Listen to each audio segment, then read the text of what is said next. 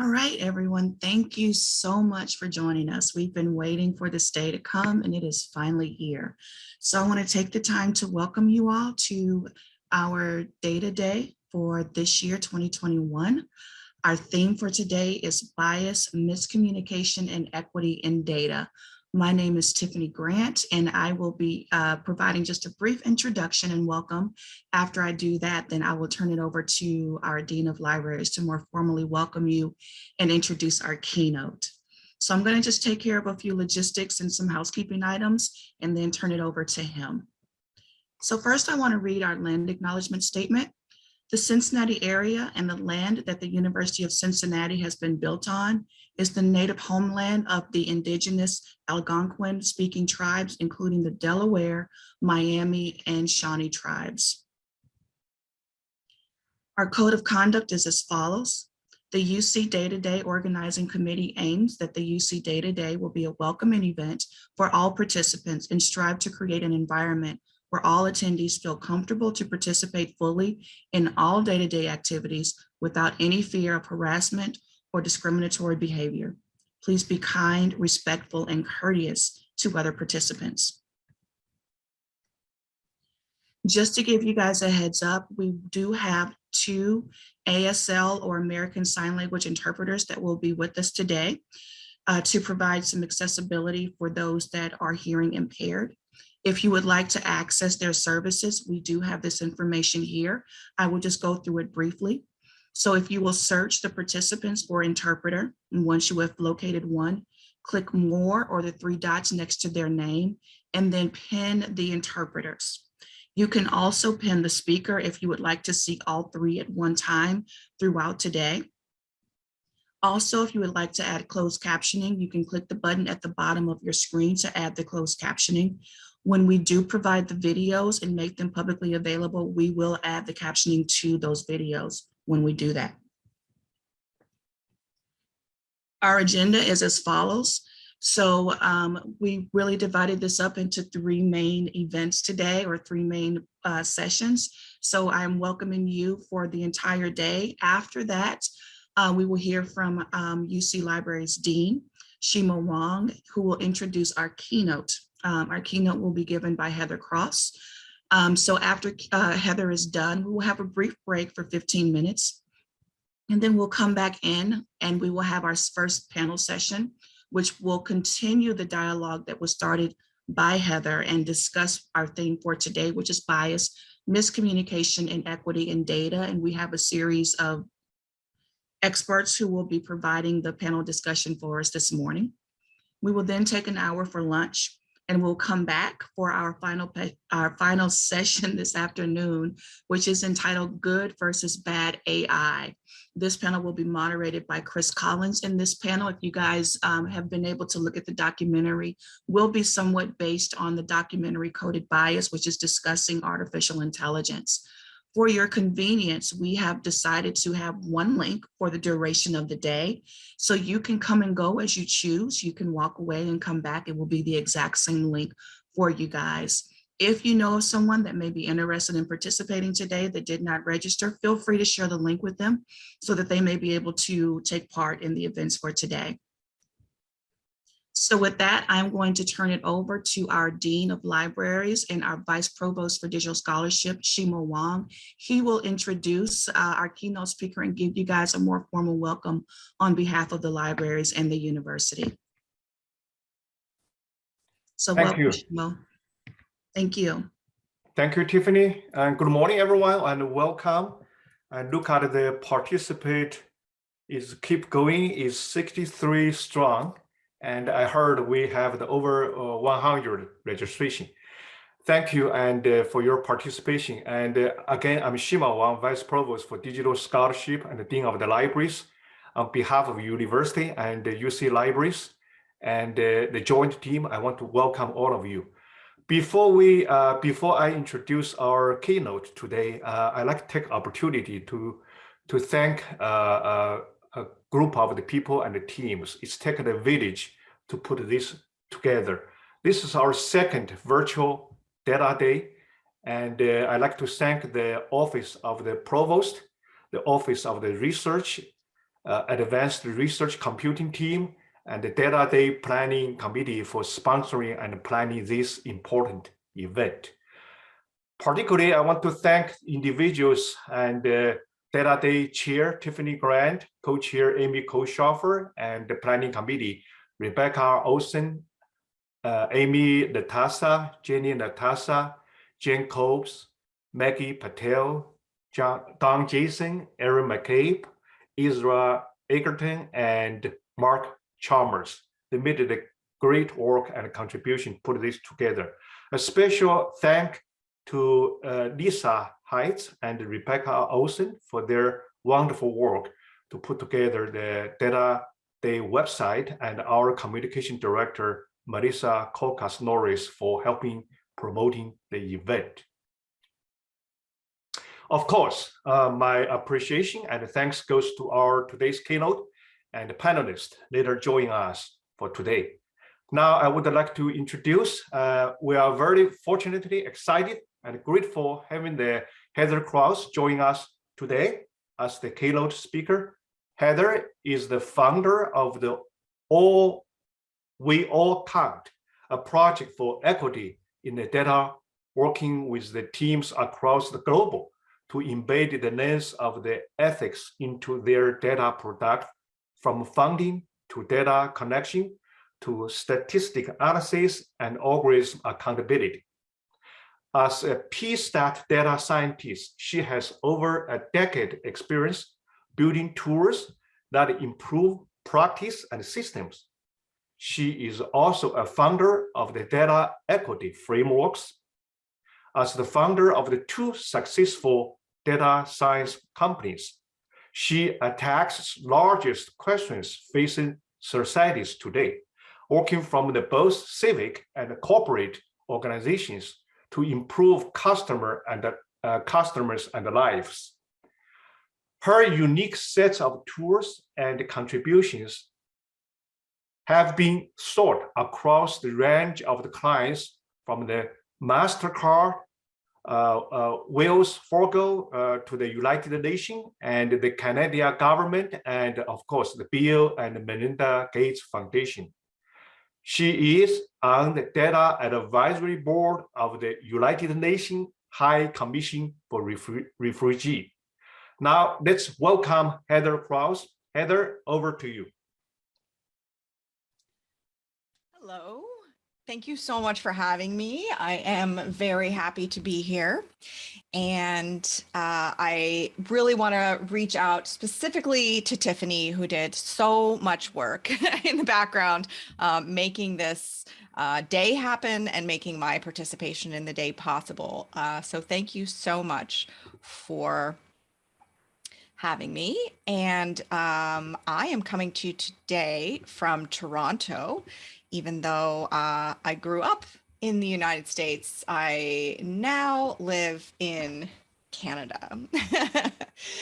And I'm going to talk to you today a little bit about equity in data, equity in quantitative data, equity in data science. And I'm going to talk to you about that today because there was a very distinct moment in my life when I was about 15 or 16 years old, where I fell head over heels in love with data. And the situation was that I did a lot of volunteer work. As I said, I was born in the United States. I grew up in Harrisburg, Pennsylvania, and I did volunteer work in poverty reduction. And one summer, when I was kind of doing volunteer work in communities where people were experiencing a lot of poverty and a lot of housing insecurity, a young man showed up with a clipboard and started asking me questions and started asking my friends questions and my colleagues questions. And then he kind of disappeared and came back at the end of that summer with a whole bunch of research. What he had done, which I was really unaware of at that time, remember this is a long time ago, was that he had taken a survey and gone back to his university, which was Penn State at the time, and kind of run that data through what at that time was a computer the size of a room, and then come back to share with us his findings about how we might be able to do our work a little more efficiently, or how our work was helping other people but accidentally missing other people. And this blew my mind. I thought, oh my gosh, what is this stuff? What is data? What is statistics? I'm going to do this. And the other thing I really liked about it was the theory that quantitative data in particular is objective. It can help us kind of cut through the bias, cut through the prejudice, cut through human error, and understand what is actually going on in the world. And so I decided right then and there that I was going to be some kind of data professional, and the word data scientist hadn't even been invented yet, but statistics had. So that's what I did. I actually went to Penn State and got some degrees in mathematics, quantitative research, then did all my postgraduate and graduate work in the area of mathematical statistics. And I'm a mathematical statistician, and kind of burst out of grad school just ready to apply my statistical tools to the world. And it was at that point that I realized very, very clearly that, in fact, data is not objective. And the place that taught me that first and foremost was rural Bangladesh. After I got finished my postgraduate work, I went to rural Bangladesh and kind of as just a freelance statistician, and started working for pretty much anybody that needed help making sense of data. And one of the people that I worked with was this group of women that lived in rural Bangladesh that owned cows. And they were working on a project to try and understand how to get more milk from the cows. And the way that we were collecting data was a real eye-opener to me. We were collecting data through pictures, we were collecting data through images, we were collecting data through stickers.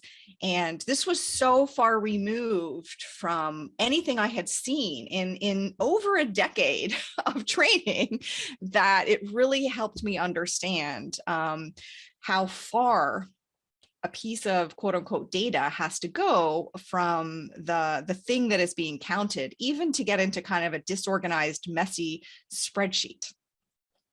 And what became apparent to me at the same time was how many different people interacted with that data all along the process and had the opportunity to kind of embed their opinions or their worldviews in that data. And so this is what I mean when I say data is not objective. It is true that data doesn't lie if it's used with a tremendous amount of care and a lot of very specific tools. However, the more important question for us right now is whose truth is data telling? And this is absolutely the worst equity problem facing data science and research right now, is that people are making prejudiced choices, but they aren't aware of it. Because we believe that if it's a number, it doesn't lie.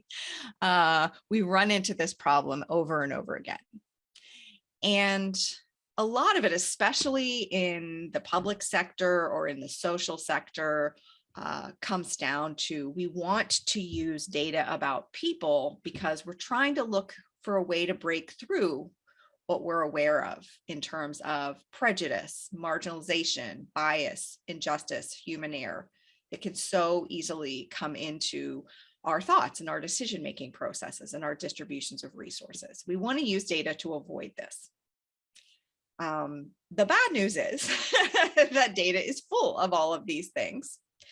But the good news is that we can actually harness the power that data is deeply embedded with a worldview to embed it with the worldviews that we are trying to elevate or amplify.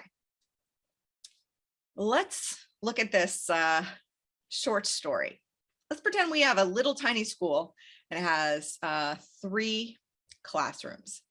Classroom A has 3 students in it. Classroom B has 6 students in it. Classroom C has 9 students in it. What do you think is the average classroom size in this school? What is the average number of students across these 3 classrooms?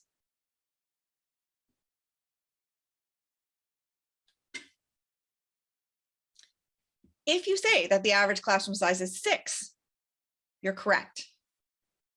If you say that the average classroom size is 7, you are also correct. You did the same math, but you centered a different lived experience.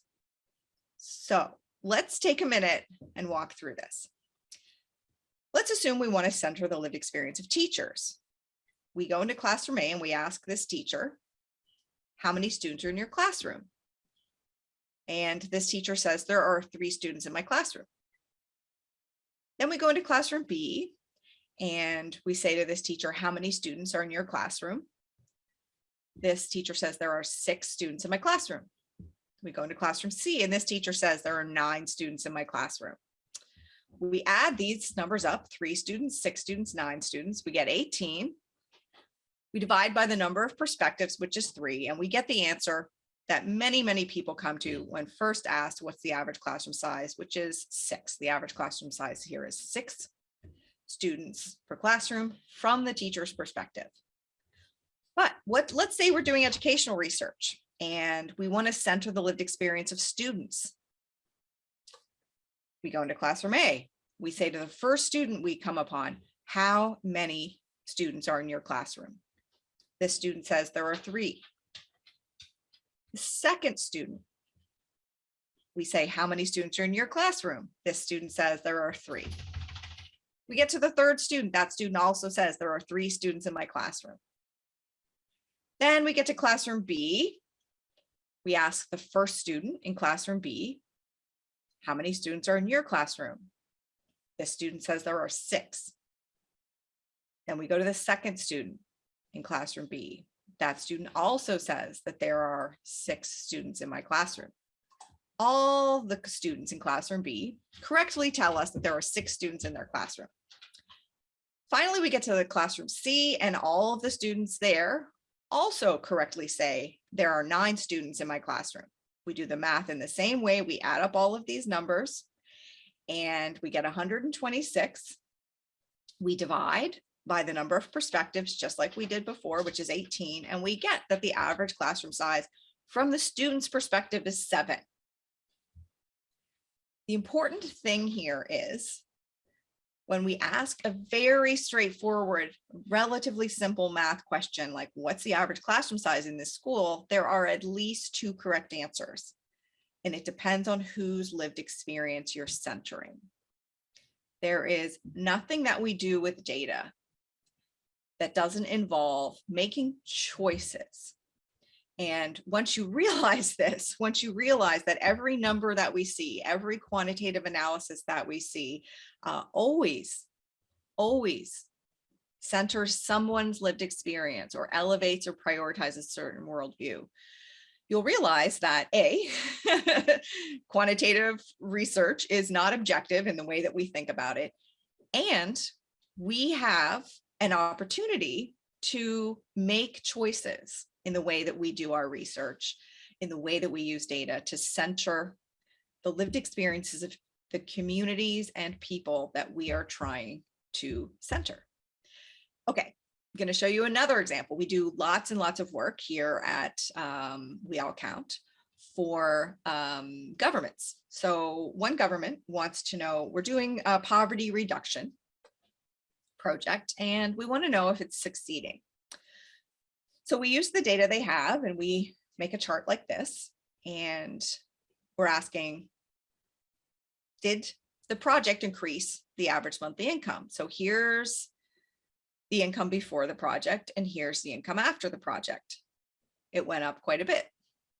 However, we're visiting this community while we're collecting data, while we're ground truthing our work, and we understand that there are a number of distinct neighborhoods within this community, and our data actually includes measures of what neighborhood each person lives in, and we can break it out by neighborhood. So this is that very same data broken out by the 3 zip codes that are present in this community.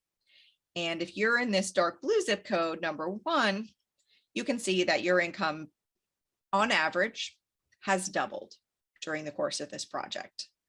But if you're in this light blue zip code number 3, on average, the income hasn't changed at all. And looking at this data shows us another potential measure of the impact of this project, and that's on income inequality. The income inequality gap at the beginning of the project in this community was $200. The income inequality gap by the end of this project was $1,100. So does the data show that the project is a success? It entirely depends on what your definition of success is, and more importantly, who gets to define success. Does a government get to define success? Do people living in the community get to define success? Does a funder get to define success?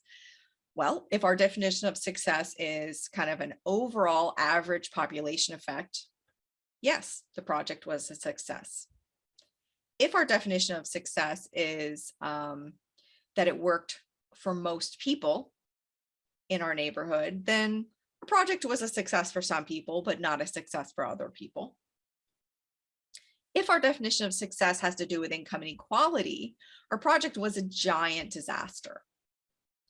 And all of these are legitimate, like mathematically and scientifically robust ways to use and visualize the data. So you can't say, well, the data is going to tell us whether or not it was a success. First, we have to pay attention to who gets to define success. And this is a math problem, but it isn't just a math problem. It is also a human problem. Humans across the world are getting angry, frustrated, disheartened by repeatedly seeing their own data used to represent a world that doesn't reflect their lived experience. And as a research community, as an academic community, as scientists, as people who use, generate, and consume data, this is a problem for all of us. The heart of the problem comes down to this. We want to think of research or evidence generation or data science, something like this, where we choose a question. That's where the subjectivity is. What question do we prioritize? Then we collect some objective data, we do an objective analysis, we get some objective results, and we make an objective decision. That's kind of the theory.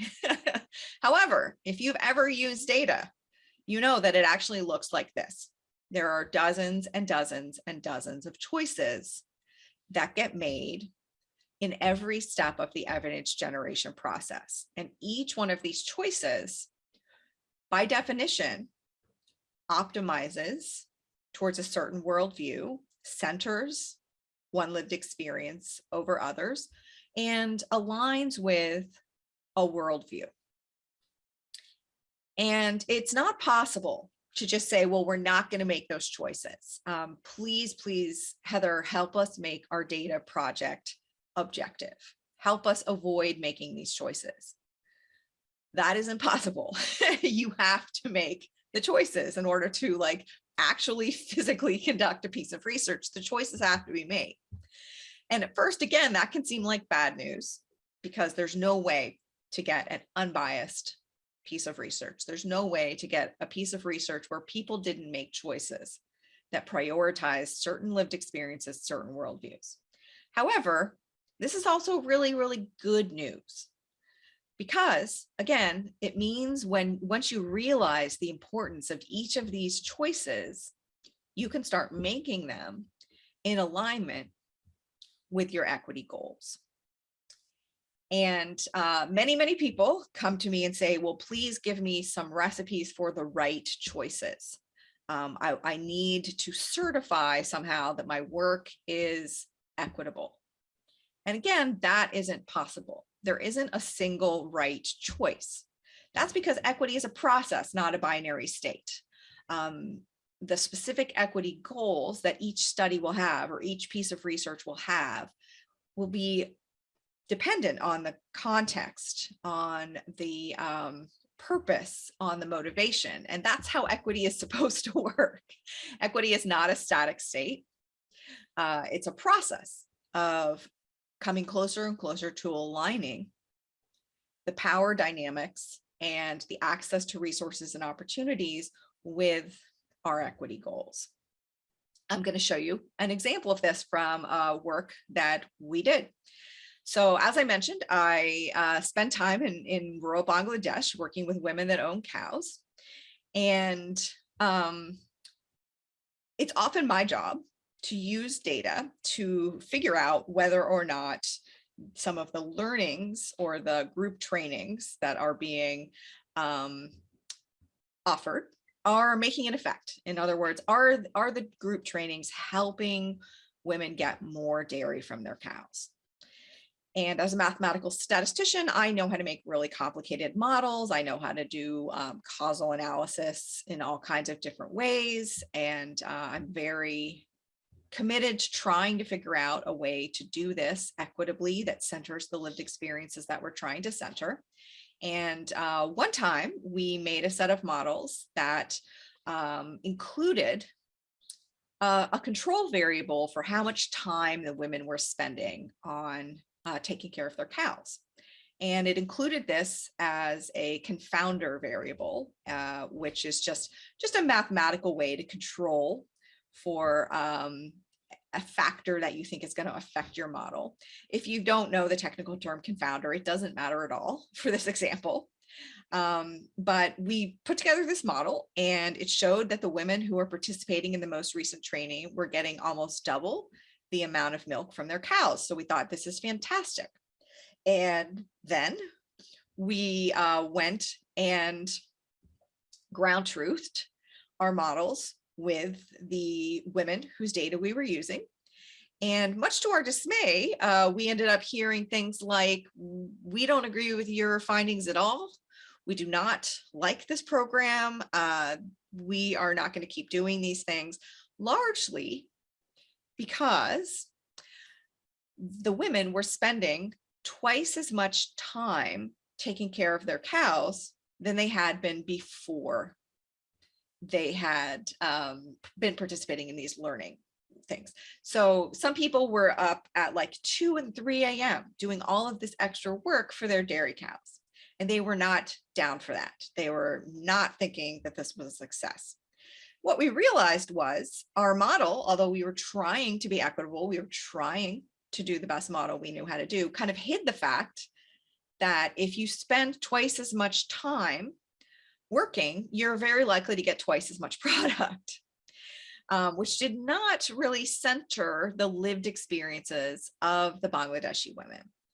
When we sat down, we talked with them, we realized, yes, we did need to control for the time they were spending on dairy. That impulse was correct in trying to set up an equitable model, but the way that we included it in the model, I had included it in the model as a confounder to reflect the lived experiences of the women of Bangladesh. It needed to be included in the model as a mediator, which is just a different way to mathematically include it. You don't need to know the difference between a confounder and a mediator at all. All you need to know is there's many different ways to build a model. And the way that I had built it absolutely centered my experience and the experience of the funders. The second model that we built very much technically and mathematically centered the lived experiences of the women of Bangladesh. The second model showed that there was still an increase in milk production from the people who were participating in the learning program, but it wasn't nearly double. It was just a small increase. What's important to remember here is that the first model that we made wasn't wrong. Both models were correct. Both models were statistically rigorous. Both models gave us an answer that would pass peer review, no problem. But the new model, the second model, was a better choice. It was a better choice because it reflected the equity that we wanted to. It centered the lived experiences of the people whose lived experiences we were trying to center, the people whose data we were using. And one of the things that is important to get from this example is that there's no straight mathematical way that you can decide what model to use or what methodology to use. The data can't tell us. Math can't tell us. In this case, we got two totally different answers, even though we were using the same data, we were using the same research question, we were using the same methodology, we were using the same analysts, and we were even controlling for the same variables, just in slightly different ways. Every choice when you're doing a data project reflects a worldview. Even the smallest choices have very, very significant impacts on what happens in your data project, what you get as a result, whose lived experience gets centered, whose truth does your data tell.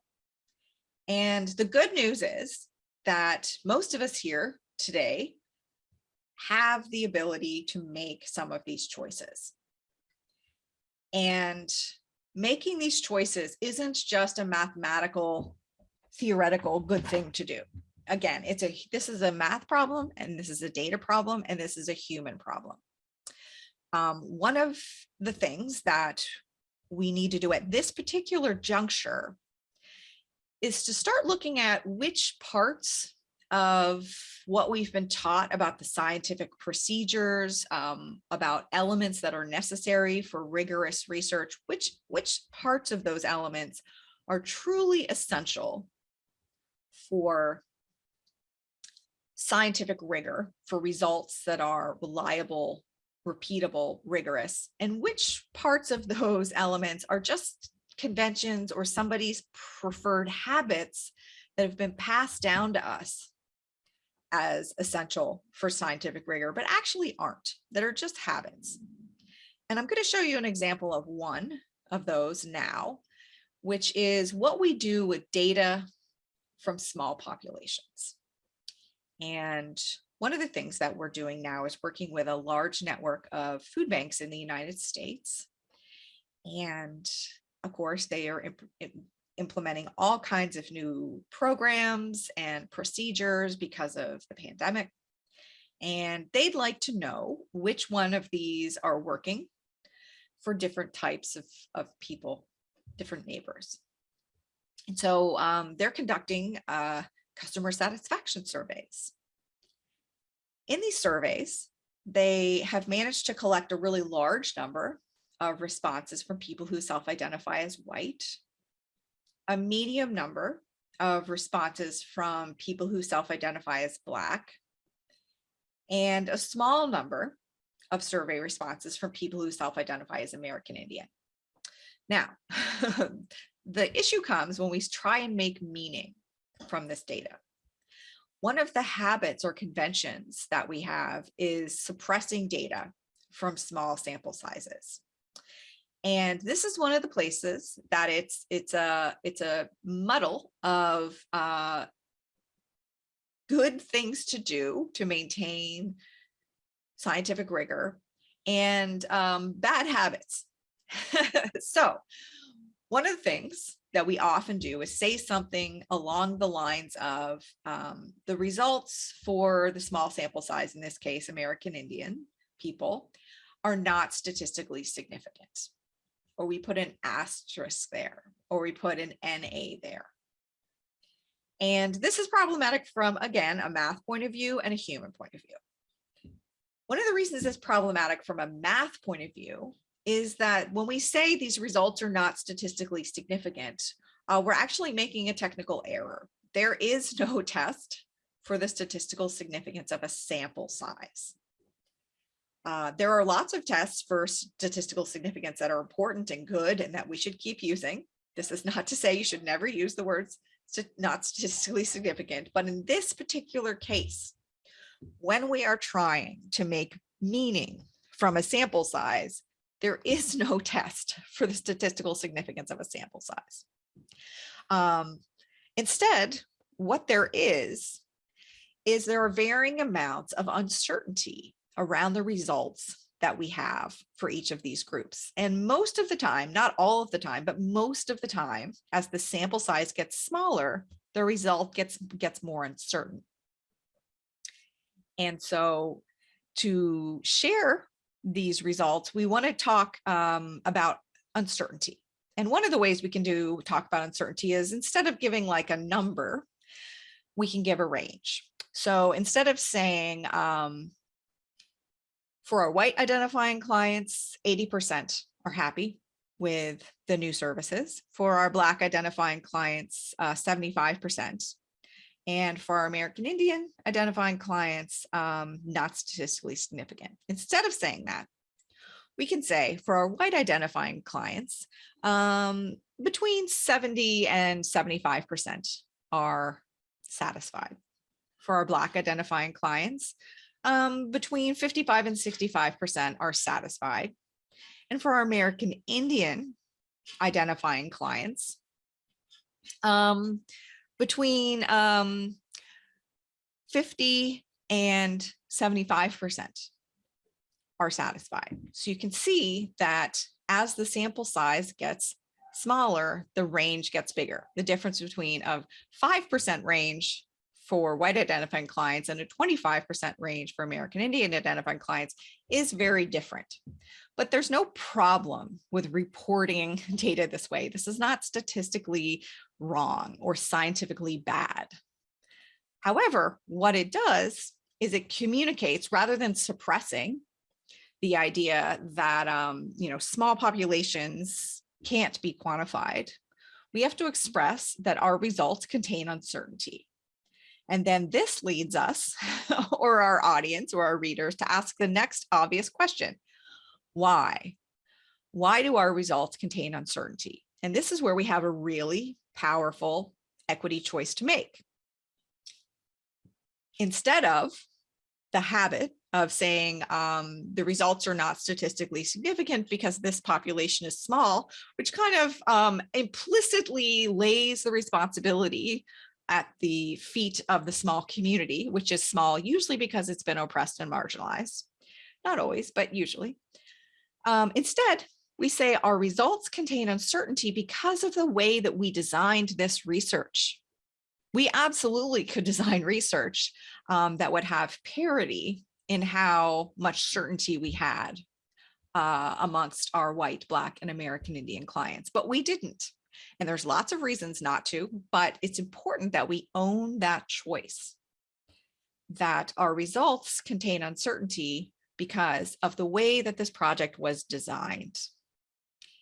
And so that is an example of taking the time to kind of disentangle what's necessary for scientific rigor and what is a habit or a convention that's been passed down, that is passed off as scientific rigor, but actually isn't necessary.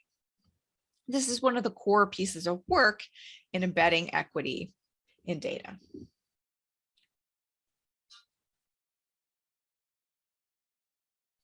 Okay, so how do you actually do this? It can be extremely overwhelming. Once we start to actually have success breaking through the myth that data is objective, and as long as we follow the correct scientific recipe, our results are unbiased and are kind of the view from nowhere, it can get very overwhelming very fast. So one of the things that the We All Count team has done over the past number of years is to design and test something that we call the data equity framework. And the data equity framework is not a framework in the sense that you need to throw out the work that you already do or throw out the research processes that you already have and do something new.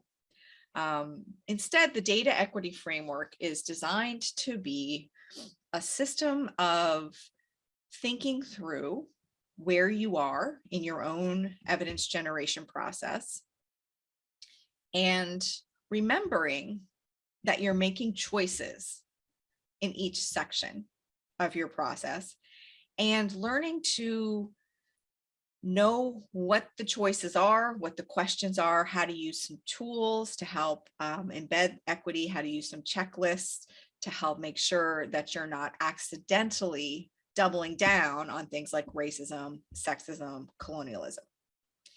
And we've divided the data equity framework up into 7 stages: funding, motivation, project design, data collection, analysis, interpretation, and communication. And we've tested these steps in the data equity framework really in as many different sectors as we could find. We've worked with like large international organizations like the United Nations, to really, really small grassroots nonprofits and coffee growers in Papua New Guinea, and young people experiencing homelessness in Texas, to all kinds of academic institutions, lots of school districts, to big fancy, corporate things like Volkswagen and Airbnb, and everything in between. And we're pretty sure that some form of these 7 steps is universal. It doesn't mean that all the languaging is the same or the wording that people use is the same. It doesn't mean that the relative importance of each step is the same. But we're pretty confident that the data equity framework, thinking through whatever project you're working on through a lens of these 7 steps, and learning by paying attention to which step you're at, which tools you can use, which resources are available to you, and what choices are being made by you or your team or your colleagues to embed equity at each one of these 7 steps. And again, you don't have to do all the steps. This is not a recipe that you have to follow from start to finish. This is not, again, something that you need to throw out your old stuff. This is not like a new consulting book that you have to buy. We'll give you at the end a link to a website that has access to almost all of the tools and everything that we're talking about here. And the idea isn't to set up a new set of rules.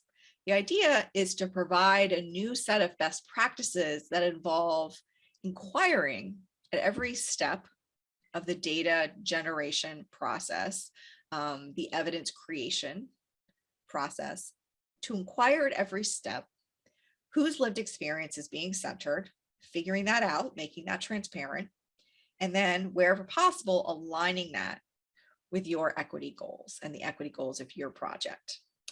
Oh yeah, and so we have a little bit of time left, and what I'm going to do is just tell you a couple of stories or show you an example from each one of these steps. I'm certainly not going to be able to go in depth into the 7 steps, but like I said, we'll give you access to all the resources at the end, no problem. So step 1 is funding, and that is where people get to decide basic stuff like who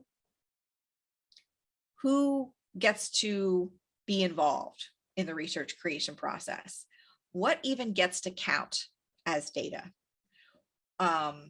Data is absolutely a resource and it's very, very closely connected with other resources like money, decision-making, and influence.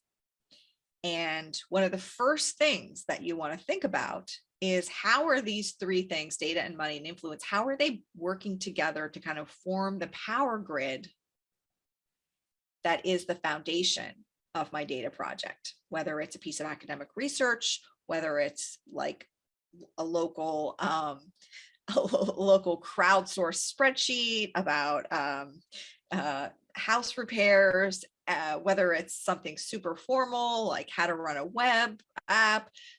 Every data project from the informal to the very formal has a network of data, money, and influence that's the power grid that underlies it. And one of the things that's really, really important to consider when we're trying to embed equity in data is who is setting the value of data and who is setting the prices of data. And one of the tools that we have that I'm just going to give you a quick glimpse of here is called the Funding Web.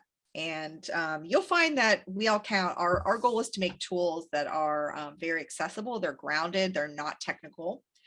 And we've used this funding web with young people experiencing homelessness here in Toronto and really complicated international development projects.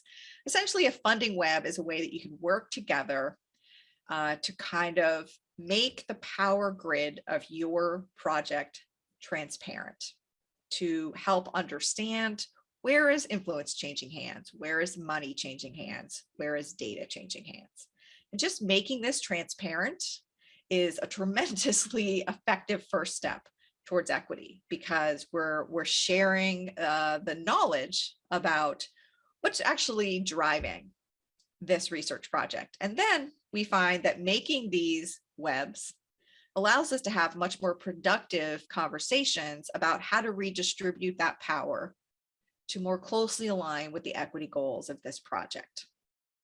So that's what I mean when I talk about step one being funding. Even if you think, well, we're not traditionally applying for grants, we're working in a corporation, it's all internal, there's still resource allocation going on, and it's very connected to influence and money and data.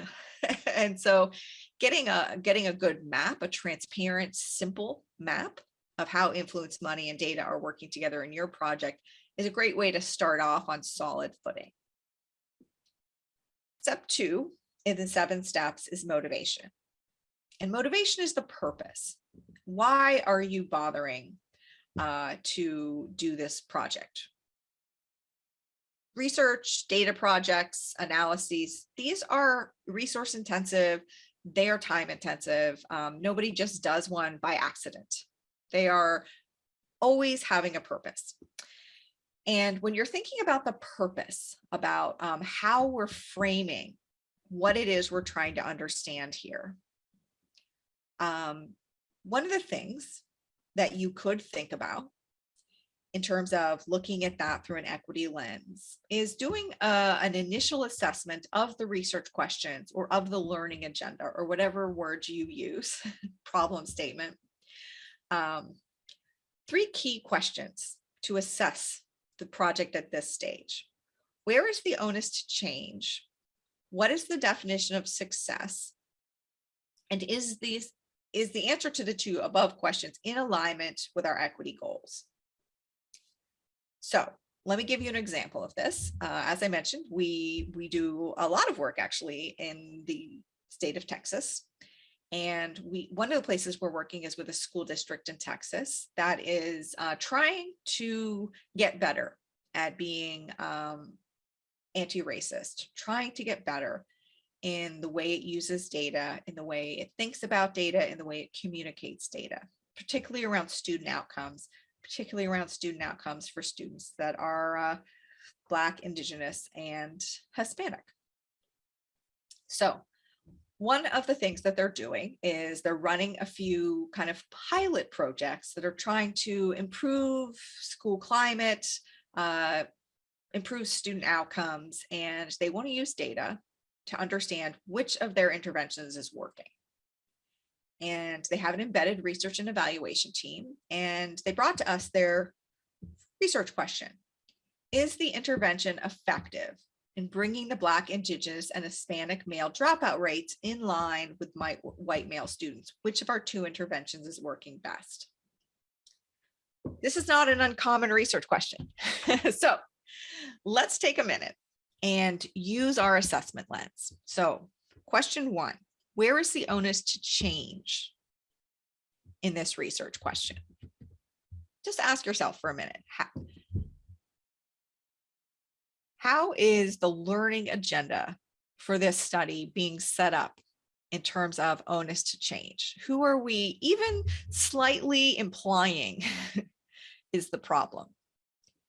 It is the Black, Indigenous, and Hispanic young men, right? We are going to focus on changing the behavior of Black, Indigenous, and Hispanic young men. What is the definition of success? Yeah, that white male students. Yes, that's right. White male students is the definition of success. So I often see this in people who are trying to get started doing equity work, that there's a focus on a gap. And that gap is usually the difference between how white people behave and how other people behave. And closing that gap, in other words, getting the other people to start generating data like white people, is often seen as an equity goal.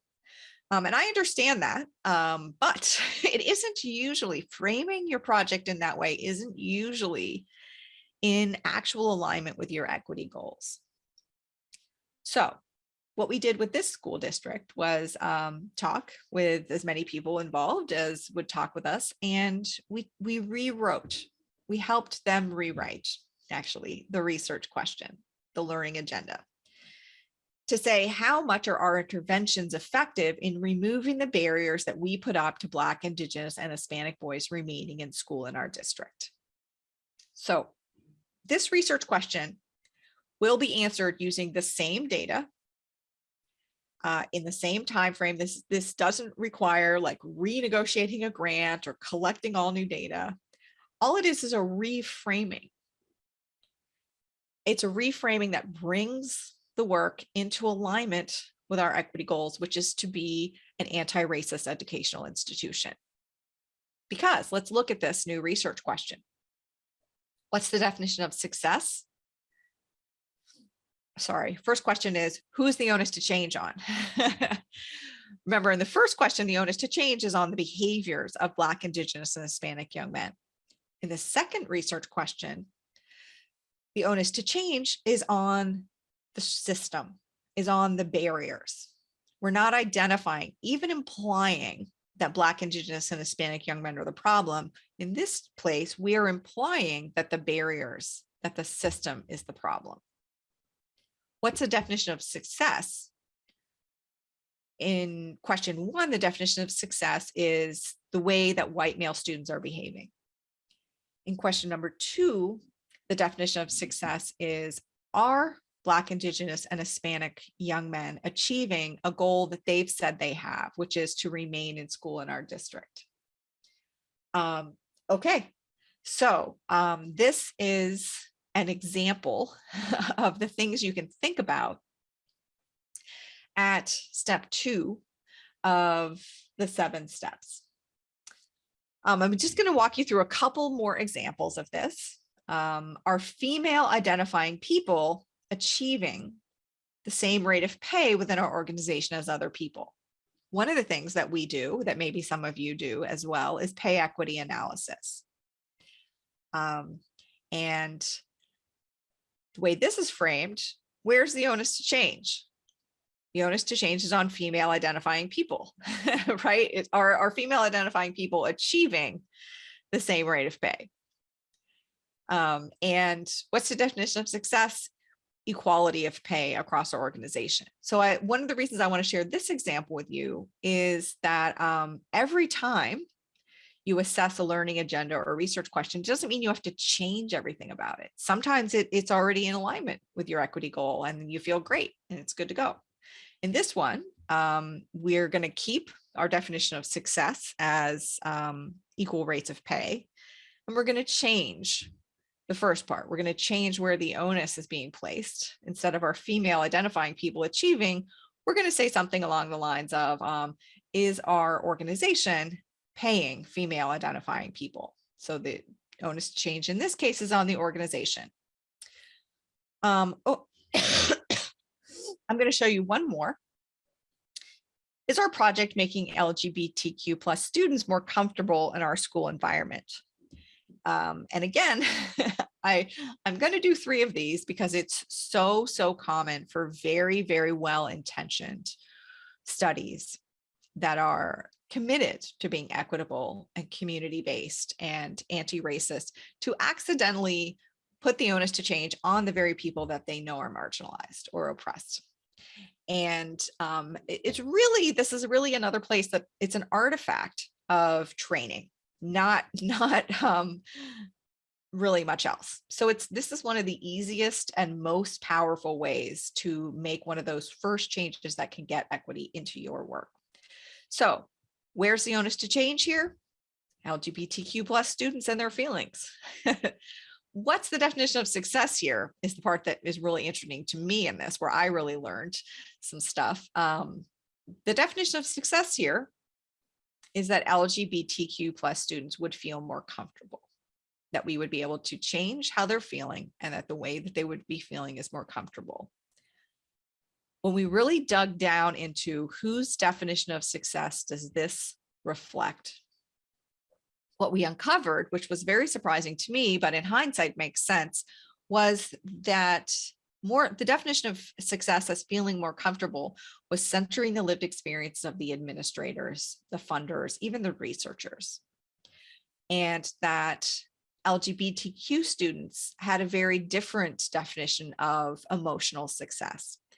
This is related to the fact that if a person or a group of people are oppressed for quite a long time or bullied, and the environment changes such that the oppression, the bullying stops, the first few emotions that are likely to be felt are not comfort. The first few emotions are things like anger, depression, rage. That is a very possible definition of success that actually centers the lived experiences of LGBTQ plus students and would actually reflect more accurately in the way that we would measure things, the goal of the research project. So paying attention to your learning agenda or your research questions can be one of those choice points where, without too much reworking of your whole project, without having to go back and get refunded, you can actually make meaningful changes to whose lived experience is getting centered in your work. Okay, step 3 is project design. And project design is one of my favorite parts. Project design is where we really operationalize how are we going to do this. And it's good that project design comes after step 2, where we talk about things like our research questions, because it's really, really effective, especially from an equity point of view, to choose your methodology after you choose your research question. And again, this is not always the order that things are done in. I'm not saying you have to do it, that this is a rule. I'm not making rules, but here's the deal. Every research question, and we've just talked about how important it is to recenter your research question. Every research question has at least one methodology that can answer it, sometimes several. But the reverse is not true. Every methodology can't automatically answer every research question. So if you choose your methodology first, you're going to have a very hard time recentering your research question. But if you center your research question first, then you can just go ahead and choose whatever methodology is going to answer your research question best. And this is true of all methodologies, even the most famous of the methodologies, which is randomized controlled trials. Now, a common nickname for randomized controlled trials is an RCT. And if you're not familiar with an RCT or a randomized controlled trial, don't worry about it. It's just a way to do a scientific experiment. And it's a very, very good way. I like RCTs. I do RCTs. However, RCTs have a branding issue that isn't great for equity in quantitative work. And the branding issue is that sometimes we think that randomized controlled trials, this specific way to conduct research, is the gold standard of evidence. And that is very, very bad for equity, because as we were just talking about, any research question has at least one methodology that can answer it really well. But the reverse is not true. No methodology can answer every research question. So if you choose your methodology first, you're going to be very, very limited into what research questions you can choose. RCTs, randomized control trials in specific, are a very specifically designed tool They are a tool that is designed to answer this question. What is the unbiased estimate of the average treatment effect of the population? If that is your research question, then absolutely, randomized control trials or RCTs are the gold standard of answering that question. Not saying that RCTs are bad, saying RCTs are fantastic at answering this question. And RCTs answering this question have saved a lot of lives. RCTs answering this question have given us all kinds of, vaccines, medicine, important things. However, let's go back to one of the earlier examples that we started with this morning, where we're trying to look at the change in income in our community. If we run an RCT, we're going to get an answer like this. We found that the population average income increased by $100. And that will be an unbiased estimate of our average income increase.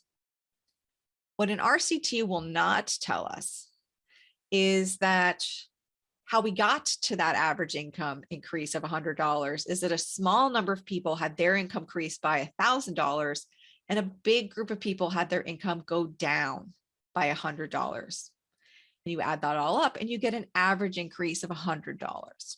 So if this is the statement that you need to be able to make at the end of your project, then absolutely a good methodology for you is a randomized control trial. If this is the kind of statement that you want to make, you want to talk about the distribution of the income changes in your population, you need to choose a different methodology. So it's really important to center that research question first and then choose your methodology, because once you've locked in a methodology, you're very, very limited in what questions you can choose. So to say that randomized control trials are the gold standard of evidence is to say that this is the only question that matters, that this is the most important question. And of course, that's not the most important question. That's one important question, but it's not the most important question. And I cannot tell you how much time and energy practitioners need to spend. Probably some of you are here with me this morning, having to kind of undo the problems created by this miscommunication, especially problems around equity and what methods are good for understanding what's really happening in the world. And one of the things that I have come to understand is kind of at the root of this problem is this word unbiased.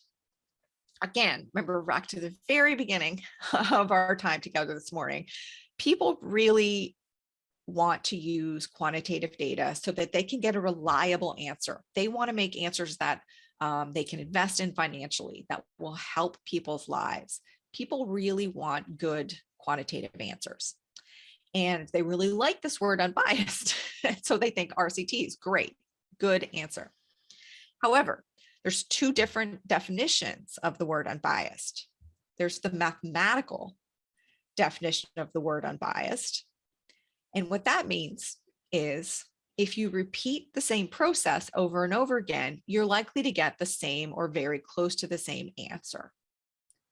So what that means in terms of my RCT is that if I run an RCT in the community of my project many, many, many times, I'm likely to get an answer that's very close to $100 all of those times. That's what it means to be mathematically unbiased. Now, of course, the kind of street definition of unbiased is fair or not racist. And that has nothing to do with a randomized control trial. It's very easy if I wanted to, which hopefully I didn't, but if I wanted to set up an extremely racist randomized control trial, I could do that. And I could run it over and over and over again and get an answer of $100. So I think the care around what we mean, specifically about words like unbiased and significant, really matter when we're trying to embed equity in our work. I'm going to point you in the direction of a tool that's on our website. Don't worry, I know you cannot read this slide. You are not supposed to read this slide. This slide's just a marker so that when you go back and look at the video or look at the slides, you can remember that we have a tool called the methodology matrix that helps you take your centered research question and match it with some methodologies that might be good for you. And I should say, this is not the methodology oracle. This is not like the one truth. That's not possible. Everything about quantitative analysis is actually context specific, but it's a conversation starter if you need to know where to start choosing a methodology. And there's a link to that that you'll have at the end of today. Okay, so now I'm going to go to part 4, which is data collection. So we've done funding, motivation, and project design. Now I'm going to do data collection, which is number 4. And what I'm going to talk about today in terms of data collection is social identity data. Social identity data has become a very big thing, which is great. However, if you're going to use social identity data in your work, or if you're a data consumer, you're not even producing research, but you're trying to make decisions based on other people's research, these are the 4 questions that you're going to want to ask before you make any decisions based on social identity data. Who got to define the categories? What categories are there? Who makes the selections and what was selected? So if you give me a sentence like 25% of our students are Black, I'm going to say that sentence isn't helpful to me. I can't make meaning from that sentence. That sentence lacks context about very, very important things. A slightly more equity-centered statement is 25% of students self-identified as Black.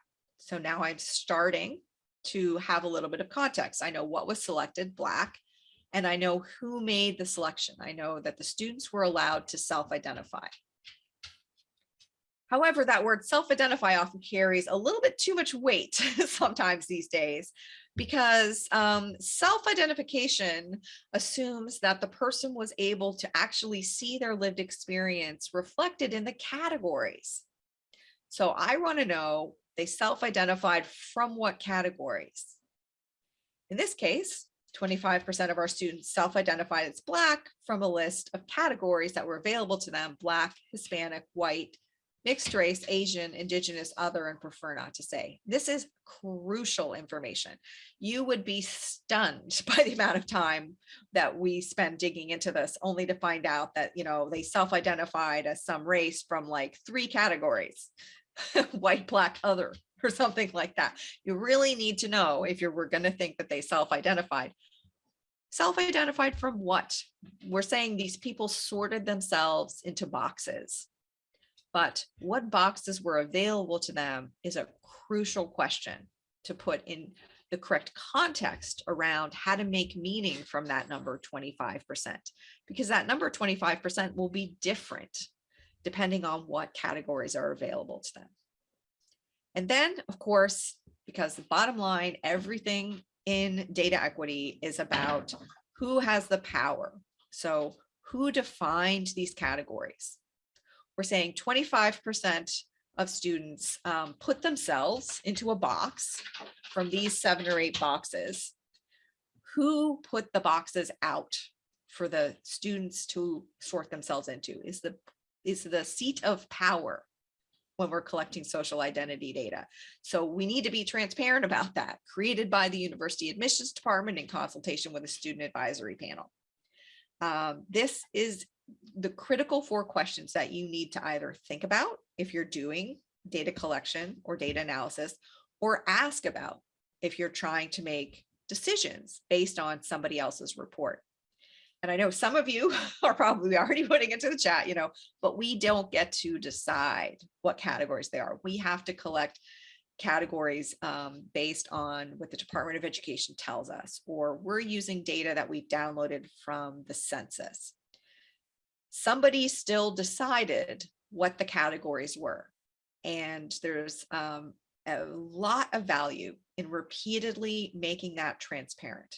And the reason why is because it's a very critical choice in terms of self-identity, in terms of what we even think we get to choose from. So lots of times I hear from people who use data from the census or use data from various administrative databases, and they're very unhappy with the categories of social identities that are available to them.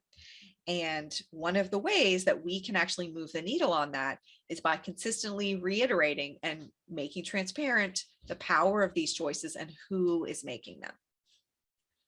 Okay, so that's what I'm going to talk about for data collection. Of course, people who work in data equity know we could talk for weeks about the importance of different data collection options. But I'm going to go to step 5. We've already covered analysis quite a bit. So we've talked about the average classroom size example, and which is a descriptive analysis. We're just taking an average. That's a descriptive analysis. And we've talked about doing causal analysis, which is, did this program work? What I'm going to talk to you about for the rest of the analysis section is predictive analysis. And predictive analysis is very popular and getting even more so in all types of data science. And it's very, very, very important when you're using predictive analysis to pay attention to the equity implications. We'll be talking a bit more about that in our panel after this talk. So stick around if you're really interested. But I'm just going to give you one question that you should ask. If you're doing a predictive analysis, for example, if we are trying to implement a program in our school that notices when a student is starting to stray off of the graduation path, and we want to supply that student with extra academic counseling opportunities, that's what we're using our predictive analytics for. We want to know, like, what percentage of our students are likely going to graduate, and then how individual students are kind of maybe falling off the path. We want to support them before. So key equity choice point is, what's your tolerance for the difference and how well this model is going to work for different equity groups that you're focusing on. So what does this mean? We have our predictive model. It tells us whether a student is likely to graduate or not. There's 4 possible outcomes for this model, right? There's a true positive. We can run a student through the model and our model can say, yes, that student's going to graduate. And then at the end of the year, 9 months later, that student graduates. That's a true positive. We can get a true negative, which is we think this student is not going to graduate. We follow them for 9 months and they don't graduate. True negative. There's 2 ways that our predictive model can get it right. Then there's 2 ways that our predictive model can get it wrong. We can get a false positive, which means this student is going to graduate. We follow them for 9 months and they don't graduate. That model got it wrong and it's called a false positive. 4th option, false negative. The model says the student's not going to graduate. We follow that student for 9 months and then they graduate. False negative. Now, we're not going to go into the depths of predictive analytics at this point. Synonyms for predictive analytics are things like machine learning. Sometimes artificial intelligence is used as a synonym. And there are lots of very, very, very good resources online if you really want to dig into the equity part. But essentially, one of the first things you need to decide is, which of these ways of getting it wrong is worse? Is it worse for us to think that the student is not going to graduate, offer them some extra academic support that we didn't actually need to offer them? So we're using resources that didn't actually need to get used. That student was going to graduate without our help, but we gave them extra support. Or is it worse to get a false positive where we think the student's not, that the student is going to graduate, but they don't? In this case, this is unused resources. So we don't give this student any extra support and they don't graduate. So the first thing when you're kind of building your model through an equity lens is you need to figure out which of these is a worse way to get it wrong. Is it worse to withhold resources from students, or is it worse to give extra resources to students? And this can't just be an emotional decision. It has to look at all kinds of constraints, budget constraints, student constraints, staffing constraints. There's lots of things that have to go into this, but essentially, these are the 4 basic outcomes of a predictive model. Once you've set up your predictive model and you're running your students through it, you want to figure out, does this model work? How good is this model? And there are lots and lots and lots of different ways to measure whether a predictive model is working. Some of the ways that we measure it is just how often does this model get it right? Sometimes we say, how good is this model at avoiding false negatives?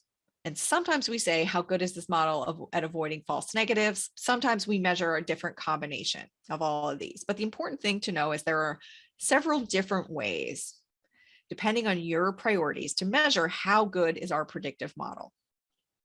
And this is where the real equity part comes in.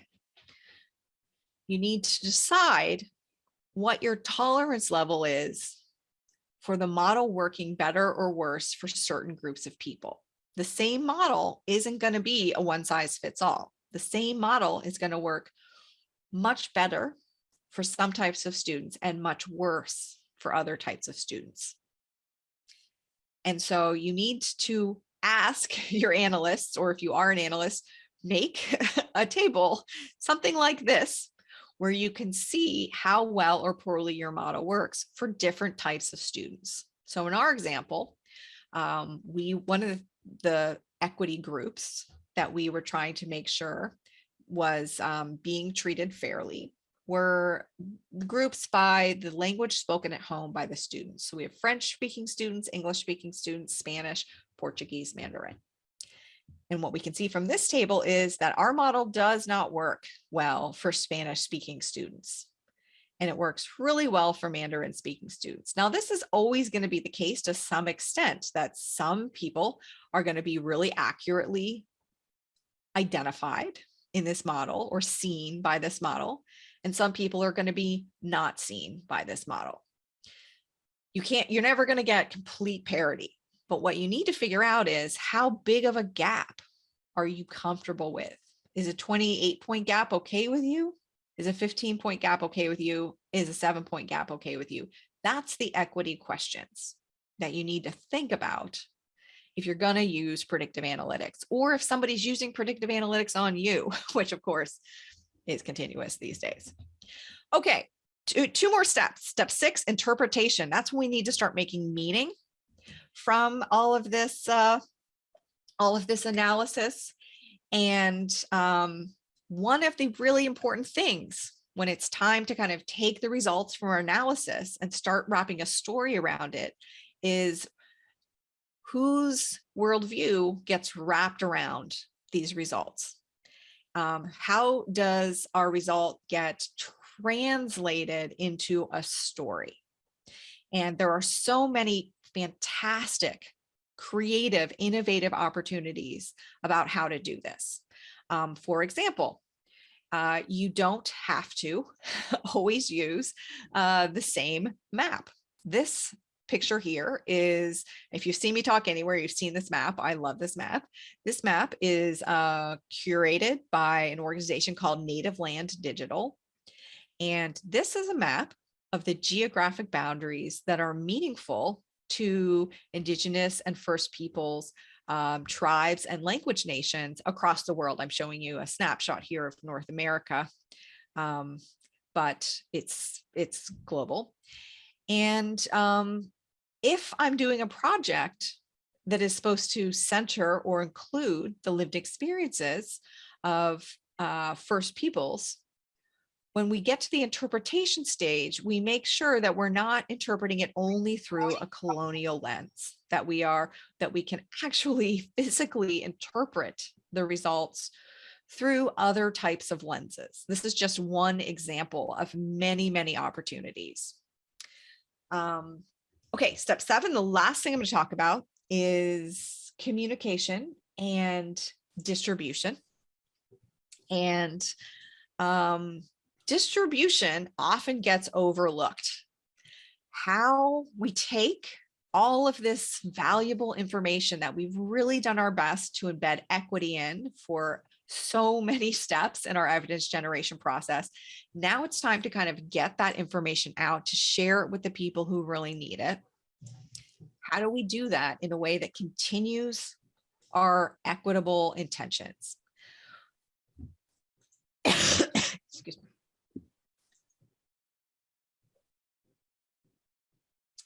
One of the tools that we have to help you make these decisions are the 3 pillars of equitable distribution. The 3 pillars are content, medium, and access. And the important bit is that right here is the sweet spot for your intended audience.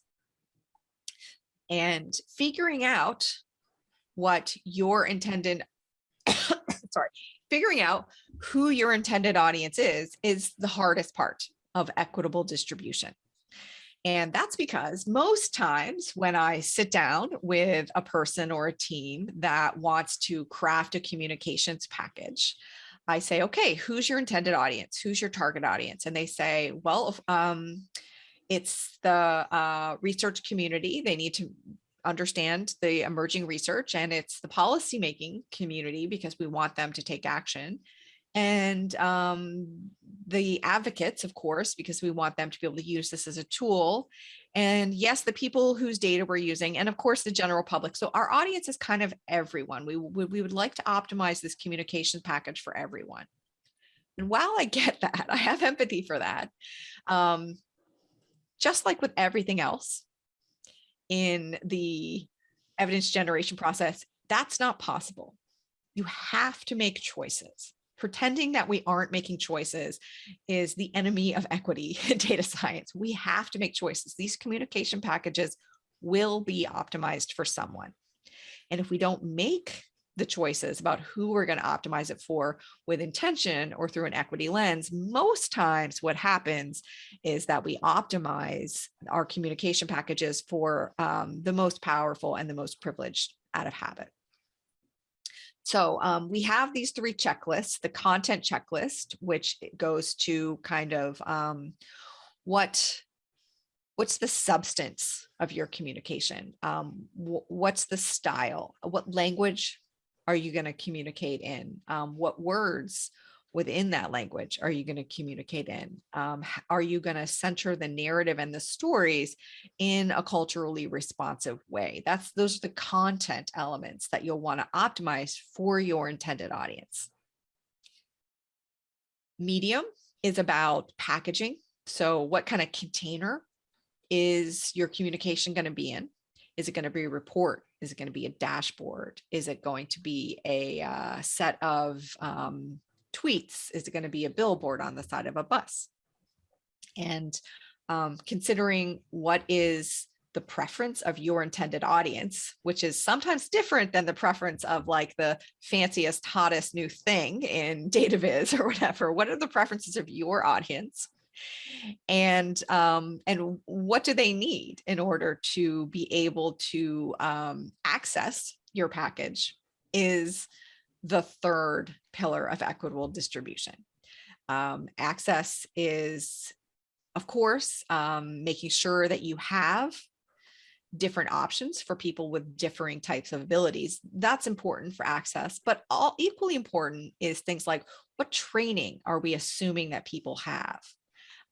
What type of technology are we assuming that people have? What type of institutional support and branding are we attaching to this? Do people have to pay to see this? How long is this going to be accessible? These are all things that really, really matter in terms of equitable distribution. Okay, the last part of the communication step is data visualization. And this is a part that people often really like to talk about. And data visualization has come a long way in the past couple of decades. It used to be way back when that in order to do a good data visualization, you had to have a very, very expensive piece of technology and a lot of training and a lot of time. And now there's all kinds of different ways to make a data visual. Some of them are still expensive and require a lot of training, but some of them are free or digital or easier to use. So there's been to a certain extent, data viz has been democratized. And this movement has caused the data visualization community, at least to a certain extent, to become concerned about their profession. And with good reason. Like, they've become concerned that people who aren't formally trained data visualization professionals are going to accidentally mislead people by not adhering to kind of the data viz best practices. And that's a good thing to be concerned about. We all want science that we can trust. However, in kind of this desire to make sure that we can trust the data visuals, there's been a lot of effort to kind of create a list of rules and regulations, things you have to do, things you are not allowed to do. And when we ask, like, where do these rules come from? Why do I have to do this? Why can I never do this? Why are there like huge giant fights about this on DataViz Twitter? We're often referred to a body of work, a body of peer-reviewed literature on how humans see data, human cognition and data visualization. And there is a very, very good substantial body of work. However, if you very, very carefully go through the methodology sections of this body of literature, you'll find out that among the 30 most cited of these journal articles, only 2 have any research participants that live outside of Canada and the United States, and 1 or 2 Western European countries. And even among those remaining, very, very few include any research participants that aren't students at a college or university. So these data viz best practices are really based on a very small slice of people who have already learned a whole lot of habits about how to see data, how to think about data. And so I recommend that you take these kind of data viz best practices as guidelines, as interesting and important things to think about, but certainly not as a list of rules that you have to follow or can't follow, because they are not culturally universal. I have a lot of experience working in many, many different parts of the world, or even in Canada and the United States, with very different communities of people. And it is essential that instead of designing data viz based on what a book told us, that we design data viz through a user-oriented interactive system of finding out what specifically works for the people that you are trying to communicate with. It is essential that we spend time doing this, or all that really, really great equitable research that we invested in is just going to sit on a shelf. And this really, really matters for equity, especially around data visualization, because when we're making pictures, when we're translating abstract ideas into symbols, it is incredibly easy to embed worldviews, prioritize lived experiences that we don't actually agree with. For example, if you have ever Googled what's the difference between equity and equality, or if you've ever taken a sociology class or a psychology class where this was discussed, you've probably seen a picture a lot like this, which is usually the before picture in the illustration of equity versus equality. We have people of 3 different heights, and they're trying to see over a fence. They're trying to overcome a barrier, right? And we say, this is equality. We give every person the same thing. We give every person one of these boxes. Doesn't really work, because the person who could still see over the fence, the tall person, they can still see over the fence. And the small person who couldn't see over the fence before still can't see over the fence. This is equity.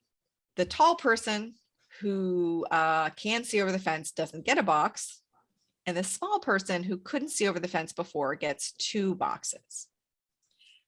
This is the idea of equity and equality in kind of a conventional illustration that's been around for decades.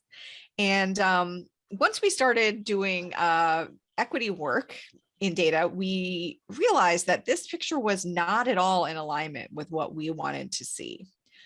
First of all, I wasn't comfortable with the visualizing of a person's height as kind of their social location. The reason I wasn't comfortable with that is that height is something that's very individual. It's kind of born with you, and it's internal to you. Not that I think that people are all the same height. I don't. I think that people are different heights, but I think using a height as a symbol for social location is a problem.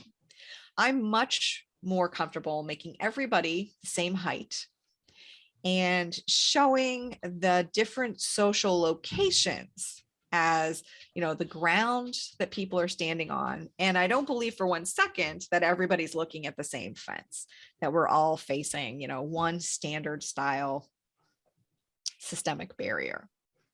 So I think this is actually the starting point of the equity versus equality conversation. And for me, this is the vision of equity, not handing a couple of boxes down from on high so that people are generally more comfortable with systemic barriers, but actually using every tool that we can get our hands on to try and level out that playing field and actually remove those systemic barriers. So without having paid attention to each element along the way and figuring out, you know, picking up each element of the research or evidence generation process and ask myself, does this reflect the equity that I am trying to embed in this work? I would have kept using that equity and equality illustration for another decade.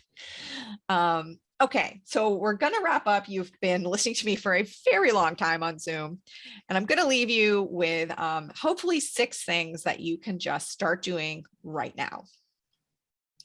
The number one thing, bottom line, is it's very important to recognize that we are making subjective human choices in every single aspect of our data work. And while this can be deflating sometimes at first, it's actually quite powerful. Step 2, identify as many choice points in your data work as possible. If you want to, you can do something like set an alarm on your computer, on your phone, on your watch, where when your alarm goes off, you stop and you identify, what choice am I making right now? And does that choice actually align with my equity goals? Number 3, when you are making these choices, try to make them that reflect the equity that you want to see. It's not bad news that data is not objective. It's great news that data is not objective. 4, expand the group of people who get to make meaningful choices about the data. Obviously, if we're going to be able to figure out ways to make new choices in our research and data work that align with different lived experiences, we're going to need voices who have different lived experiences. 5, talk about our data choices, stand by them. Transparency is key. 6, be ready to go back to the top and make even better choices next time, because equity is not a static destination. You will never make it. You will never achieve it. You can just keep getting better at it each round. And again, this talk is not bad news. It is not to say that we shouldn't use quantitative data. It is, we should definitely keep using quantitative data, and we should use it with an equity lens, because everything we do with data reflects the choices that are being made in the evidence generation process, and that means we can choose equity. Thank you so much for having me today. It has been delightful. And as promised, so if you want to see the kind of the digital home of our project, We All Count, you've seen me talking today. I'm the founder of that project, but I'm certainly not the only person involved in that project. There are lots of people from all over the world. WeAllCount.com is the place to go. You'll be able to find under the tools section, you'll be able to find lots of the tools I've been talking about today. at the /DOP, you'll find a version of these slides, not the exact same slides as these. We'll be sharing those later. And just all kinds of stories of people trying to use these tools in a variety of sectors. And hello@weallcount.com is where you can get in touch if you have any questions that you want to follow up with. And I think, if I am correct, what we are going to do now is have some Q&A. That's correct. And thank you so much, Heather, for that talk. It was wonderful. Thank you. You're welcome. Thank you for having me, Tiffany. Yes, we've been chatting with amongst ourselves with our group, and there's been a consensus. So thank you. So if anyone has any questions, please feel free to put them in the chat or go ahead. And I believe you should be able to unmute yourselves, but unmute and feel free to ask Heather any questions you'd like.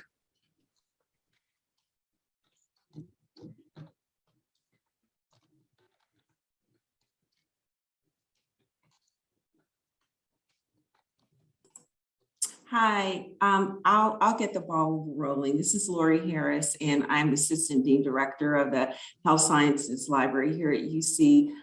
Thank you so much, Heather. That was really, really a great talk, a lot of insight. I think when we hear statements such as like taking an equity approach to certain projects, what does that mean for you? And sort of what are the pros and cons of that concept?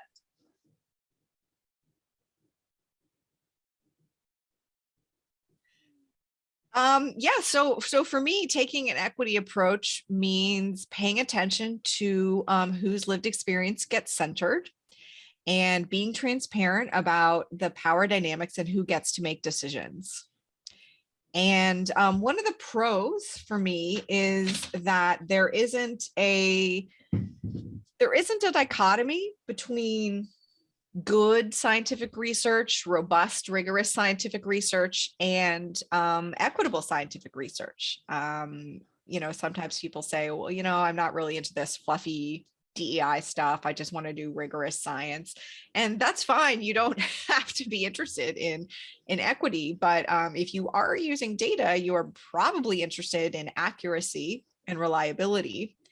And if you aren't paying attention to the choices that are being made, you're going to have much lower accuracy and reliability and rigor.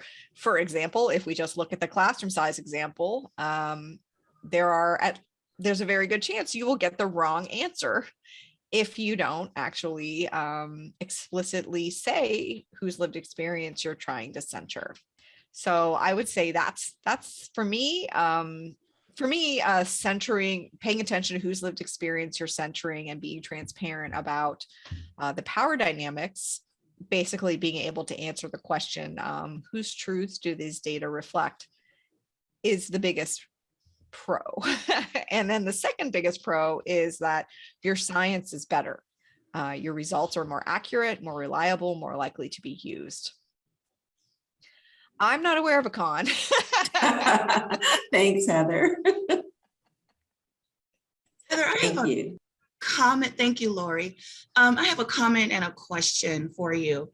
So in discussions about the topic for today, there's been some discussions about just the idea, the concept that when it comes to biomedical research and those that may be doing animal research or basic biomedical research, the thought there is that this doesn't apply to me. There have been some that have said that this doesn't necessarily, it doesn't come into play when I'm doing my research. And that thought, to me, seems a little bit dated and just out of touch. But at the same time, and I think you said it before, there's the bias is rarely ever intentional when it comes to research. And so I just wanted to know, what has your experience been with that? And then how would you articulate the necessity of training like this to someone with that mindset?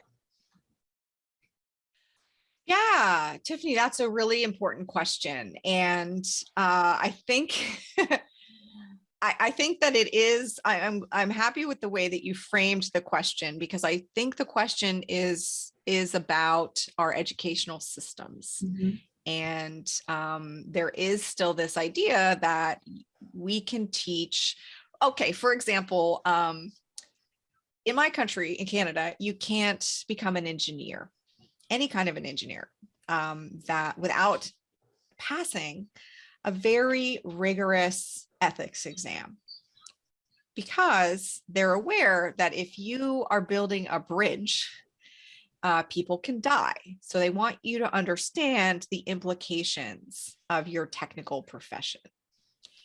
Well, at the same time, in my country, you can become a data scientist by just getting hired. So, and these days, the amount of negative repercussions that can come from that technical field are just, astounding. And so I use that example because I think that it really does perpetuate this idea that as long as you're doing some kind of quote unquote hard science, whether it's biomedical engineering or anything else, you're working with quote unquote hard data, and that's data that doesn't have anyone's opinions embedded in it, and the processes don't have worldviews embedded in them. And I understand how people come to have those feelings because that's exactly what they're taught, right? And that therein lies the problem, because we work across, I've been doing this for a long time, and I've worked in many medical centers. I worked with Anthony Fauci's team. We work with the CDC. We work with medical departments in universities across the world. And there's all kinds of choices. Really, if you're saying that equity in data doesn't apply to you, you're saying you never make a choice. You never make a choice in how anything is funded. You never make a choice in how a learning agenda is framed. You never make a choice in what denominator is used. You never make a choice in how, in biomedical research, we could go for weeks, how somebody's race is or is not controlled for in an algorithm that's going to recommend treatment or care. And of course, we're all making choices. So if you make a choice at any point, you need to think about that choice. That's what I would say. But I would say it with a lot of empathy, because it's not like this one single individual that thinks this. It's a system of professional education that teaches people to think this. Right, absolutely. And I don't want to belabor the point. You think back to just a few years ago when it was mandated for biomedical researchers to use both sexes in the research. So in animal research, it's things like that for centuries, as long as the research has been going on, that no one has even considered. And even when it comes to medical education, how now they've chosen to use race as a social construct, not a biological concept, and how that is a game changer for how medicine is taught and practiced. It's things like this that should be top of mind, but it's not. And it goes back to the education and the system that has been set in place. So it's just, it bears saying, and it has to be said as constantly and consistently as possible. Absolutely. And never with anger, especially at individual students, because they are deeply being embedded with these beliefs. Even the recent discovery that we should use race in biomedical research, even the use of race as a social construct is still a proxy, right? Yeah. Like it's a proxy for racism.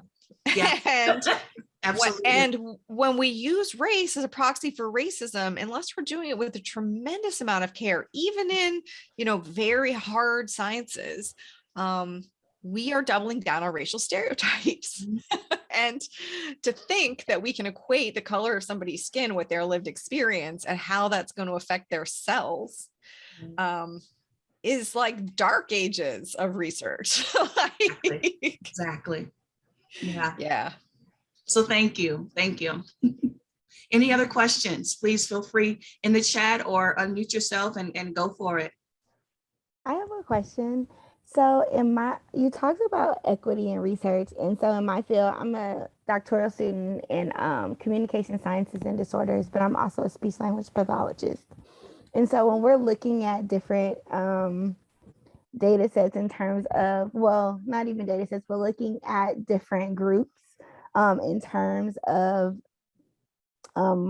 factors of how like test assessment bias can affect different like ethnic groups.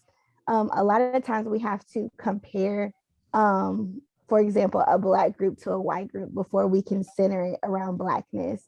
Do you have any like advice on how to, which I'm asking too, because this is also a part of my dissertation and what it's going to look like too in terms of me writing my paper, because I wanted to center it around Blackness. Do you have any advice on how to like explain that to those who may not understand what I'm trying to do, or develop a way to show that this is important or that this matters?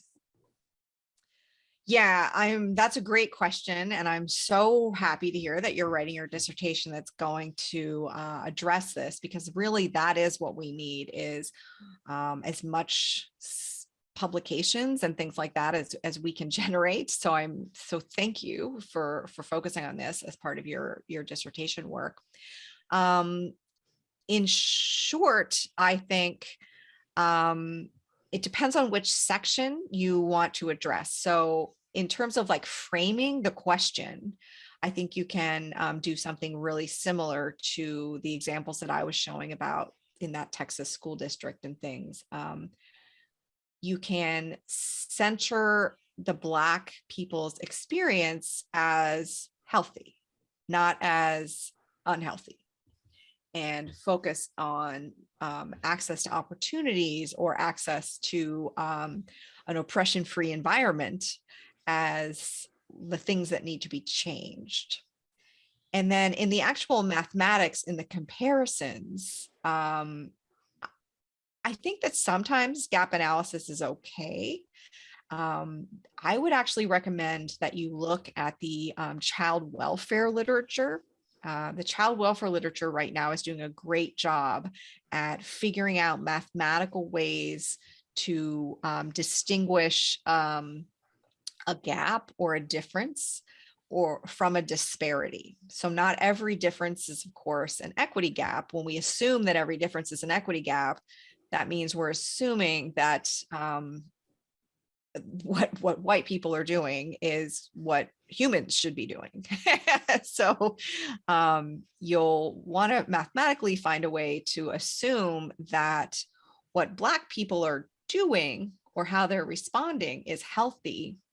And it's the context that needs to be examined as a place to change. So I would point you in the direction of child welfare literature on new methodologies to understand racial disparity. And also there's probably some good examples also on the We All Count website.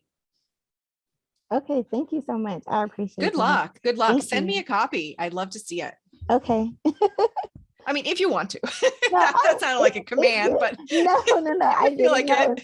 It'll be good. I just think it's just we're trying to get to a place in our field where we're transitioning the narrative and the directive, but I feel like we're just so behind, like with D and I, and really expressing things. And I know like in our recent nation call to action really kind of sparked it even more, even though we have put things in place, but it really hasn't been targeted or talked about. So I think now trying to get it into the research, it's really important, because that's what I want to study. I want to study about the Black community to help them. So I want to center it about them to make it, like you said, healthy versus deficit. Yeah, great. Rock on.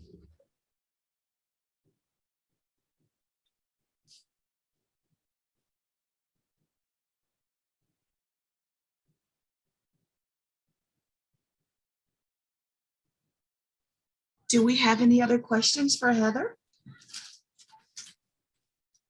And I will say Heather is going to facilitate our panel discussion that will start at 11. So if you have any questions, any follow-up questions, you can also ask then, but we do still have some time in this session if you'd like to put some of those questions forward now.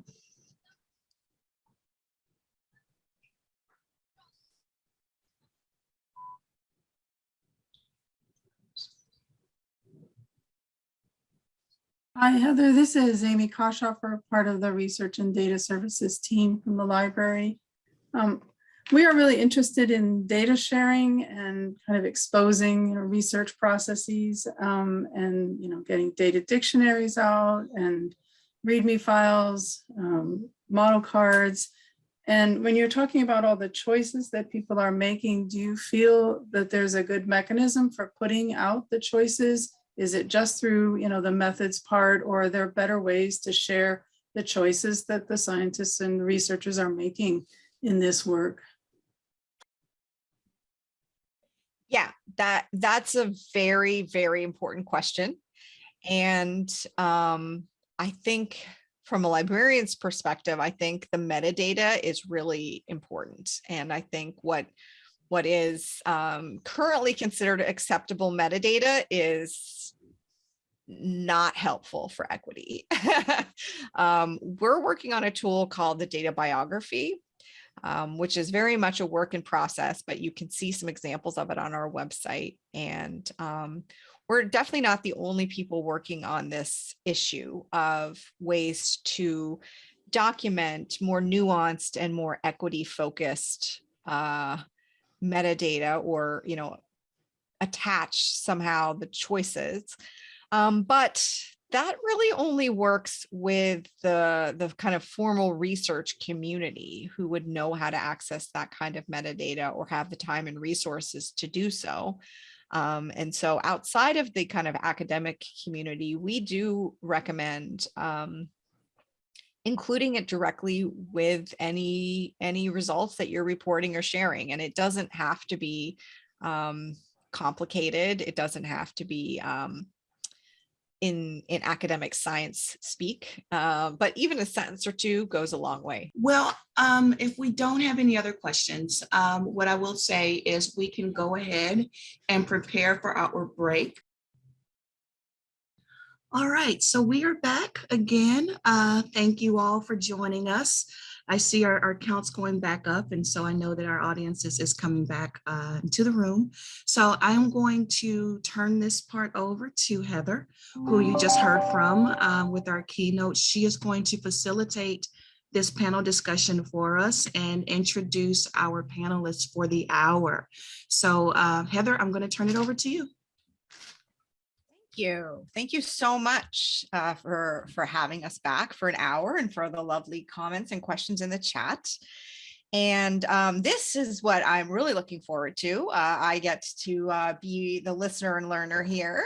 And with me and you today are three really, really impressive professionals who do a lot of thinking about the types of stuff we're talking about today. And their full biographies are available on the Data Day website. So I'll point you in that direction so I don't use up too much time introducing them at the risk of not getting to hear their thoughts. But I'll start with Dr. Ebony Ruland, who is an assistant professor in the School of Criminal Justice at your university, at the University of Cincinnati. And if I am correct, if Twitter is telling me the truth, which is something we're going to talk about in our time today, I believe, Ebony, you've just received the 2021 Distinguished New Scholar Award. And so congratulations on that. We're very happy. And Ebony's work is fascinating. I've learned so much preparing for this week.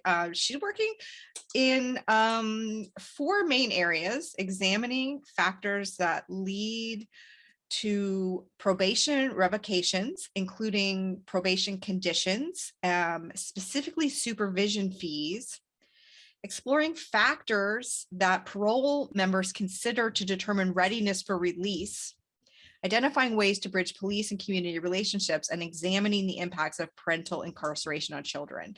All of these are incredibly important, central topics to our society as a whole. And certainly, if we're going to try and do some research that centers equity and not necessarily just the dominant white perspective, these are the areas that you would want to think of. So thank you so much for joining us today. We're really excited to have you, Ebony.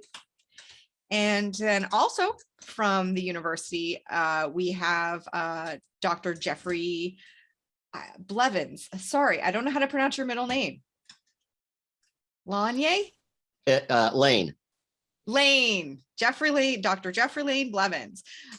He is a professor in the journalism department at your university, where he also works on political science and the Cincinnati project. And he writes super cool columns for many, many major news outlets. I highly recommend you read some of these columns if you have only become familiar with Dr. Blevins' scholarship. There's some very cool columns.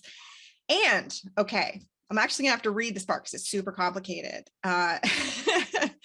Jeffrey works on topics like, how does US telecommunication law and policy work with the political economy theory? And what does it mean for society about how we regulate media ownership and internet media policy and the politics of telecommunication policy-making process? And these are very technical sounding words with very critical human implications.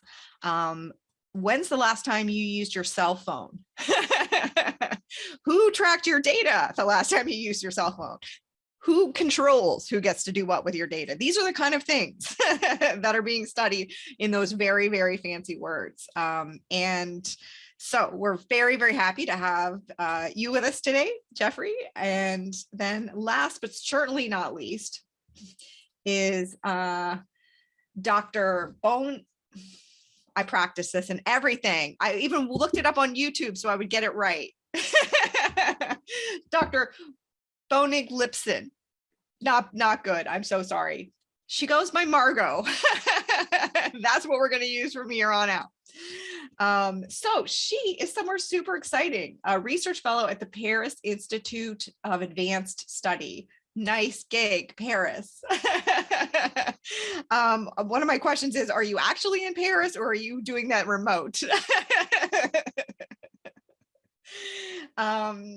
So I've been following Margot's work for quite a long time, because before she was in Paris, she was in California, Berkeley. And if you're familiar at all with Berkeley and their work with data science, and specifically Margot's work, they have an academic data science alliance. They just essentially have a data science program that's truly interdisciplinary, that takes all of the important ideas that we were just talking about are missing from so much conventional education specifically, and helps faculty, grad students, undergraduates form a community of scholars focused on issues of how technology and science are mutually reinforcing equity or mutually reinforcing oppression and marginalization. And bottom line, her work is connecting human identity and citizenship in relation to technologies. So what a treat. We only have an hour. So if you want to hear more, they all have many, many more titles and awards. And I highly recommend you check out their individual web pages. You could take your whole week like it did most of mine. So on that note, I am going to ask if everyone will just unmute themselves. Oh, right. I'm looking on the wrong computer. Like, wait, where's my next thing? And so we've talked in advance about a couple of questions we might talk about, but of course, it's never a slow news day around ethics and communication in the Western world. And so I thought I would start with something that's happening this week. And you may have noticed that This week, Facebook has announced that it's shutting down its nearly decade-old facial recognition research, and it's deleting over 1 billion face prints. So first of all, my question for the panelists is, A, do you think this is really true? Do you think it will happen? Because, of course, as good consumers of news, we don't want to assume just because we heard something, it's actually going to happen. And B, do you think this is a good thing, a neutral thing? Do you think it will help other people maybe follow suit? I'm going to ask, I think, Margot, I'll ask you to go first, because I think this is specifically in the area that you're working on. Thank you very much. Heather, can you hear me all right? I can hear I you. am Great. in Paris, so I might be sounding from very far off. I'm so happy that you're in Paris. I was so hoping you didn't get a elite position in Paris and then have to do it remotely. Context matters, as you know, as you were just talking about for a moment. Thank you, and thank you to the invitation, Amy and Tiffany. Thank you, Heather, for your fabulous, really fabulous, clear, to the point talk, so informative and useful.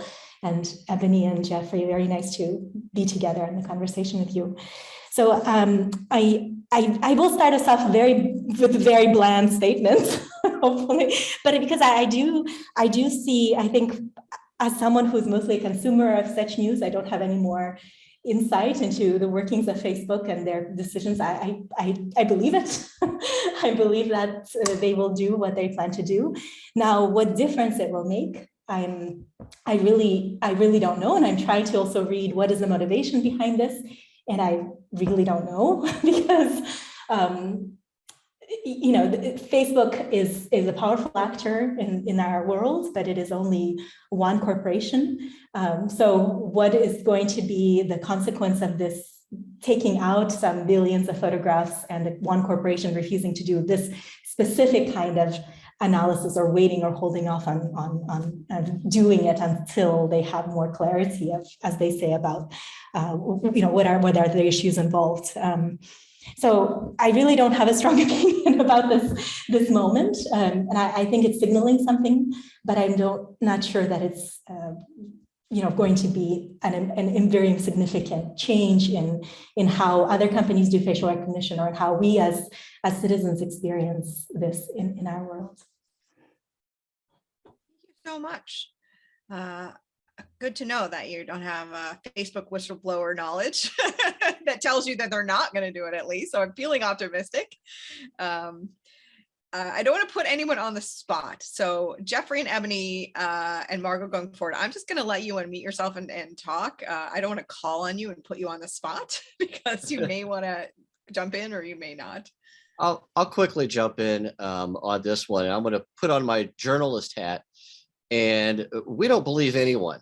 So it's not particular to Facebook, but I really think it's not a matter of believing them, but how do we hold them accountable? I think is really the more significant question, because I'll believe them if we can hold them accountable.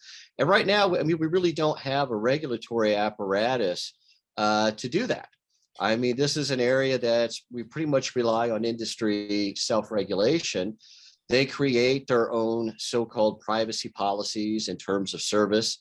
These are written by lawyers that are, looking out for Facebook's best interest, or Meta, whatever they're going to be called soon enough. But really the only way that we get to hold them accountable is through civil procedure, meaning that if they say they've stopped this, and somehow they continue to do it, well, what is our recourse? Well, as individuals, we can sue them, but that requires us to be, aware of the law. It puts all the burden on us, to hire a legal counsel, bear the cost of litigation, and even still, it's like, well, what are our damages? And that might mean one thing to us. We're like, hey, they have my, personal data. They have my image. And they said they wouldn't use it. But, given, at least in the US, the culture that we have of personal data and privacy, I think that's it's an uphill climb, and it's really unfortunate. Yeah, and I'll just add, again, not my area of expertise by any means, but I think in terms of facial recognition, what is in my wheelhouse, I guess, is related to criminal and how it's used in criminal justice in the criminal justice system. So I really think that to the previous point, accountability is really important. So yeah, it's not about believing them or not. It's holding them accountable. I think following up with them to see if they did, said what they were going to do. And then I think there's just so much more we need to understand about facial recognition, how it's used, is it shared with police departments? Is it shared with courts? Those kind of things. And then understanding the privacy concerns around that. And also the accuracy. I would want to know about the accuracy of like identifying somebody based on their facial recognition. So I think there's so many more concerns and potential problems that at this point, I don't see why we are using it. And I can't see myself ever getting to a point where we should be utilizing it. So I think if Facebook is taking that step and is being authentic about that, then that is a good step. Excellent. I'm super happy to hear that. And I think your perspective on how it's used in the criminal justice system and adjacent industries is critically important. And it's hard. It is hard for me as well. I'm less of an expert. Oh, great. Yes. So Tiffany's reminding us in the chat that the Coded Bias documentary by Joy and her amazing team at the Algorithmic Justice League. Fantastic. Okay. So you're going to watch the Coded Bias documentary this afternoon. Absolutely do it. Oh, so good. Sorry, not Tiffany, Ebony. While we are talking, when I was reading some of your work, I became very, very fascinated by one of the projects you're working on. Just almost got a migraine. I was so excited that one of the projects, and you're going to have to correct me because, of course, I'm not embedded in the project. I'm only reading what I could find. But it looks to me like you're part of a team that's doing one of the very first pieces of research of its kind, where you're specifically doing research on your area, criminal justice, and you're doing research on safety and kind of what things create safety. So much policy research goes into this, so much dollars goes into this. But what's different about your group is that the first thing that you've decided to focus on in your research agenda is what's the definition of safety and who gets to decide. And do I have that right? And how's that going? And how can we help you? That is so cool. How can we support this amazing project?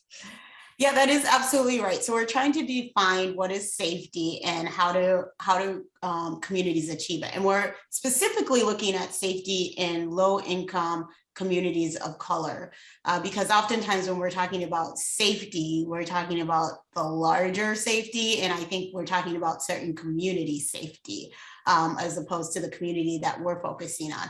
And I think the one thing that it specifically relates to your talk earlier and to the theme of today is we are co-creating it with the community. So we're co-creating the data, how we're defining the data, what the data means with members of the community.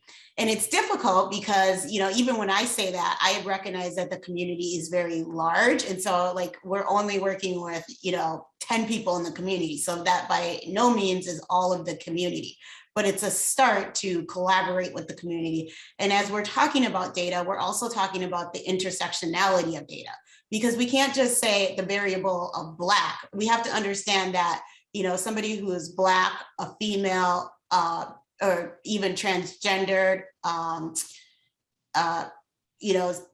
all the ways in which all these like variables intersect with one another. So that's what we're trying to capture, especially when we talk about safety, because safety may mean one thing in one context, but then in another context, it might mean something else.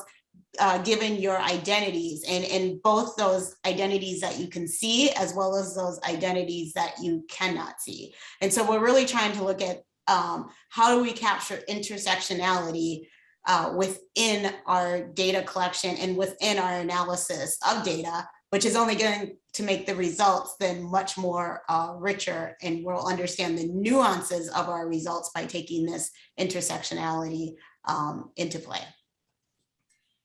That is so awesome. Really, really amazing research, especially applying an intersectional and equity lens to the definition of safety, because it really is, especially in the United States, where like disproportionate amounts of budgets, of resources get deployed, and how those resources get deployed is directly related to how we define safety, and how a wealthy privileged person defines safety, and how a person who isn't experiencing wealth and privilege defines safety really, really matters, both for academic research, as well as how that academic research is going to lead to policymaking and the deployment of resources. And so I am so thrilled. Now, was it hard to get whatever resources you needed to get in order to do this research? Was it hard to get it funded? Was it hard to get it through an IRB? Was this type of research easy, or did you face a lot of resistance? From the IRB, there was a lot of resistance, yes. Yeah. The funding part, I can't really speak to that because I came on after the PI got the funding. But the IRB part, yes, there was a lot of resistance in understanding this project, and then, bringing the community along as collaborators, but they're not associated with UC. And so then how to, like, the requirements with that. So I would say the challenging part was the community collaboration and getting that through the IRB, and the IRB understanding what we are doing in this kind of research. And then I will say too, like, I think on the academic side too, it's difficult because I don't think academia is there yet on understanding this. And so, like, even when you were talking earlier, I was thinking, like, well, how do we get the academic community on board with this? And so I think just like now we're in the publishing stage and seeing kind of the same sort of arguments about the ways in which we're talking about data and framing data. So I would say those IRB and then the publication academic community has been a challenge. Yeah, well, thank you for being so transparent about that. I appreciate that. I know that that's an option that you don't always have to go with. I do think I agree with you that there are definitely some, shall we say, bottlenecks towards innovation and equity in the academic sector, but they're not insurmountable. And I think the more that we get things published, like I have a good friend who's doing some really important equity work, and the publication that she submitted it to says they can't consider her work because they can't find any reviewers. And I was like, what? So I'm thinking of like just standing up a review panel that everyone could just send out. I'm going to be taking names from all of you. Like, we're going to just form a review panel because that's bananas.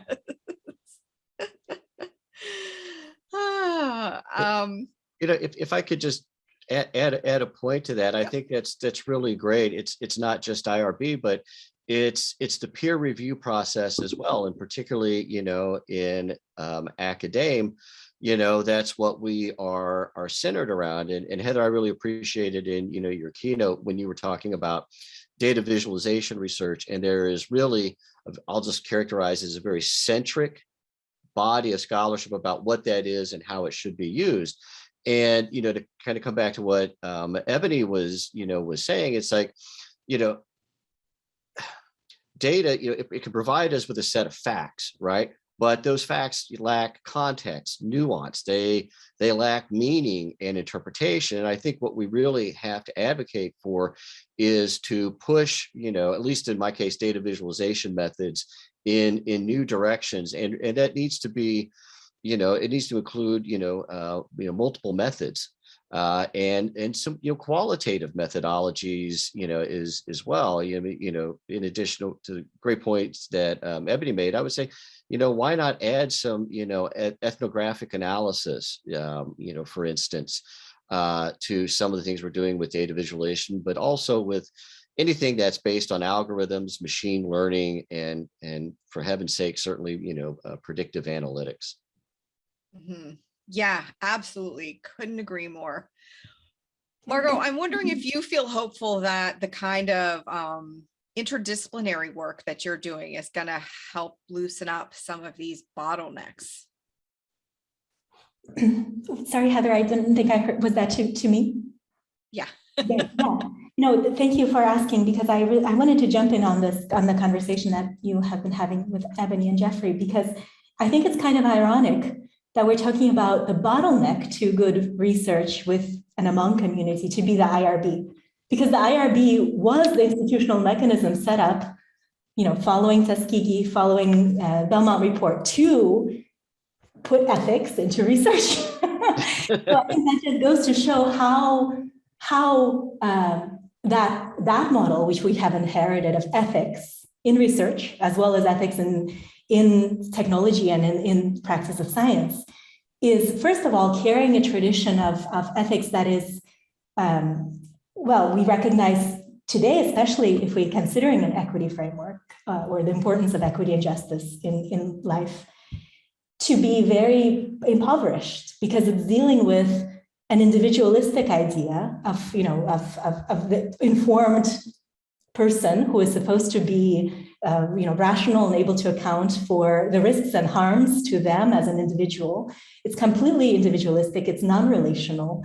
It's based on an idea of informing a person rather than truly working with them, or working with a community of others. So I think we are, what I'm really hopeful about, and this is, to your point about hope, is that our attention through the problems that we have found as a society with data and with algorithms, in their biases, the misinformation that they spread, the solutions that we are working through, such as it seems Ebony is doing by studying safety and its meanings and doing the work in community, the solutions are actually leading to challenge these deep assumptions about who knows, how do we know, what is the proper knowledge, how do we work to know about the world with communities. So I hope that the results will be a reform in institutional bodies like the IRB, so that they can lead to and support knowledge that is actually needed. Anyway, that was a long roundabout way to say we have inherited a whole lot of problems. Ironically, they were solutions in one day. They are definitely a bottlenecks now, and the same challenges that we're facing in ethics around data and in issues of equity around data are, when we work on them, we help to work at those lower levels of institutions and knowledge making. Yeah, thank you. I really, really appreciate you pointing out the irony of the IRB being a bottleneck to ethics. One of the things, we spend a lot of time in our organization talking about IRBs and dealing with IRBs. One thing that we've seen a few universities do, and we talk about occasionally, is this idea of having, instead of institutional-based review boards, community-based review boards, that if you don't actually need to convince other researchers that this research is of value, because there's such a strong confirmation bias there that research is of value. And there's no doubt, I think, in most people's minds that the most over-surveilled, the most over-researched people in the United States are the most vulnerable and oppressed. Circling back right to the beginning of the conversation about facial recognition. And what if, instead of some external body deciding if a piece of research was going to be of value to them, the communities themselves got to decide? Is that even, what are the ethical holes in that idea? and really, is it even possible? Like, Ebony is working with a group of communities members, I think you said 10, to come to an agreement about the definition of safety, which I think is just groundbreaking. It's so important. would it be possible to kind of retain an organization like that or a network like that and have them be involved at least in the process? Yeah, so I think that is exactly what is needed. You know, I'm not one of those that I know that it's fun to like, you know, hate the IRB and find them useless. I actually think the IRB is it plays a vital role and has a purpose. And full disclosure, I used to be on an IRB, so I really do support IRBs. However, I do think if it is only made up of institutional members or, you know, academic community, then we are missing a large part, like, and limited in our knowledge. And so I think it has to be made up of community and academic researchers, or community researchers, community members, and then academics from all disciplines as well, and not just certain disciplines. Because I think that I really like what Margot said, the informing, that IRBs are set up to inform rather than work together. And I think that is really important. However, I do think that there is, so just even in my research, there's some limitations with the community understanding some research methods and understanding ethics in research. Like, yes, if you interview somebody, then you can't go, you know, and say, oh, that person participated in our interview, you know, if you see them at church on Sunday and things like that. So it has to be a collaboration. It can't be just one or the other. I think what makes it the strongest is when it involves community. And I use community loosely, you know, because community is big. It's this big umbrella. And oftentimes when we're, you know, I'm always, when people are saying like, we need community at the table, I'm like, well, do you mean Black people? Is that what you mean? Or what do you mean by community? Who are you talking about? So I'm annoying myself by just saying community, but I mean that the big umbrella, and that getting multiple people on board, I think is what's going to make the IRB stronger and better.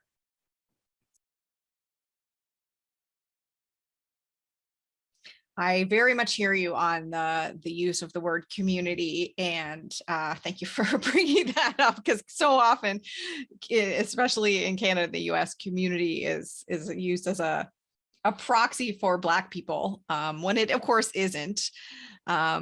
And so, yes, thank you very much. And I do think that the IRB process that had meaningful, compensated decision-making members from, in this case, whatever community was being studied, actually, you know, parents or citizens of this part of Chicago, or people experiencing homelessness in this part of LA, or, you know, Indigenous tribes in South Dakota, would make a huge difference.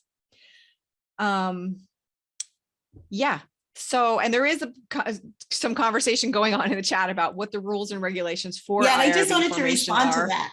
Yeah, so Yeah. I think it's really important that it's more than one community member. And so I hope it is more, I hope the language is community members. It should really be an equal, you know, there's no reason why it shouldn't be half community, half academics, because if it's just one, that's a problem, because we know one person doesn't speak for an entire community. Mm-hmm. And having one person that is actually sometimes more problematic than no representation. And I'd also be really interested to hear about compensation. And you know, our non-academic representatives on IRB boards getting paid the equivalent day rate as an academic, who I know are officially not getting paid to be part of the IRB, but still they're all kind of getting paid. Anyways, I don't want to go too far down that rabbit hole. I want to switch topics a tiny bit now, because I know we're talking, our theme today is about communication and ethics and data. And in reading the work, Jeffrey, that you're working on, I also learned a new term. Jeffrey calls Twitter, or something like that, the social media marketplace of ideas. And I just thought that was such a good framing of my experience of social media, which is like, yeah, it's a marketplace of ideas. And for people who haven't had an opportunity to read it yet, Jeffrey's done some work around misinformation and COVID-19 that basically tried to track kind of what sources of information got the most attention, one in the marketplace of ideas. And unsurprising to many of us, it was not a win for formal science or accredited people with knowledge about COVID-19. And I just wanted to know if I don't think the fact that that happened is probably surprising to most people here, but what I'm wondering is, what do you think could be done to improve the situation? And how much, if any, of the responsibility do you think lies at the feet of the scientific communication process? That's a great question, and thank you for asking it, Heather. But yeah, it's like, I think originally, when we think of the social media marketplace idea, it kind of has this utopian, connotation to it, but it really hasn't turned out that way. But even in, looking at science communication and, communication around pandemics, very early on, I'm going back about 15 years or so, when social media was just starting to become really popular, it was seen as a good thing that, people who were, we would call influencers, they could be useful in spreading scientific information, like, oh, this is a good treatment for this. This is not an effective treatment. This is a good rationale to get vaccinated, those kinds of things. And what we have seen since then is that really the marketplace of ideas metaphor has simply outlived its usefulness on social media. That, it's the assumption is based that the truth will inevitably emerge, that people will be able to discern facts from fiction, and that it simply doesn't hold anymore. But to come back to the gist of your question, Heather, like, well, what do we do about it? And I want to cite a Pew study here that was done a few years ago, because as a journalist, this kind of got my ire up. And it is just like, it was asking people about what are the hot topic things that you're concerned about. And top of the list was the problem of fake news, was the in vogue term then, misinformation and the like on social media. And so that outranked all these other hot button political issues, which was neat in a way. But when you probed further, the respondents blamed politicians for the crisis, but they expected journalists to fix it. And that's where I'm like, okay, well, there was lots of credible reporting out there. There was also, besides reporting, there was good, credible information from the scientific community when we were taking about COVID, but it was ignored. It was shouted down by louder voices that were misinformed at best, or if we're going to be really frank, they were just BSing. They were saying something without any regard for truth or falsity. It was just like, hey, what is convenient for me to say and comfortable for you to believe, and really played into people's confirmation biases. And something that should have been a medical debate, a scientific debate, a health debate, somehow became wrapped up in cultural politics. And so what we have is an epistemic crisis. We have a knowledge crisis, at least in the US. And to fix that, I think is going to take more than blaming politicians or blaming anyone, or expecting journalists and scientists per se to somehow miraculously fix it. I think individually, as news audience, as information audiences, we're going to have to take more responsibility for the information that we consume. And I really think it starts with an information literacy, that it's not just an elective course or even a required course in college, because we're all media consumers well before, we get to that. So, as soon as young people, whether it's like middle school, they start or they become active with their telecom devices, other forms of mobile telecommunication or consuming information, that's when, we really have to, to deal with it. But just a little bit more on kind of the scientific, community. I think, unfortunately and unfairly, the scientific community, just like journalists, we have a credibility problem. I don't think we necessarily earned that, but there are strong political interests that will vigorously discredit work that, again, confronts their own cultural politics or worldview. And it comes back to, we need news and information audiences that understand the fundamentals of science, that can distinguish between credible research and what someone in a lab coat on YouTube is telling them. Quite frankly, I cringe when someone tells me that they did their own research about COVID or viruses or treatments. It's like, no, finding a video on YouTube isn't the same as doing research. Totally hear you on that one. And Margot, do you feel similar to Jeffrey in terms of the solution to this? And because it seems to me like the work that you were doing at Berkeley and the work that you're doing now in Paris are kind of hovering around a similar solution? Well, solutions are a hard thing to talk about. But I do think, and like Jeffrey said, that a certain education is, if not a way, if not a solution, a way. And that education, it's interesting what we call it, scientific literacy, informational literacy, data literacy. They've all been proposed as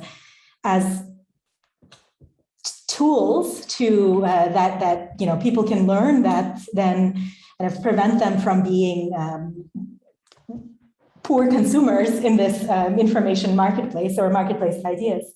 But I think that actually a lot of the qualities of the education that can actually, if you will, support the kind of good relationship between knowledge and democracy that is at stake here has to do with learning about data in the way that, Heather, you were presenting to us, in the last hour.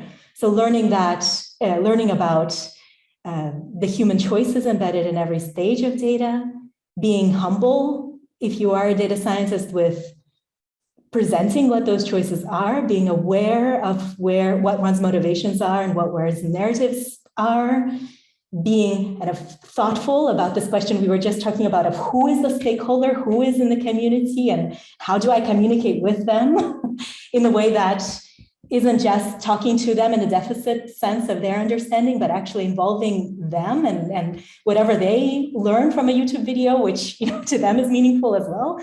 So I really think that the model of education we need to really prepare citizens for this information age or this age of new relationship between knowledge and democracy is one that really includes a deeply kind of humanistic understanding together with a technical, if you will, or data literacy, a more technical training in numbers and how to interpret them and what they mean. Thank you so much. I think both the points that Jeffrey and Margot you are making help me feel more hopeful about that there is a path forward from the kind of mess that the social media marketplace of ideas, copyright Jeffrey,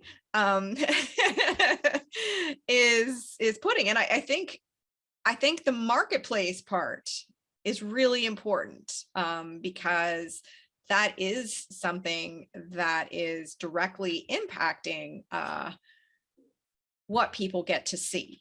I mean, it is possible, as we've seen kind of in the, not to harp on Facebook, because Facebook is one of, as you know, a whole mosaic of issues here. But the social media marketplace of ideas is that it's a marketplace. And so, yeah, consumers definitely more literacy, and maybe we need to figure out a way that doesn't, promote how to make the most money as possible off of maybe some poor habits. I really like in the chat, somebody's putting a shout out to school librarians, and I will amplify the shout out to school librarians in that decades of cuts to school librarians have made it very challenging for young people who do want to get literate about how to consume information, have less people to connect with. And I couldn't agree with that more. I don't think I would have necessarily made that connection on my own. So thank you for putting it into the chat. I'm a huge fan of librarians, and thank you for raising that. I want to follow up on one idea, which is that Jeffrey, you brought up. And the idea is that, the scientific community can only go so far when, somebody says, I'm doing research on COVID, and who knows what the heck the YouTube algorithm is going to show you, right? It could be like Dr. Fauci talking about COVID, or it could be, somebody's, whatever from, not anything to do with science, but, maybe a fairy tale about COVID.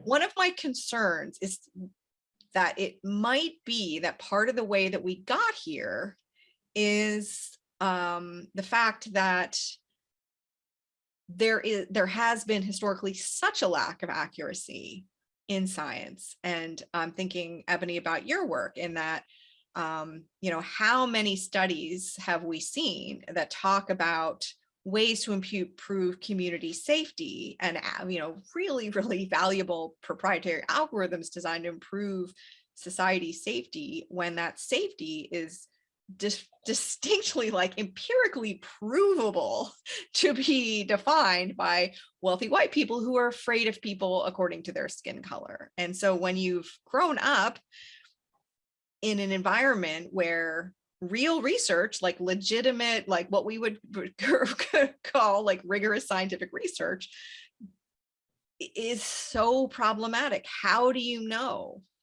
whether to trust that COVID research or not, when legitimately we have had the Tuskegee trials, but that's such an extreme example. Like, a much better example, I think, is Ebony's work, which isn't like, I don't know, is it fixable?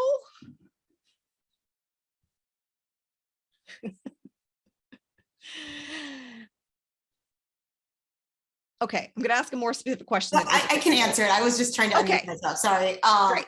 So I think that it is fixable. I think that it still comes down to being good consumers of data, because, in order to challenge that research, you have to understand you can't understand the problems with the research if you don't understand like the basics and the fundamentals. So it's still about becoming good consumers. It's also about who's in power, like who gets the, big NIH grants, or the, NIJ grants in my area, who gets these big funders, and what do funders support? And a lot of times it's that traditional rigorous research with the treatment and control type design. And so I think that we can overcome it by being good consumers, by changing the funding structures and making sure that traditional, non-traditional people get access to the funding and are able to do those research projects. And I mean, I guess I'm a little less hopeful. And so I just feel like we're in a time right now where it doesn't matter how good the design or the science is, it's all political. And just because we see like what we see with critical race theory, like everybody knows it's not taught in classes. Everybody who's arguing against it knows it, but it still continues to play, still is relevant. And I think that even that is a theory, right? It's a theory based on research and science, and it's not just something that was made up. And so people are discounting it. And so it doesn't matter. So I don't know. I mean, hopefully this is just like a moment that we are in, and we'll get through it. But until data is politicized, I don't know how we get out of this, even with being good consumers.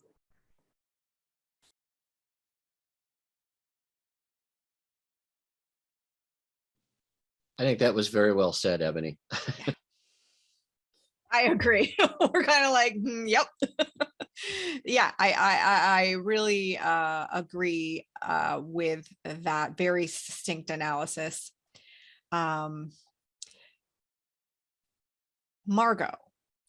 on this topic about education in this newly datafied world, or more intensely datafied world, not newly datafied, but more intensely. I know that you do work with teaching what a university or college student in any discipline, in any sector should learn, just kind of citizen education. And I use citizen with a small c, a person education. What do you think are kind of the most critical elements that anyone, either at the college level or even at the high school or middle school level, should be exposed to? Thank you, Heather. There's a kind of, it's a big question again, but there's a sort of a succinct 4 things that I believe are really key that I could share with you. So first of all, if they are a student of computing or data science, I think helping students to recognize, as you were just presenting us, to the life cycle of their work, from conception, how they conceive of the problem that they're trying to solve, to the data that they get, to the models that they apply, to the conclusions that they produce and how they communicate them out. That whole life cycle of data is really an important, helpful framing as a baseline for practitioners, new trained practitioners in data science to know about. And exactly like you have been suggesting, recognizing the human choices made in every one of those stages. In our teaching of undergraduates at UC Berkeley, we teach them many different concepts, but I think 4 core concepts are really important to keep in mind at each stage of the cycle. One is power. That came up a lot in your talk, and of recognizing where power is operating, how it's being transformed, how it shapes and conditions the very possibility of one's research, and transforms power through the process of that research. It's just conclusions. And so kind of having students of all disciplines, not now just data science, computer science students, but all students, to recognize the role of power and technology and how the two work together historically with important historical cases and in the present is really crucial. A second one is positionality. And this is also really relevant to our conversations about the place of the researcher in relation to the community. So frequently a perception of good science is that you take yourself out of one's work, right? Of your work. You speak about your research as objective as all the things you said, Heather, as the data tells me so, as if the person of who you are and where you come from and what you know does not matter for that research. So positionality is a very helpful concept for students to learn, I think, to recognize that of their place in relation to the work, and also to consider the various positions of the people who they are impacting through their work. A third one is the idea of socio-technical systems. So the way in which technology and society kind of form one another and support one another, how our technical choices reflect our values, how our values are shaped by technical choices. And so that's a concept from Science, Technology, and Society, which I find really helpful for this general education of students about what it means to be a citizen with a small c in a datafied world. And lastly is narratives, and thinking about how what are the dominant frameworks, imaginaries, stories that we bring into, that motivate, that situate us and our work, and how are those narratives again reframed through the process of the data science or technical work that we do. Who do those stories center? What worldviews do they express? What kind of assumptions of, as you say, onuses and responsibilities do they carry with them?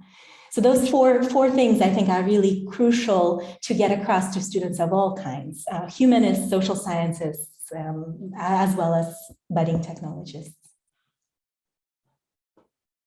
Thank you. That is an amazing 4 steps. And I can already see ways that they could be applied to much younger students as well. There are lots of ways to start getting those concepts in as young as elementary school, when realistically young children are already using technology and already being told kind of who they are and what boxes they need to think about because of the technology they're using. Okay, I'm going to start wrapping us up by doing something that I have not told the panelists I'm going to do. So I apologize. You can ignore this completely. But I just thought of it right now as all of you were talking. That is that I know that Jeffrey has a new book coming out that I am really, really excited to read. Just, I think, like a week and a half from today, a book called Social Media, Social Justice, and the Political Economy of Online Networks. And this from the same person who brought you the article that we were talking about before, who I should have shared the title, which is Shouting into the Wind, Medical Science versus BS. So this is going to be a good book.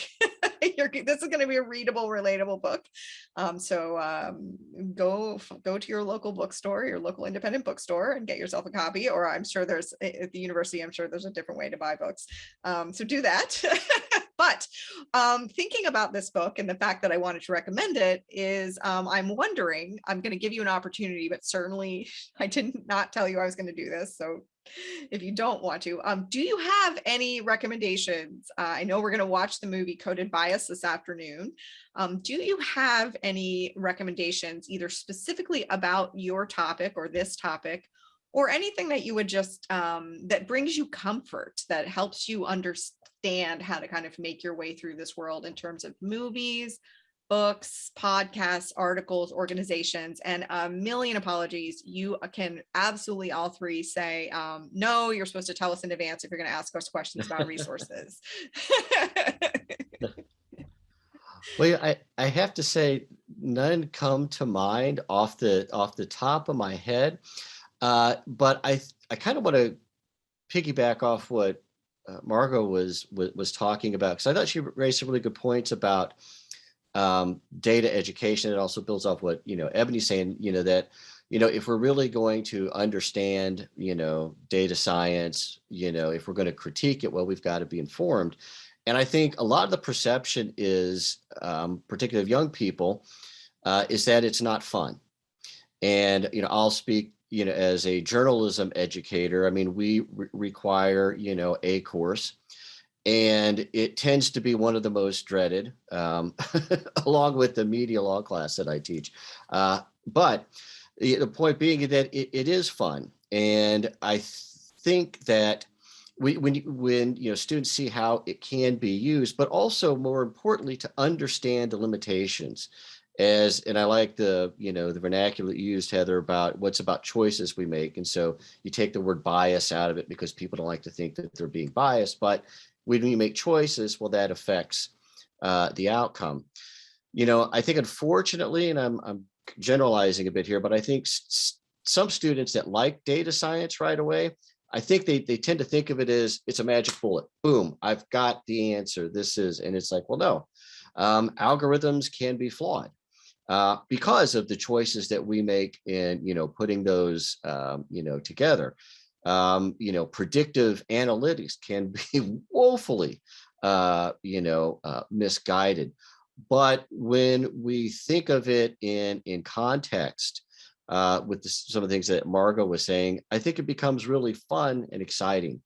And in terms of resources, I'll mention this with my book. There will be a absolutely free open access version that'll be on Manifold on the UC Press's website.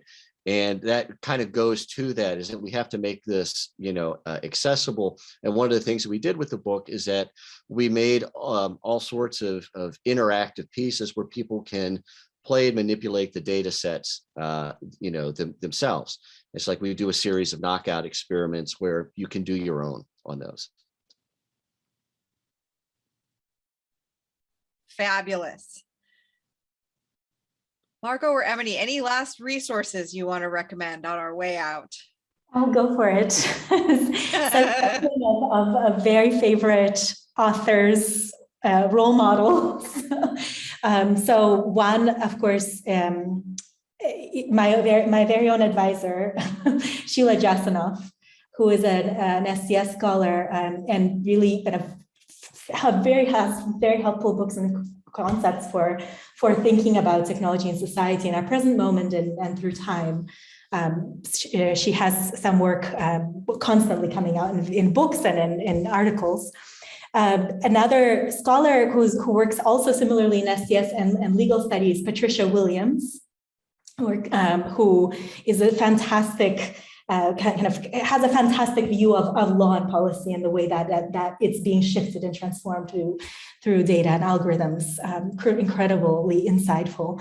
Of course, Ruha Benjamin, I'm sure she's very known in this community. And a younger scholar whose work I'm very much inspired by, Abeba Birani, who works a lot on relational ethics, which is something that I think we need a lot more of, and I'm trying to contribute to as well. Thank I'll you put so their name much. Oh, great. Great. Fabulous. Last word to Ebony. Yeah, I don't have any titles that come to mind, but I'll give you 2 key search terms to do in your library search terms. I would say intersectionality, making sure you understand that, and positionality, as Margot talked about. I really think it's important to understanding data and what the data is telling us and how you're analyzing the data to be informed about those 2 things. Fabulous. I can think of no better way to end this extremely useful conversation than the 2 words that you should go to your librarian and ask about, or put into your Google search engine: intersectionality and positionality. And I really, really want to thank Jeffrey, Margot, and Ebony for being willing to take a whole hour out of your time today and share your wisdom, help us understand what important things you're thinking about. It didn't seem like nearly enough time. We just scratched the surface. So I hope we get another chance to have a connection again in the near future. And I think I'll turn it back to Tiffany now, who will, I guess, tell you what to do next, and have a great rest of your day today.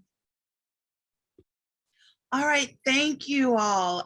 Thank you, Heather, Jeffrey, Ebony, and Margot. It's been a great talk, and I do agree with Heather. We could very easily go on the rest of the day with this conversation. There's so much to unpack, so much information that's out there. You know, and like I said, we will have part 2 coming up in the spring. And so we definitely do plan to continue the conversation. We just appreciate the time that you've taken today to discuss with us the topic and bring your level of expertise to it.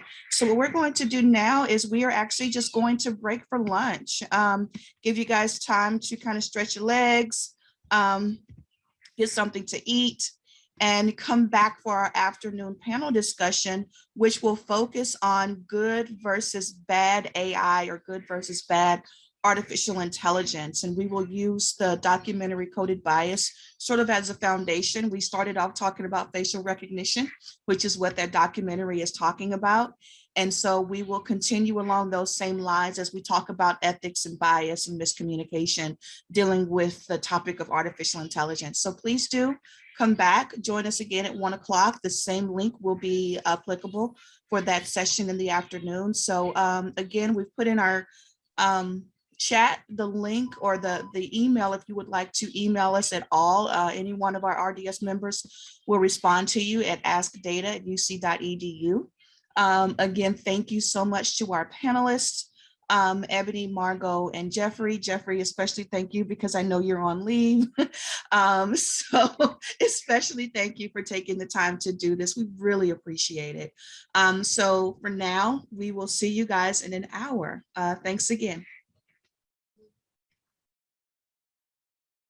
Okay, for those of you that are still on waiting for the afternoon panel to start, I'm going to go ahead and show the trailer for the film Coded Bias.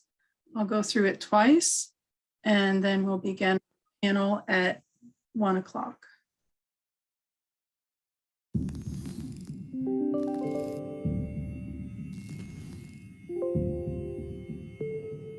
During my first semester at MIT, I got computer vision software that was supposed to track my face. It didn't work until I put on this white mask. I'm thinking, all right, what's going on here? Is it the lighting conditions? Is it the angle at which I'm looking at the camera, or is there something more? That's when I started looking into issues of bias that can creep into technology. Our ideas about technology that we think are normal are actually ideas that come from a very small and homogeneous group of people. Vast amounts of data at incredible speeds. Everybody has unconscious biases, and people embed their own biases into technology. This kid got stopped as a result of facial recognition misidentification, and then used that as justification to search you. This is an innocent child. Racism is becoming mechanized. Systemic issues are only going to be hardwired into new technologies. It's not just face classification, it's any data-centric technology. Every day, we are all being scored. Who gets hired, who gets housing. I am making predictions for your life right now. The people who own the code deploy it on other people, and there is no accountability. Management at Atlantic Towers wanted to install the facial recognition software. Pretty much turn this place into Fort Knox. The technology is being rapidly adopted, and there are no safeguards. We are socially controlled in a way that we don't see. Technology that analyzes faces could be biased, but the company is pushing it anyway. What demographic is it most effective on? White men. Show me that it's going to be fair, that it's legal, before you put it out. That's what we don't have yet. It's going to take people coming together, striving for justice in this age of automation.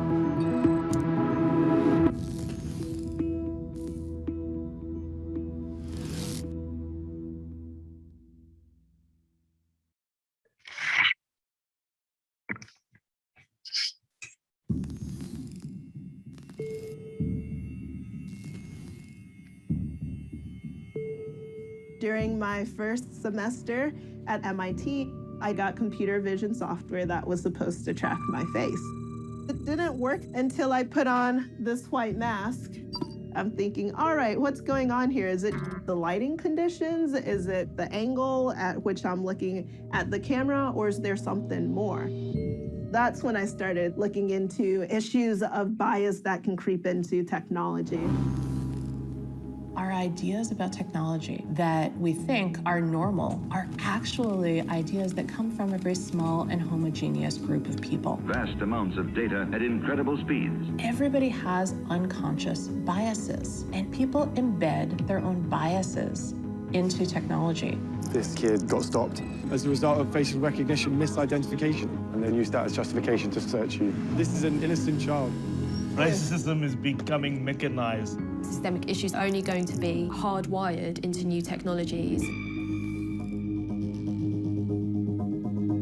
It's not just face classification, it's any data-centric technology. Every day, we are all being scored. Who gets hired, who gets housing. I am making predictions for your life right now. The people who own the code deploy it on other people, and there is no accountability.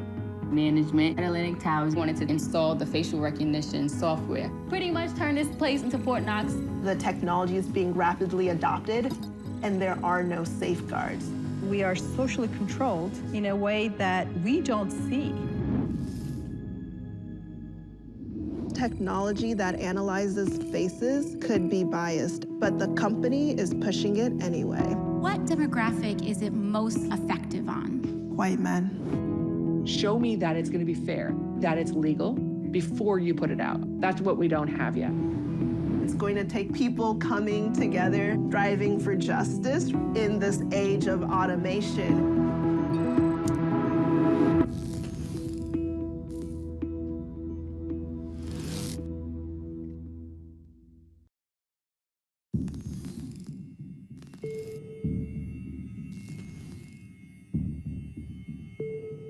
During my first semester At MIT, I got computer vision software that was supposed to track my face.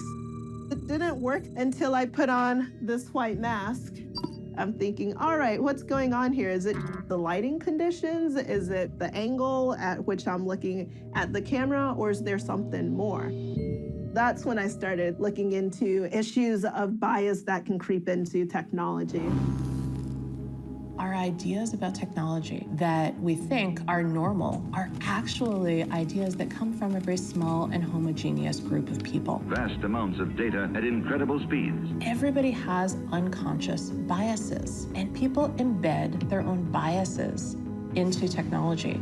This kid got stopped as a result of facial recognition misidentification, and then used that as justification to search you. This is an innocent child.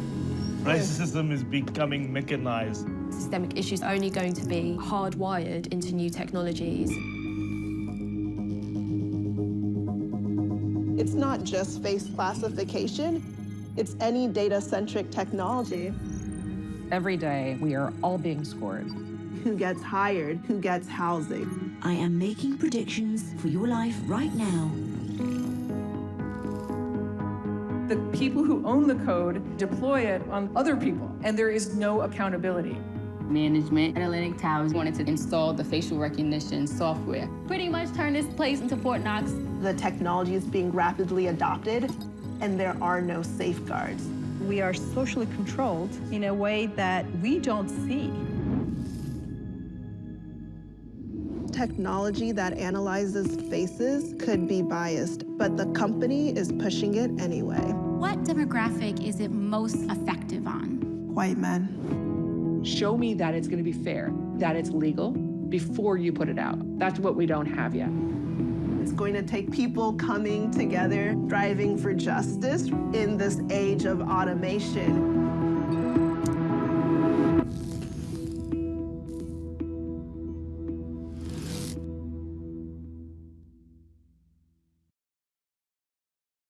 Yeah, I'd like to welcome everyone back to the afternoon session. We're very excited to have a really great panel put together for you today. And great topic. As many of you just saw from the trailer that we are showing, we are doing a watch party. So I think we put the link in the chat, and we'll do that again soon. So you can watch this film, Coded Bias, until the end of today. Watch party stops at midnight. Before we get started, I just want to remind you of a couple of the housekeeping things. We do have a code of conduct in place. It was read earlier this morning, and I'll put the link in the chat on from our website, so you can review the code of conduct. But basically, we ask that people be respectful and kind, and we haven't seen anything yet today that would show that people are not respecting our code of conduct. So very happy about that. Also, we do have American Sign Language interpreters with us today. You can search the panelists or the participant list and for the word interpreter, and you will find there are 2 of them. We recommend that you pin their video if you want to make use of their services.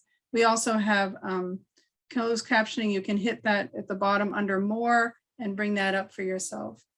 So now I'm going to go ahead and introduce the moderator for our panelists today. We're so happy to have Chris Collins with us today. She is the founder of the UC Sim Center, the Center for Simulations and Virtual Environments Research at the University of Cincinnati, and she serves for the center's technical lead. Her research focuses on the use of immersive technologies and virtual environments for scientific collaboration, academic research, and higher education in the Office of Research, Division of Research Programs and Innovative Initiatives. Prior to her current position, Chris worked in the University of Cincinnati Information Technology, IT at UC department for 20 years in a variety of roles as a consultant for faculty in the Faculty Technology Resources Center and serving as business manager for the Presentation Technology Services Group. She's a Bearcat through and through, so she holds a BA in political science from the University of Cincinnati. So Chris, welcome, and I'm going to turn it over to you. Thank you. Great. Thank you so much, Amy. And thank you everyone for joining us today for the good versus bad AI panel. We're really excited. We have a great list of panelists that I'd like to introduce. And I thought we would start with the introductions And then I believe that each of the panelists are going to provide us with some opening remarks. I'd like to encourage the audience to please feel free to ask questions as we go through the panel today.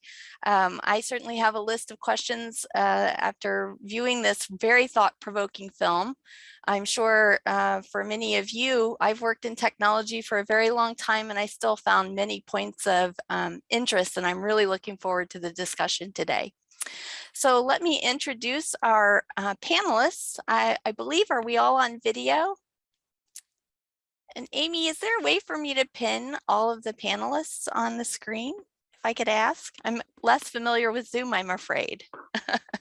Yeah, so actually individuals can pin all of them, but I think we can set you also up for multi-pinning. So I'll do that right now. Fantastic, thank you. So I'll begin with the introductions. I'd like to welcome Anissa Tanweer, is a researcher and human-centered data science at the University of Washington eScience Institute, which is a hub for data science training and collaboration. Dr. Tanweer conducts qualitative ethnographic research on the practice and culture of data science and brings a socio-technical lens to bear on the design and implementation of data science programs. And her research papers appear in journals such as Big Data, the Harvard Data Science Review, and Information Communication and Society. Welcome, Anissa. I don't see you yet, but welcome. Hi, thanks, I'm here. Nice to be here. There you are. Yeah. Thank you. I'd also like to introduce Dr. Deeptankar Mazumdar, who's an assistant professor of medicine and director of the Artificial Intelligence and Precision Medicine Center of Excellence, Division of Cardiology, Department of Medicine at the University of Cincinnati. And he's also an attending physician in clinical cardiac electrophysiology at the University of Cincinnati Medical Center. His longstanding goals are about transforming clinical observations into testable research hypotheses, translating basic research findings into medical advances, and evaluating personalized treatment protocols in rigorous clinical trials. And his research integrates studies of stress-induced alterations in heart-brain signaling and complementary translational research using machine learning algorithms in multicenter studies. Welcome, Deeptankar. Thank you. I'm glad to be here. It's nice to meet you. Thank you. And our final panelist is Nirmalya Thakur, whose research interests include human-computer interaction, artificial intelligence, machine learning, Internet of Things, and natural language processing. He's an instructor and research fellow in the Department of Electrical Engineering and Computer Science here at the University of Cincinnati. And he's a globally recognized scholar in the field of human-computer interaction and its many interrelated disciplines. He's received multiple honors and awards, including the Young Scientist of the Year Award at the Second International Business and Academic Excellence Awards, and the Excellent Researcher Award at the Research Excellence Award from the Institute of Scholars. Welcome, Nirmalya. Thank you for the introduction. I'm very happy to be here. Well, it's really wonderful to meet you both.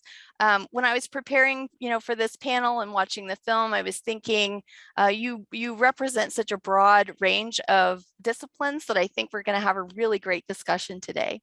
So to begin, I believe each of you are prepared to give some opening remarks, and we're going to begin with Dr. Tanweer, if you're ready. Thank you. Yeah, I see. I have a few slides, but it looks like screen sharing is not enabled.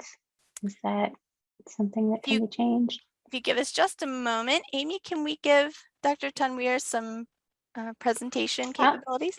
Yeah, it looks like I have co-host abilities now. So,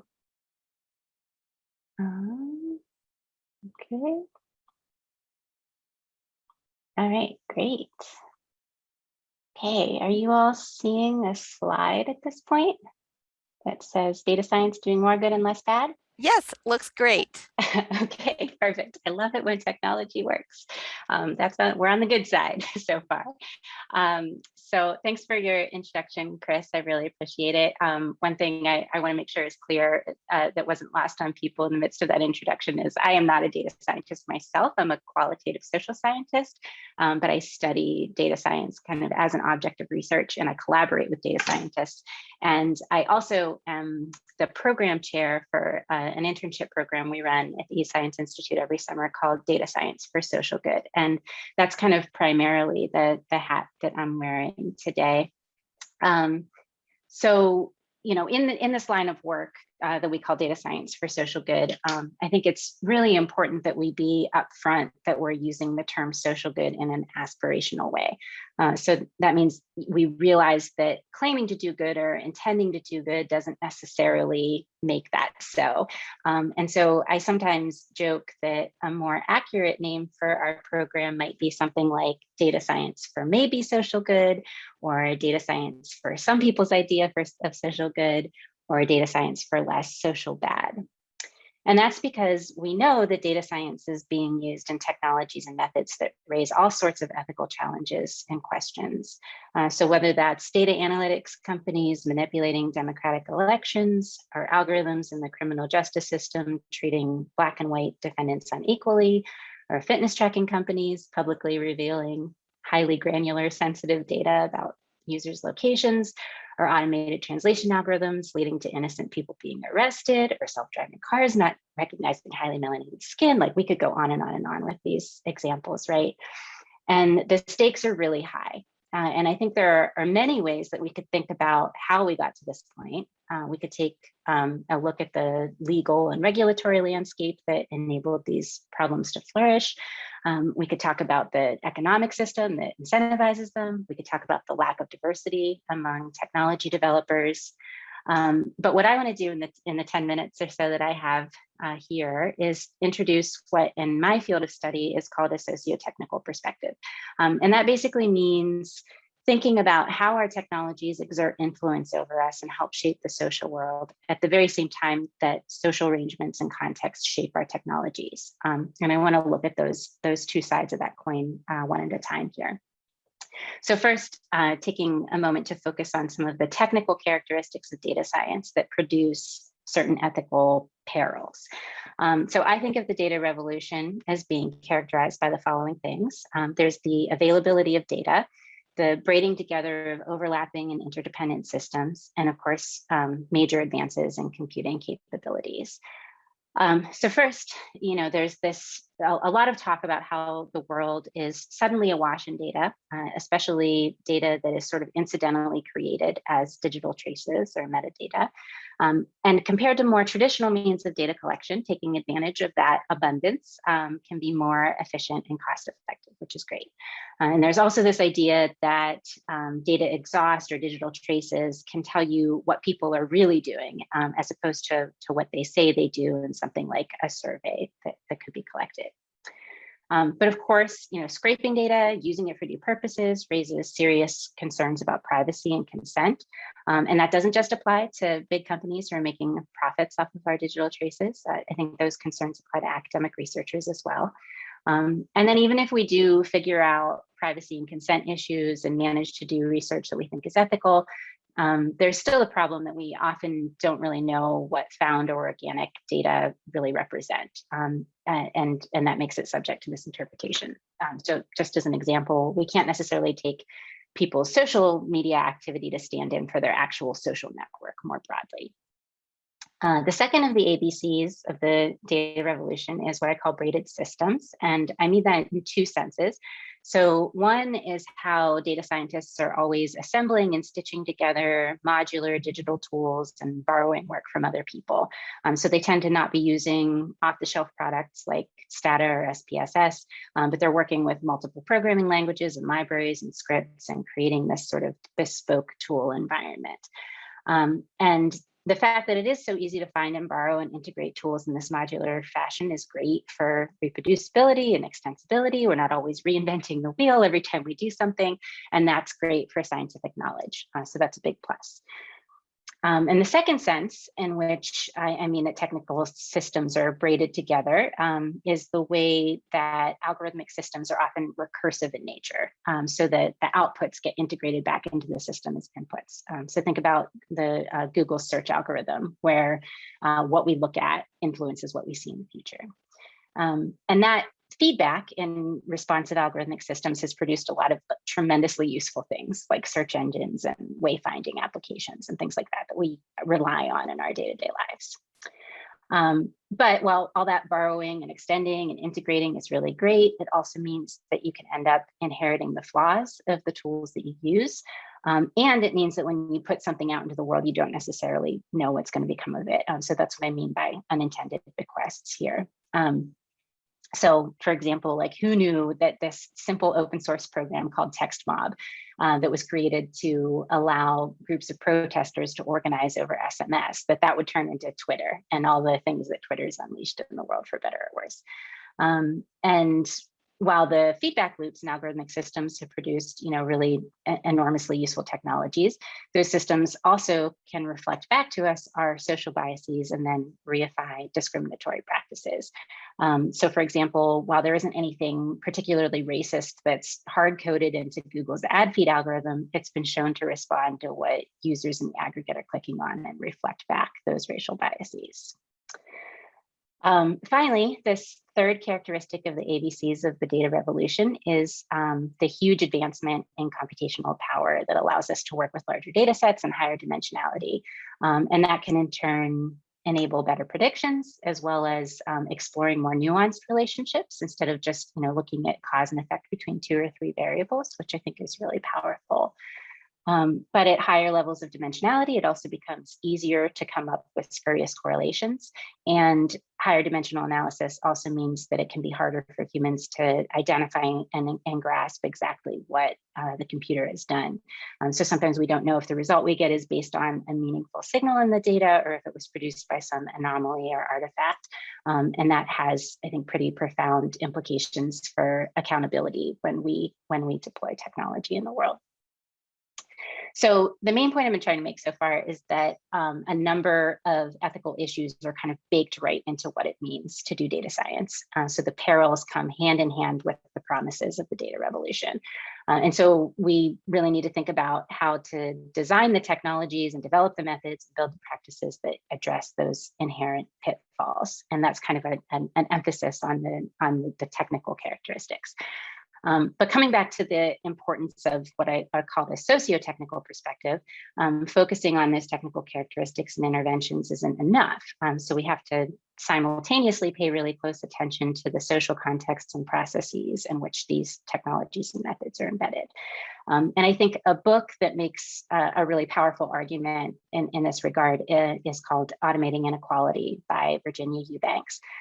So this book is about data-driven decision-making in the public welfare system. And throughout it, Eubanks really focuses on the history of poverty in the US.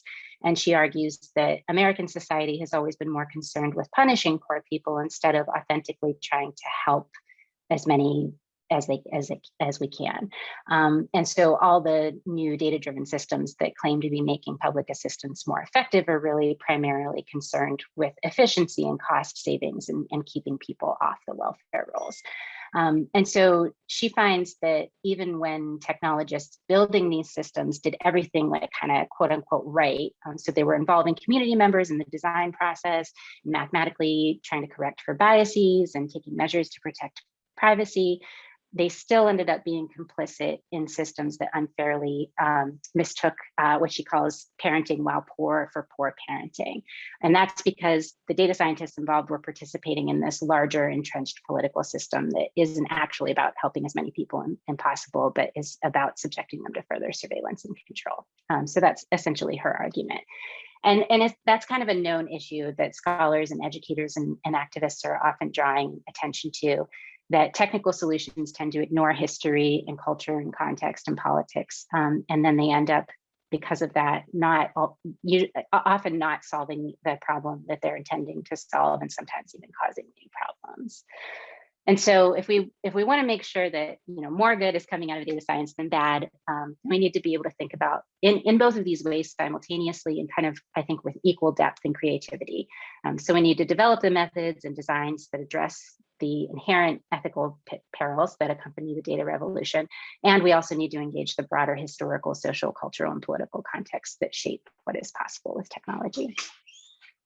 So that's all for my introductory remarks, and I'm looking forward to the conversation with such a range of panelists. I'll stop my sharing now. Thank you so much, Anissa. That was a wonderful introduction and really touched on many of the topics of the Coded Bias documentary, as well as sets up, I think, a really great discussion. Our next panel, Dr. Dimas Madur, Deepton Kar, if you are ready, we would love to hear your opening thoughts. Sure, thank you. Try to share a screen. Just have a PowerPoint here. Share. Okay. Is that showing up okay on your screen? Yes, we can see your screen. Great. I have a big screen, so I don't want to project it. Is it filling up your screen? Just want to make sure. Yes, it looks great. Okay. All right, great. Yep. So I'm a physician scientist. About a quarter of my effort is aimed at doing surgical procedures, minimally invasive, where I go through little holes into the heart and burn and find bad cells which cause dangerous rhythms that are responsible for a sudden cardiac death, which is a leading cause of death in the US. And about 3/4 of my effort is aimed at doing research from the basic molecular level all the way to large clinical studies. And machine learning, artificial intelligence is a foundation and a core aspect of my work. And our work is aimed overall at predicting mortality, or really critical illness. So if this red arrow over the course of disease process represents the first sign of clinical illness, meaning your heart rate or fever or something in our clinical measures that change, we know that even before that, there are other processes like inflammation, other things that are happening, which we cannot measure in the body from when the disease process starts. And there's this integrative measure that we desire. Whereas, as reductionists, we can study cells or pieces or components of the body, and we, in modern medicine, look at people, as only the heart or the kidney. And that's sort of how I'm trained myself, as being very specialized. In reality, what happens is we're more than a sum of our parts. There's this integrative aspect, and that incorporates many unique characteristics of who we are. And our goal is to understand that interaction in an integrative manner, to be able to predict events that happen early on in the course when everything else seems normal, so you can predict events. And in that context, artificial intelligence is plays a key role in many fields, from predicting pipeline failures to Netflix or shows. And there is this tendency of AI to become biased for a variety of reasons, which are beyond the scope of this presentation, but we'll probably discuss today. But it depends on what data are shown. If you have a biased programmer programs, that programs can be biased. If you have biased data samples, so you don't have enough sampling, the programs can be biased. These are somewhat common sense. Then there are more complex issues, such as, how do we, what's our measure of a good hospital? And if we do that by mortality rates or readmission, how often are people who are discharged readmitted? That's a bias depending on, your income or where the hospital is located. There are all these biases that go into it. So we tend to provide lots of data, and we have other ways to circumvent these challenges. And where in a supervised manner, and our algorithms also assess themselves. to see if they're being biased. And if they are, then they expand themselves. So this is an approach. And ECG is one example I can use to highlight, if all of us, God forbid, but if we have to go to the emergency room because of chest pain, all of our ECGs will be compared to that of an average white man. Okay, that's just how it is. Even though, when we say women are atypical, they have atypical chest pain. And even though, they're at least 50% of the population, but it is atypical. And we really don't know about other races. And that's part of the focus of, at least in part of my work. And what we are doing, and I'll tell you a little bit more, we go beyond just what the standard ECG is. We look at patterns within the ECG or other body signals. We actually look at all body signals, from brain waves to blood pressure to any continuous waveforms. And clinically, we just see snapshots of ECGs, for a few seconds. But if you were to plot them over longer periods of time, you see patterns that repeat, and they're very different. Within the same heart rate, you could have different patterns. And there's a trajectory of these waveforms. And if in this example, if each fish were to represent a body signal, like one fish is the ECG, another one is blood pressure, they have unique courses over time that they're taking in how they're traveling over space and time. Clinically, what we do is we take a static average. We say, okay, and you get an idea, the fish were roughly in this area. But there's a lot more information that's here that's lost, and that's because in medicine, we use this conventional approach where we look at means, but using machine learning, we would actually extract more information. Now, here are two time series, which could be any time, so it could be heart rate or anything. The one on top in blue is obviously different from the one on bottom in red, right? One in the red has very repetitive pattern, more predictable. Well, if we were to do all sorts of statistical analyses on these, from moment statistics like mean, standard deviation, and if we did engineering statistics such as fast Fourier transform, power spectral density analysis, they would yield identical results, okay, for these. So if we were to analyze this based on pattern matching, and that's what we do, and we've developed new algorithms based on a growing body of work that's been growing for over 100 years in physics and other areas, which we borrowed some equations from and developed our own algorithms. We're able to distinguish this based on patterns. And we can strip these signals into different components. And our approach starts from the ground up. So, like I said, inflammation, oxidative stress, brain-heart signaling, and electrical currents, these form the foundation of our work at the basic science level, where we actually work with cells and animal models. And then we, there's many approaches for machine learning, artificial intelligence. You can do retrospective analysis or data mining. Our work is based prospectively, where we actually form the hypothesis and test them in animal models and algorithms for prediction of death, for example. And then we apply that prospectively in people. And then we validate this in large multi-center studies. And then we apply this to community people, hospitalized people, all different types of people, to see how the magnitude of effect and what impact they have, and if it's independent of what we're trying to do already in clinic. Like, is this something that adds new information? And here's an example of our work. That this is published, and a lot of our work's not published because we're actually developing a whole bunch of papers that will come out together, as well as intellectual property.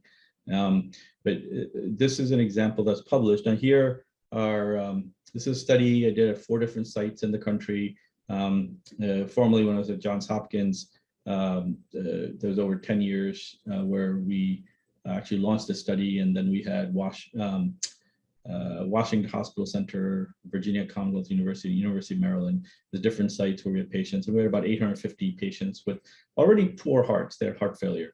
The hearts were weak to begin with. We followed them, and we said, well, at baseline, the time we saw them, can we predict who's going to live and die or have more chances of death? And so here we have 2 patients, and 2 of my patients I would see in clinic every 6 months. And this is just a snapshot of ECG. And then we can extract features from it and plot them as time series. And we can see that even though the variance or the variability of the signal is the same, there are patterns that are hidden. And from animal work and other work, we've identified signatures, a code book, if you may say, of health and illness. And then we apply this in people, and we can see, and this is shown on a log scale, this is one of our measures, entropy XQT, that we could predict which patient's going to die. And then when we apply this to all known clinical measures, from MRI, medication, we adjust for all of these. This has linearly associated with your risk of dying. And this is what's known as net reclassification improvement. It's this fancy statistics that we do just to say that, if you were to use all clinical methods to predict who's going to live or die or have bad outcomes, when you add this one single measure from standard ECG, which already is being done, you actually improve your true positives by 15% and reduce your false positives or increase your true negatives by 25%, which is huge. And this is actually, we showed in this paper, this is independent of race, where ECG is actually very dependent on race, but the patterns underlying it, which we believe and gives us a sense of a homeostatic measure of an organism, is actually independent of race, meaning it's the same. But then there are other features we found which are very specific to race. But anyway, when we apply these things at different settings in the intensive care unit, a day before, we can identify people, who will have severe sepsis or severe hemorrhage or need urgent respiratory failure when everything else looks normal by any other assessments.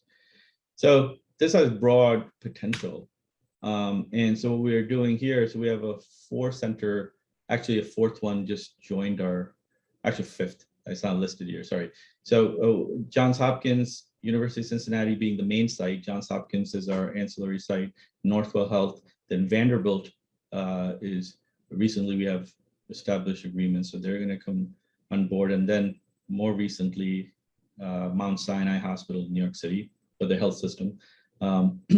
And where, at least in the University of Cincinnati, we have these little devices which we have made, which just stay behind in the patient's rooms and just wirelessly stream their data 24/7. And we have systems, and they'll come from all these hospitals, and where we can do different analytics and advance healthcare and better delivery of care in a very personalized way. So these algorithms have machine learning and artificial intelligence at the core, where it learns about each individual person. Someone with, let's say, a lot of chest hair, the ECG leads will have different types of noise and different resistance, and the signals will be affected. It learns about that, so it can learn about noise and gets rid of noise. It learns about race, and it samples, so it makes sure it's comparing equal proportions of people when drawing conclusions. And all of that's very, very important. And this is a huge amount of data, as you can imagine, tons of data. And so we have a machine learning platform for parallel distributed computing. And this is a summary figure. This is my last slide. Sort of showing the work we're doing and my team. And it's a multi-center team, but primarily based at the University of Cincinnati. That's where the clinical coordinating center and the data coordinating center is, where we start with at the basic science level and identify what are really the driving forces of disease early on. And then we train algorithms to identify how these disease processes affect body signals, or what we call vital signs, but things that underlie vital signs, like the waveforms they derive from. So from an ECG, you can get heart rate, but we're looking at the ECG itself, and there's certain fluctuations within the ECG waveform. So we're going to the root of that. And we've already, like I said, identified these signatures and made this code book. In some ways, we've gotten lucky with some of the things we've found. And then we develop new algorithms for quantifying the subtle changes that we associate with disease at the animal level. At the animal level, we have control over how we perturb things. And then we validated that in people and say they're the same signatures. And surprisingly, a lot of these signatures are very similar because our bodies are, at the fundamental level, behave in very similar ways. And then we apply this clinically in observation studies, and then we're preparing for intervention. The intervention study is where we actually show this to physicians and they use it to change healthcare. Because even though the observation studies tell us that, yes, you can predict all this, do all this, if physicians don't apply it, it won't be effective. And physicians, we are very resistant to change, and we're very conservative in the sense of how we practice. We like to practice the same old way. But so the trial's really aimed at showing that they will be used and adopted and actually make an impact. And then from there, we're collecting this broad data in this huge heterogeneous population. So again, machine learning and artificial intelligence now used a more exploratory way, where we try to identify new targets. And this is could be at the DNA level, or body signal features level, or other things. And that's unique, or a combination of targets. And then we feed that back, and it's this cycle that continues, because then we study that at the animal level. And I guess it hasn't spun out of control, but it's just something that keeps feeding us. And really the goal is to identify novel age, sex, and race, ethnicity specific factors that's aimed at reducing health disparities, improving outcome. And I'll tell you, that's such a big gap in our understanding of health, because majority, even sudden death, if you were to ask how many lives are claimed from sudden death, it's really an astounding 350,000 lives per year, and that hasn't changed in the United States alone. And that if you were to add up all deaths that are caused by disease, okay, and from lung cancer, breast cancer, all of them together, sudden cardiac death actually claims more lives than all of them added together. But we don't talk about it much. Why? Because it's very poorly understood and there's very little work on it. We see an athlete drop dead or something, and we say, okay, wow, that's really bad, but no one really talks about it because we don't have a treatment really. And except for defibrillator, which can, if you can identify early, you can prevent those. And all of these studies at sudden cardiac, that's just being one example, were done, majority were, of course they were white, but from a sex standpoint, it was all male. And women were grossly underrepresented in all of these trials, and we have very little information. And as you know, research builds on previous knowledge, and people just continue, and that's how it's been propagating. And there's the push from NIH to change that, and we're trying, but still there's all this momentum that's built up. And there's this huge hole in our understanding. And as a result of that, we're missing a lot of people. And it gets ingrained in our at the medical school undergrad level of how we look at this. We don't even question some of these things, and in terms of how, and we know disease and health is very specific to sex and race, but we don't question that. We treat it as one mass.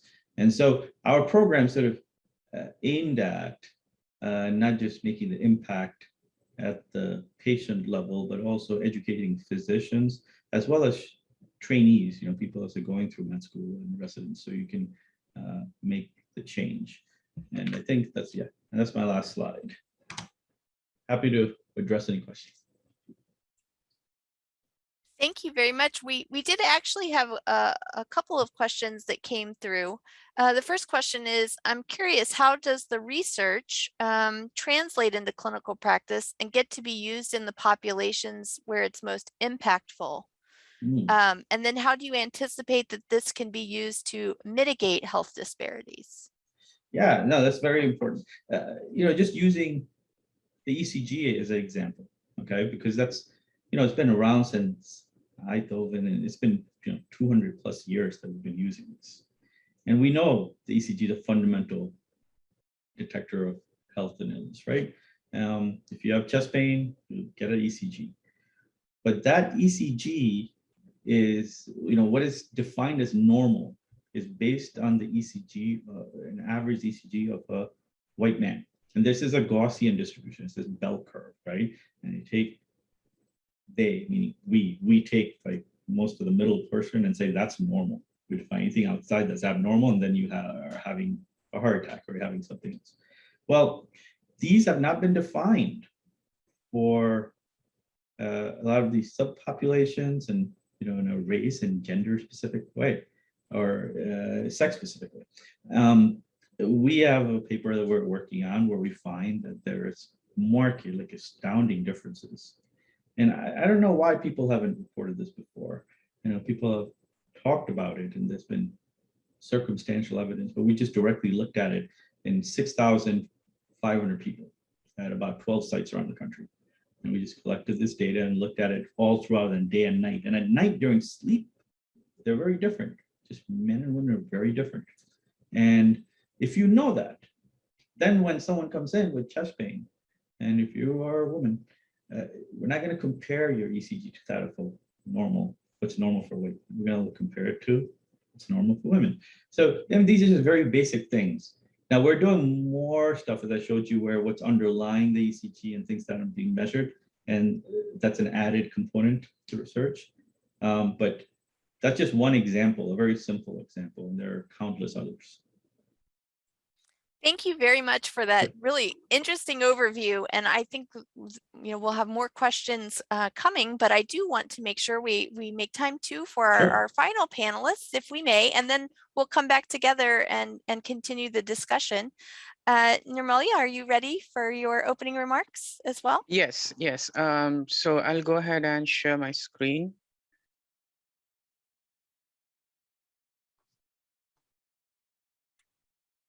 I see that it's starting to come up, Okay. but I don't see your slides just yet. Sorry about that.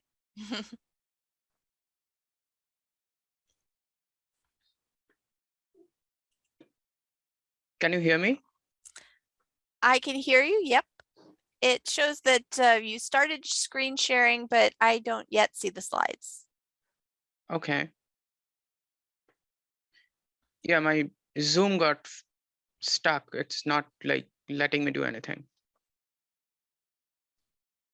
If you would like, you can try rejoining the call. Okay, I guess I'll do that. Sorry about that. That's okay. That might help. We'll just give you a moment to get reconnected. And while we're waiting for Nirmalya, were there other questions for our previous two panelists? If you have some questions, feel free to enter them into the chat. I'm hoping that we can address any questions that the audience may have.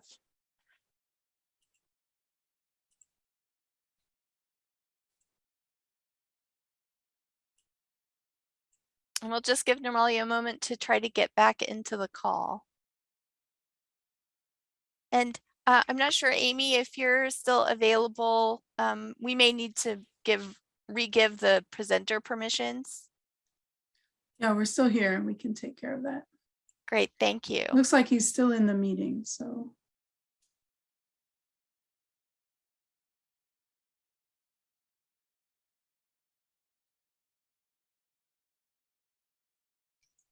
And Chris, if necessary, you can have him email me because I believe he has my email address, his slides, and we can try to show them on our end.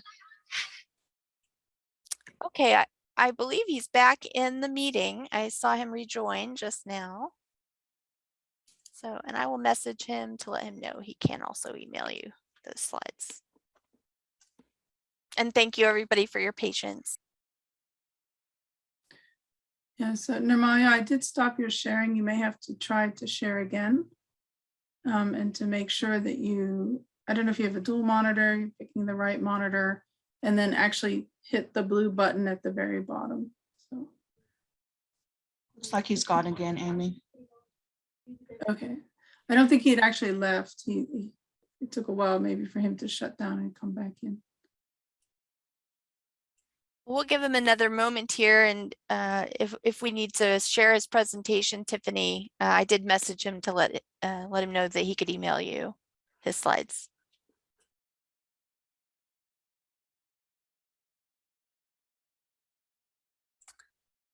And let's see. I don't see him back in the call.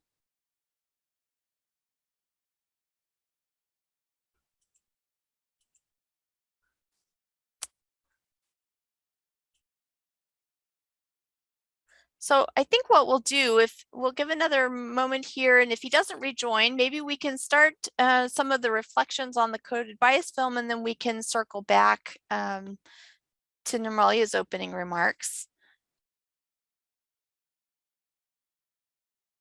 Let's see if he's got the presenter.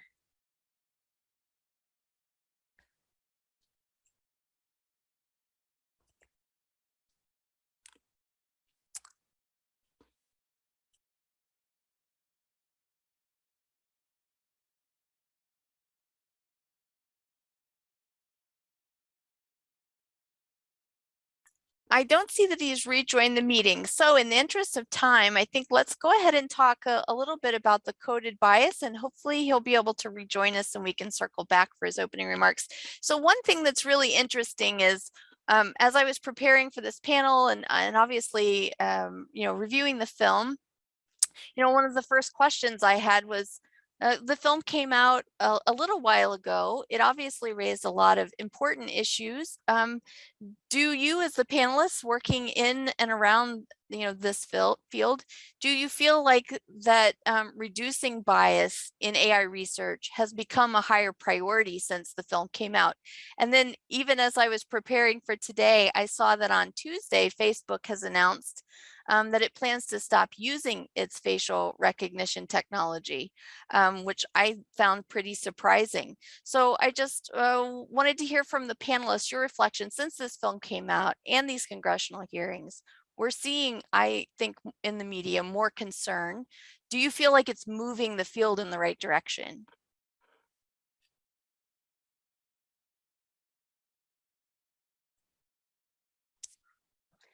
Yeah, I do. I mean, prior to, I actually haven't seen the film myself, but I am familiar with Joy William-Laney's work prior, the Gender Shades paper, and some of the other work that she's done. I don't know if in the film she has an amazing poem that, or spoken word treatment of some of these issues that I think is really, really, just as powerful in some ways as the scholarly publications that I'm familiar with. And yeah, I do think that this work has done a lot to move the dial and bring, really critical awareness to these issues. I think that, we're seeing a growing appetite for starting to regulate big tech and some of the more egregious harms that it can do. So I think those things are great as well.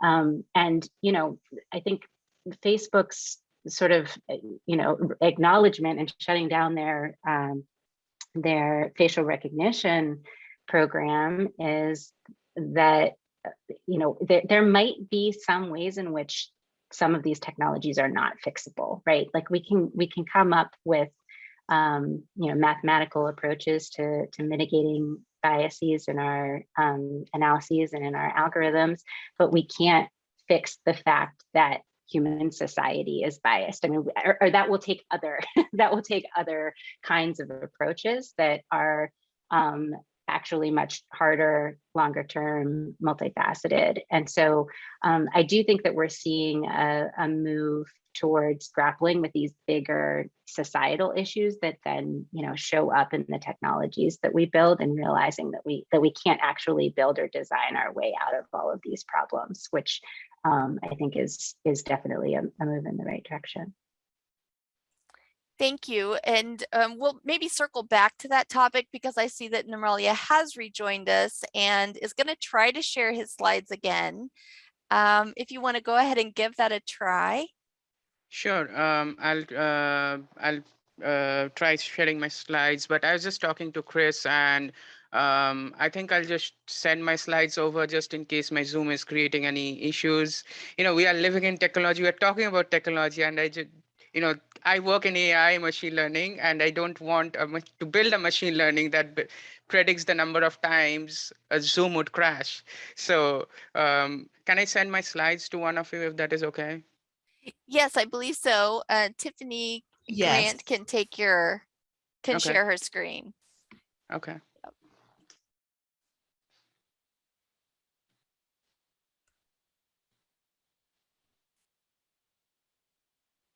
Okay, I just sent the slides. Great, thank you. And thanks everyone for your patience. It's true, it wouldn't be any kind of a presentation if we didn't have at least one technical hiccup. Yeah, and I have been using Zoom, WebEx, and it's difficult to understand when they would crash. I mean, this is actually the second time it has happened to me in like, 1.5 years on Zoom, and I just don't know. I mean, I work in AI, I have a background in AI, still I can't build an AI that can detect when Zoom is going to crash.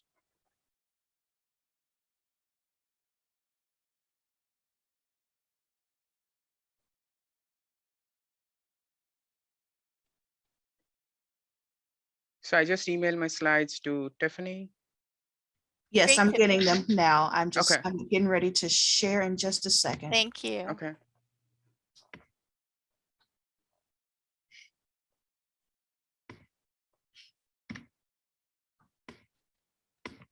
And again, please do feel free to enter any questions you may have for our panelists in the chat, and I'll make sure to capture those and ask those when we get to the Q&A portion.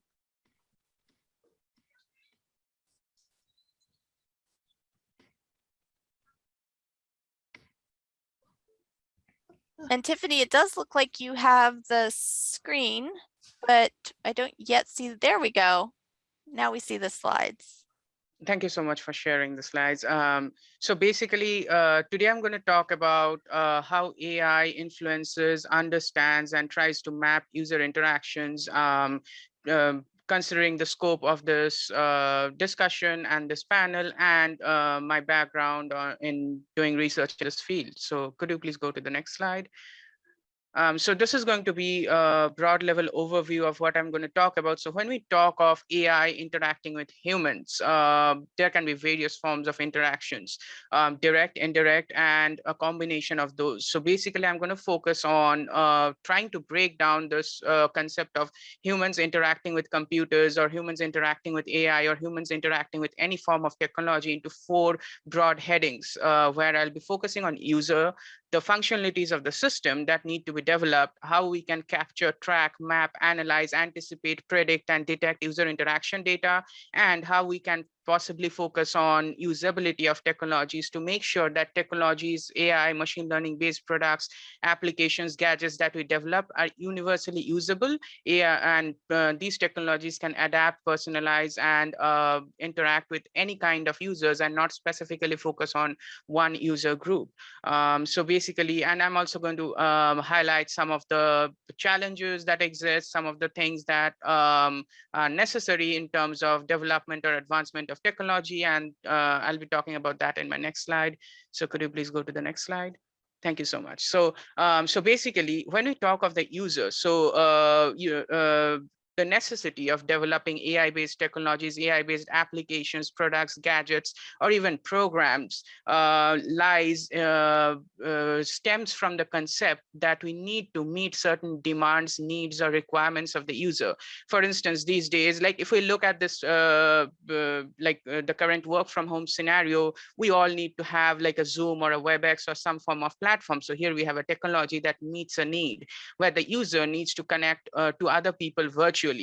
And this is just one example. For instance, self-driving cars, or intelligent robots, humanoids, and so on. So when we define or develop or create a technology to meet the needs of a specific user group, it is important that we understand the needs of the user, and that is where the user experience or user-centered research comes in.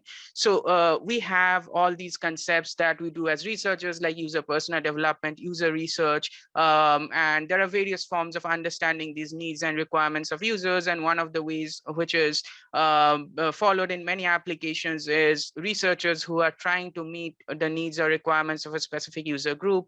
They reach out to these users, conduct interviews, surveys to understand what kind of technology can enhance, augment, or assist their lives. And then they define the technology for meeting the specific category of users. However, the problem lies in the fact that these interviews are limited to a specific user group, and the technology that is being developed is catering to the needs of that specific user group. And user diversities make each user unique. And that is one of the biggest challenges in the field of AI, that AI cannot understand, or it's difficult for AI to understand how the unique diversities of each user make them different and shape their user interactions. For instance, a specific example, these days we are talking of smart homes, and a central focus of my research has been in smart homes, smart cities, and smart industries. So, and research says that within the next 8 to 10 years, approximately 65% of the world's population is going to be living in smart homes. So when we talk of such smart environments, we talk of AI-based living, intelligent living, machine learning-based living, assisted living, ambient assisted living, and all these technologies. But even though these technologies are in place and are being developed, the challenge still remains. AI cannot, or it's very difficult for AI to understand how the unique diversities of each user make each user different and difficult to model. A specific example would be, let's say we talk of a behavior recognition system, which I developed about a couple of years ago. So that system can basically model the sequence in which users generally perform their activities on a day-to-day basis. And so for instance, a typical activity for a typical user could look like they wake up in the morning, they have breakfast, and then they go out for work. However, for another user, the chain of activities or the sequence of activities could be different. The second user could potentially wake up in the morning, feel like they need to do meditation, and then they might want to have their breakfast, and it's possible that the user works from home. So these are just two examples of how people living in a similar smart home or a same smart home can exhibit different kinds of users. So when we develop these AI-based models or AI-based living environments, the traditional approach in development has been to model an average user. However, the problem is the average user does not exist in reality. Like, for instance, as I said, you're doing user research. Researchers would identify like 30 to 50 people, maybe at most. These days, it's difficult to find 50 people for doing user research, asking them questions, doing surveys because of COVID, because of the COVID scenario. So even if we assume that that for developing a system, the researchers, let's say, interviewed 50 users or 100 users. However, those 100 users are not representative of the global population. It's possible that it's definitely possible that the unique characteristics in the rest of the world's population are not represented in that group of 100 users. So the AI that models the average user based on the interactions, characteristics, or needs or requirements of these 100 users is definitely not going to meet the needs of certain users who do not fall into the average user category. And that is where the functionality of the system fails to have an effect in terms of user experience, user acceptance, trust of technology. Because these days we are talking of technology-based living, where people are expected to be surrounded by technology over the next few years. In fact, we have all these fields with a lot of advancement going on, like human-computer interaction, human-robot interaction, human-centered AI, user experience, and so on. In fact, researchers are also working on human-robot symbiosis, where humans and robots should be living together, working together, thinking together. That is the vision. But the problem, one of the biggest challenges is trust in technology. How can a person or how can a user of technology potentially trust the technology if the functionality of the technology does not meet their needs or is not catered or suited to their specific requirements or necessities on a day-to-day basis? Certain specific functionalities that I have developed in my research involve emotion recognition. So emotion recognition has been one of the emerging areas in human-computer interaction because it helps us to map, analyze, interpret user interactions. Because if a person using a computer or a robot or an intelligence system is scared, emotion recognition helps us to detect that. And in my research, I have developed systems that can model the 6 basic emotions in terms of happiness, sadness, anger, frustration, disgust, and anxiety. While that has had some impact on the field, but one of the challenges is that still remains in this field is based on user diversity, one or more users may not be that expressive in terms of bringing a specific emotion on their face. Or it's also possible that the user could be wearing a mask. These days, people are wearing masks. So that is where the functionality of the system fails or is not as accurate or does not work as per the expectations. Another possibility could be that the user could have certain disability issues, or maybe that the user is maybe eating or drinking something, and then they might not have a specific emotion on their face. So there can be multiple characteristics related to the user in terms of their diversity and the environment in terms of the mask guidelines or the user eating or drinking something that could affect the functionality of the system. So one of the biggest challenges is how to map or how to model the functionalities of the future of AI systems so that the specific traits, characteristics, diversity factors, and factors around the user's environment that impact, enhance, and influence human-computer interactions, or in a broad category, user interactions.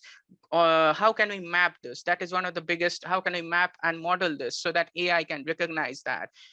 Because it's important that AI understands that user diversities make each user very unique, and that is what shapes unique user interactions. And when AI can understand these unique user interactions that are associated with each user, only then it can understand the specific needs and requirements. And when AI can adapt itself and personalize itself with respect to the specific needs and requirements of each user, only then users will begin to trust the technology. Only then users will begin to accept the technology. And that would lead to the vision of human robot symbiosis. And when we talk of user interaction data, there's a lot that technology needs to advance on. Like, as I said, modeling a specific user is definitely necessary, keeping in mind that the user presents diversities, and based on those diversity characteristics of the user, the functionality of the system needs to adapt and needs to meet those specific needs of the user. And security and privacy also play a huge role. As the panelists who spoke before me discussed, there are various aspects of user interaction data, and it's important that technology advances in this field, because sometimes users are not sure what is tracked versus what is not tracked in terms of what user data or what aspect of their interaction data is tracked and what aspect is not tracked. I'll give an example which I from a conversation that I had. So I was traveling, and then I was just talking about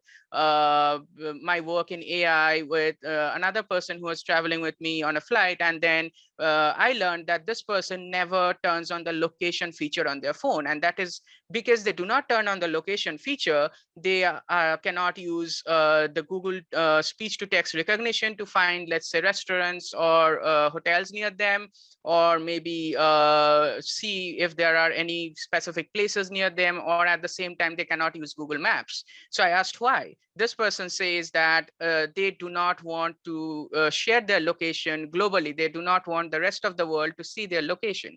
But that is an incorrect statement. Just because we turn on the location does not mean that the rest of the world gets to see our location.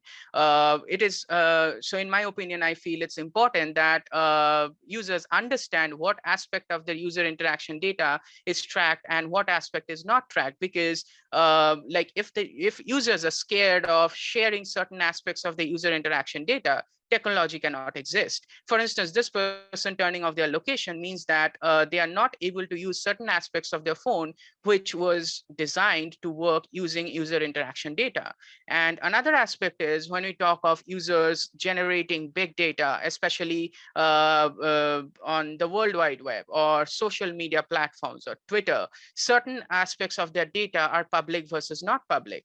And many times users are not aware of it. For instance, like if a person tweets anything, Twitter information is public. So like even if they are sharing negative comments about a specific celebrity they don't like or a sports person they don't like, it is publicly available over the internet. So it's important that users not only understand what aspect of the user interaction data is tracked, but they also understand what aspect of their data is public versus not public. In that way, the user can be educated about the technology. The user will be aware of what aspects of their data technology is using and how it is being used, so that there can be a better connection between technology and users of technology. Another aspect being user perceptions about technology. Like users sometimes have a bias in their own minds. For instance, when you talk of aging users, I have done a significant amount of research with aging users. They are by default scared of using various kinds of latest technologies or emerging technologies. And they sometimes are not really comfortable using AI that talks to them or interacts with them. However, if we change the user group, if we talk of people in our age group, they would be more comfortable using AI. So, and these aging people, they have this, many of them have this perception in their mind that technology is not good. And that perception affects their user experience. That perception affects the way they interact with the technology. For instance, if a person is extremely scared of using or interacting with a robot, even before they have interacted with it, this fear, this anxiety, this stress, this depression in their mind creates a sense of uneasiness or uncomfortable feeling as they interact with the technology. And that creates a gap between technology and the users of technology, and fails to serve the purpose of human-computer interactions. So how do we summarize of what is existing in this field in terms of advancements that have been done so far and what needs to happen? So we have various forms of technological advancements that are taking place. As I mentioned, human-computer interactions, human-robot interactions, human-centered design, human factors. There's been outstanding progress in these fields. As a researcher, I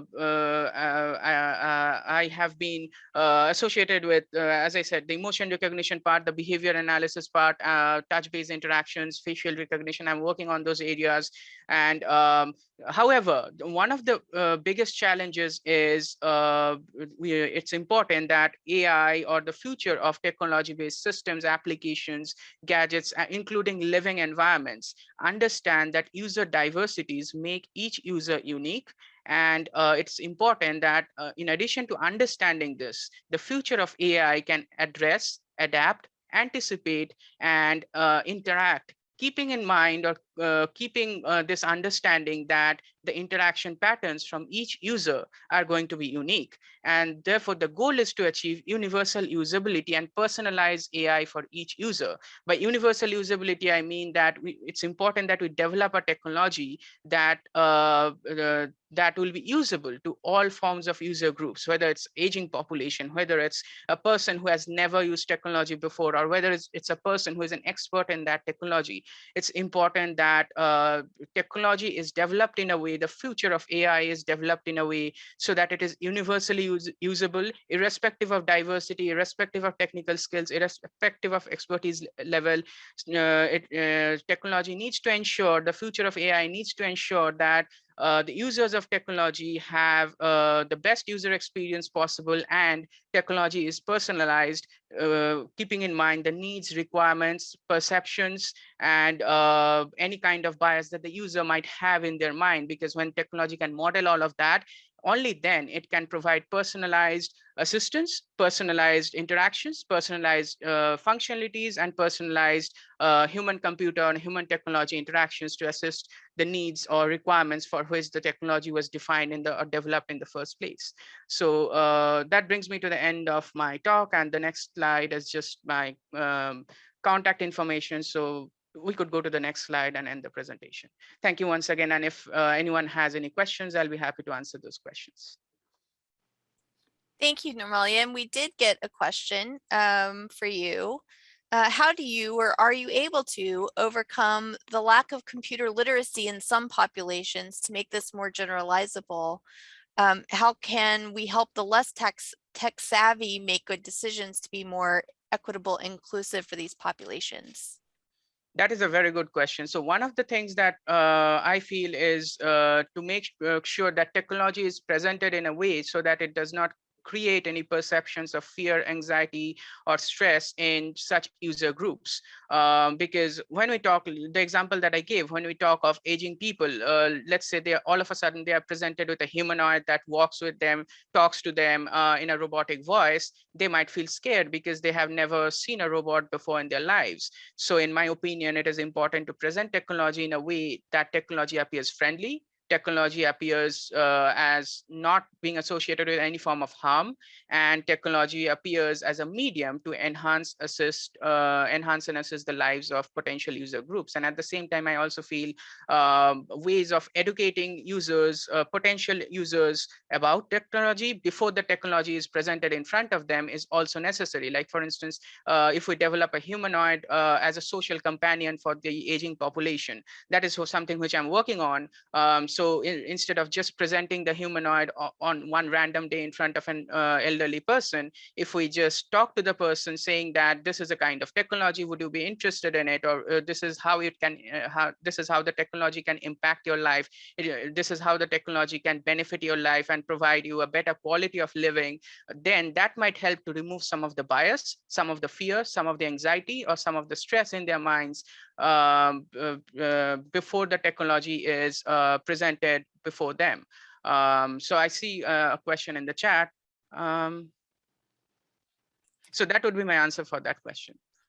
And the comment in the chat, I think we saw that obviously the fear of technology, fear was a theme, a central theme of the documentary, and that people have many different fears. They have a fear of being surveilled. They have a fear of the unintended consequences of AI. They have the fear of the unknown, not understanding how the technology works or how it will impact them. So I think this is a good question for all of the panelists. What do you fear about AI, and what fears do you think are reasonable or maybe misunderstandings? And maybe from each of your various perspectives. Should I go first? Sure. Okay. When we talk of the fear of AI, I feel the fear of AI also depends on the specific user group. Like for instance, as a researcher, I'm working with AI. There are certain things I may or may not fear versus an old person or a person who is over 65 years old. Their definition of fear in AI could be different. So in my opinion, I feel the concept of fear is associated with us not knowing the unknown, as you said, and believing that AI could potentially outsmart us or cause any kind of interaction patterns or issues in our lives that we do not want. So one of the ways that I feel is helping people understand what is tracked versus what is not tracked, what data is public, what data is not public, and how the data is going to be used. For instance, the intelligent home concept that I was talking about, like many people are still receptive to adopting completely to a smart home environment. People feel that their user data could be available to the rest of the world. That is fear, but that perception is incorrect because their user data, the data can be secured and handled in a way that it does not go outside the smart home. We can apply various security measures and to make sure that that the data just stays on a central server, which is protected by various firewalls or protocols, to make sure that the data cannot be that the data is not accessible to the rest of the world. So I feel educating potential user groups of technology about how their data is being used, so that if they feel they are not okay with it, they are given a choice whether they so that if they are not okay with it, they don't use the technology. But if they are okay with it, they will not have any fear because they will know that their data is, for instance, not made available to the rest of the world, or their data is not being sold to anyone else. So in my opinion, the concept of fear of AI differs across user groups of AI. And to remove the fear in AI, one of the ways could be educating the potential end users about how their interaction data is going to be used. And if the end users are okay with it, then when they start using the technology, they should not have as much fear as they had before learning about the technology. Thank you. Other thoughts from the other panelists?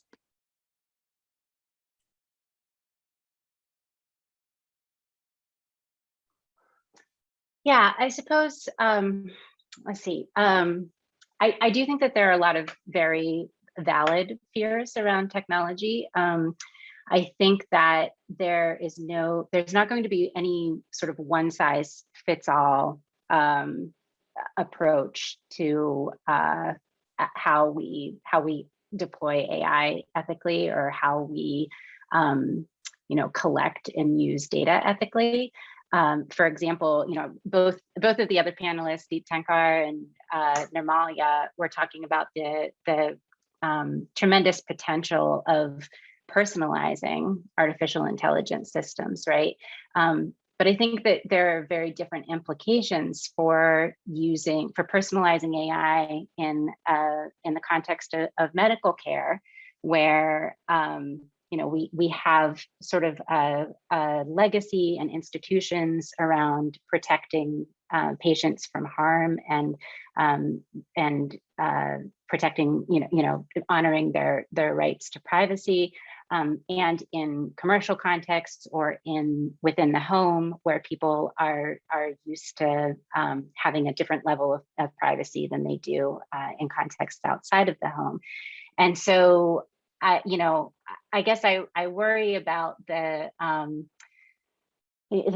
sort of the message that what we need to do is educate users about how their data is going to be used. I mean, I think we've seen that transparency doesn't necessarily always solve the problems. Like, people have gotten used, if you followed at all what's happened with the passing of GDPR in Europe, which has then sort of had ripple effects even outside of Europe and elsewhere in the world. And now every time we go to a new website, we have to click on a button that says we accept cookies, and all of the terms of service that we have to agree to that are pages and pages of long and full of legalese, and nobody actually reads them, and they realize that they have to accept in order to be able to use this service that they're interested in using.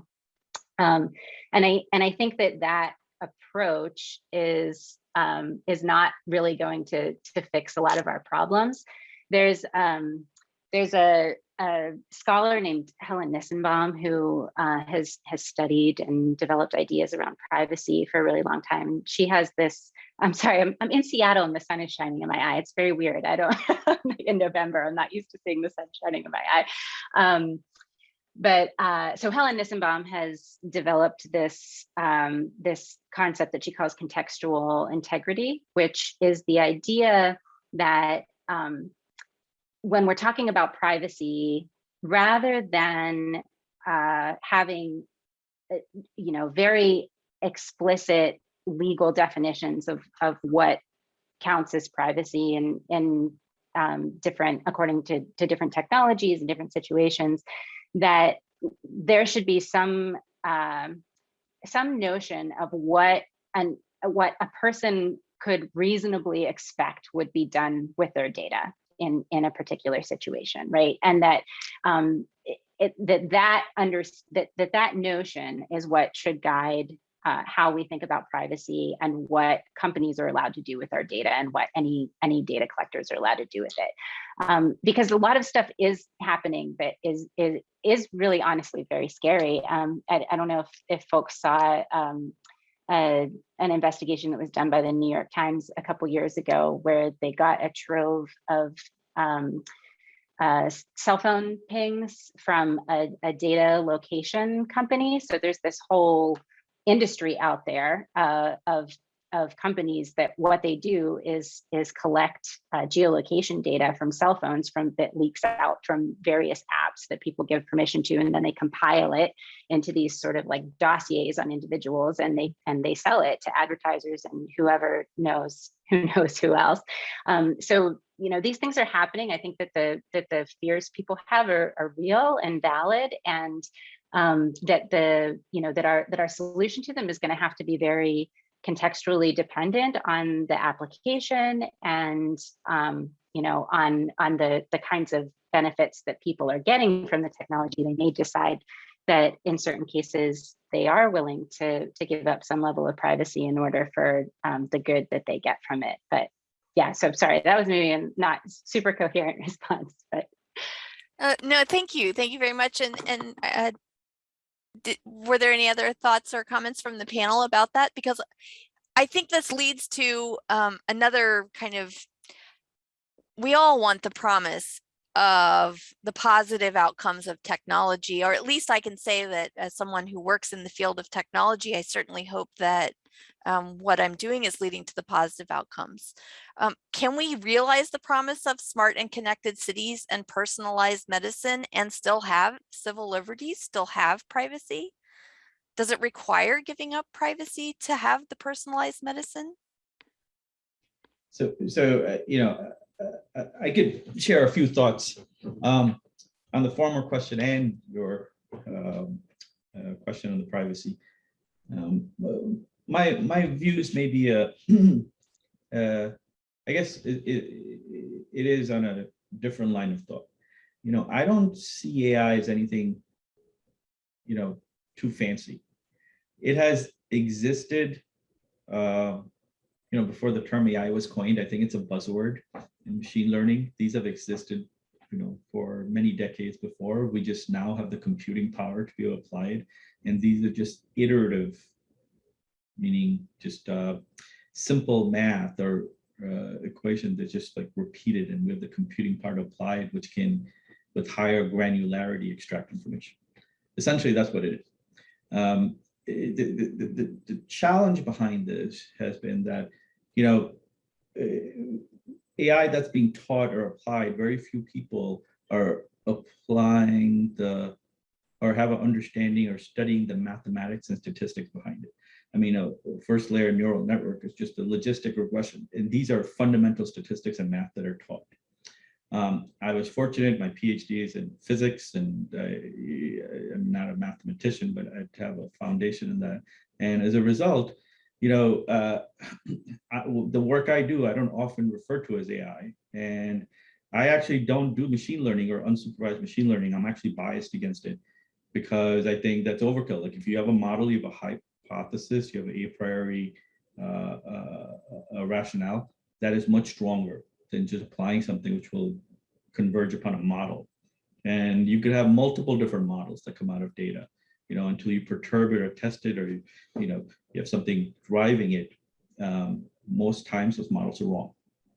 And 99.9% of the time we end up studying noise. So a lot of research that's being done in the healthcare field using artificial intelligence, even if you are very highly reputed researchers in AI and publishing great journals, a lot of them are noise.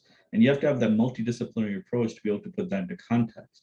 Let me give you an example. So I was invited to speak at a AI conference in Hong Kong, where they put together from different areas. And a leading AI person from Oxford was there presenting the data. And they had come up with machine learning approaches where during hemodialysis, when you're dialyzing patients, you tend to get blood pressure drops. Okay, and that's bad, and because it will stop your dialysis, you can't do all this. You have to maintain, and if you can know that in advance, you could preemptively stabilize blood pressure. Then dialysis can continue, and the patient can benefit, and you can avoid a lot of serious side effects. So they have applied this on. I mean, there's a huge amount of money and everything was invested, and they have these measures they're using for dialysis, and it works and predicts. And I believe the data. The data were good and solid and very well tested, and so they showed the variables what were, what the AI was converging upon, what they identify as important features, and they had a model. And they showed those numbers, and one of them was respiratory rate, for the patient. So I raised my hand, asked questions, say, by any chance, those numbers for respiratory rate that were predicting that outcomes, did they seem to converge around 20? And said yes, and usually yes. So just from the clinical workflow, a lot of times when nurses are busy, they tend to put, if someone asks a respiratory rate and they haven't measured, they put down 20. Because 20 is the cutoff between abnormal and normal. It's neither, it's just as a borderline. And you just have to be in the clinical workflow node. So what the AI was actually picking or identifying was either a busy nurse or someone who wasn't actually measuring it. And that was driving some of the outcome. So, And I think that's important information, and you have to put it into context, but it just goes to show you that how easily it can be analyzing noise. And you have to, it can't be a complete black box. You need to understand how it's working. And the fundamental underpinnings are mathematics, and they're very simple mathematics. But that's not being taught right now. You know, all these code that exist where people are just applying code that's already developed, or libraries. And what is, you know, how does that work? I think that's critical to understanding the results. And there's this, you know, age-old phrase, that garbage in equals garbage out. So if you put in garbage, you're gonna get out garbage. And how do you identify where the noise is? The AI is not doing that, just taking all data. And the concept that, oh, okay, there's noise in the data, but if you have enough data, because, you know, we hear this thing, AI wants large amounts of data, it needs data, all this data, that it makes up for, you know, the noise just by having massive amounts of data. That's not true. That helps to converge upon models in ways which we cannot analytically process or cognitively assimilate. And so that's beyond human cognition and assimilation because of the permutations and, you know, that are involved in this. So you know, and that's sort of scary to me, and that's concerning to me. So I'm not an advocate. So in my research, for example, where the AI makes decisions, never. Machine learning, you know, maybe there'll be a day. I have not seen or been convinced of it, even despite some of the remarkable findings we're having. The physician makes the decisions, and the AI is aimed at facilitating information and providing information to physicians. And in the clinical trial I'm proposing, you know, clinical trials have two basic components. There's either a pragmatic trial or a protocol trial. Protocol trial, oh, you see this, you give this, okay? We're not proposing protocol trial there. We're doing pragmatic. And what that is that, you know, one of the key things is time and physicians getting overburdened with information. Now, how do you filter through that to find out who's the sickest person you go to? So our system just tells you who's sicker, who's more likely to come. So when you start rounding and seeing patients, you start in that order. If it identifies that this person's going to get sick, our system's designed in a sense that it doesn't advise. It just points out physicians would go to that person, do everything that they normally do, and make the decision. It just brings it to their attention.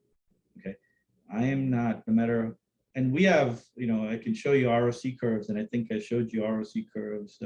Actually, I did it in this presentation, but it was a, you know, 0.99, and what was published, we have where we can distinguish things like 99.9%, meaning like near perfect sensitivity and specificity in multi-center studies. That is like, you know, it looks like it looks unrealistic in a way.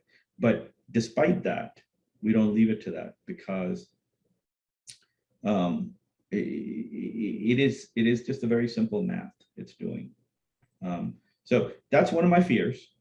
And I don't see it as this mystical thing where it will make decisions or do all this and all that. It needs to be approached with caution, and needs to, especially specifically with race and sex specific issues, you know, the programmer's biased or our own bias that's going in, because you got to give training data, right? The data the AI trains on, if that's biased, it's going to be biased, right? It's not the math's fault, or, you know, it's a simple mathematics. So I think we have to be careful about that. And I think that's very important. Which brings us, we only have a few moments remaining, so maybe we could just do a quick round of all the panelists, given the concerns about bias, in many cases valid concerns about bias, and the fears. What would you recommend? I think we have a broad audience attending the panel today. We have researchers in this area. We also have university community members. What is your recommendation for faculty and students working in this field, as well as citizens, for how to empower themselves when it comes to AI? And we'll just do a quick round. Can we start with Anissa?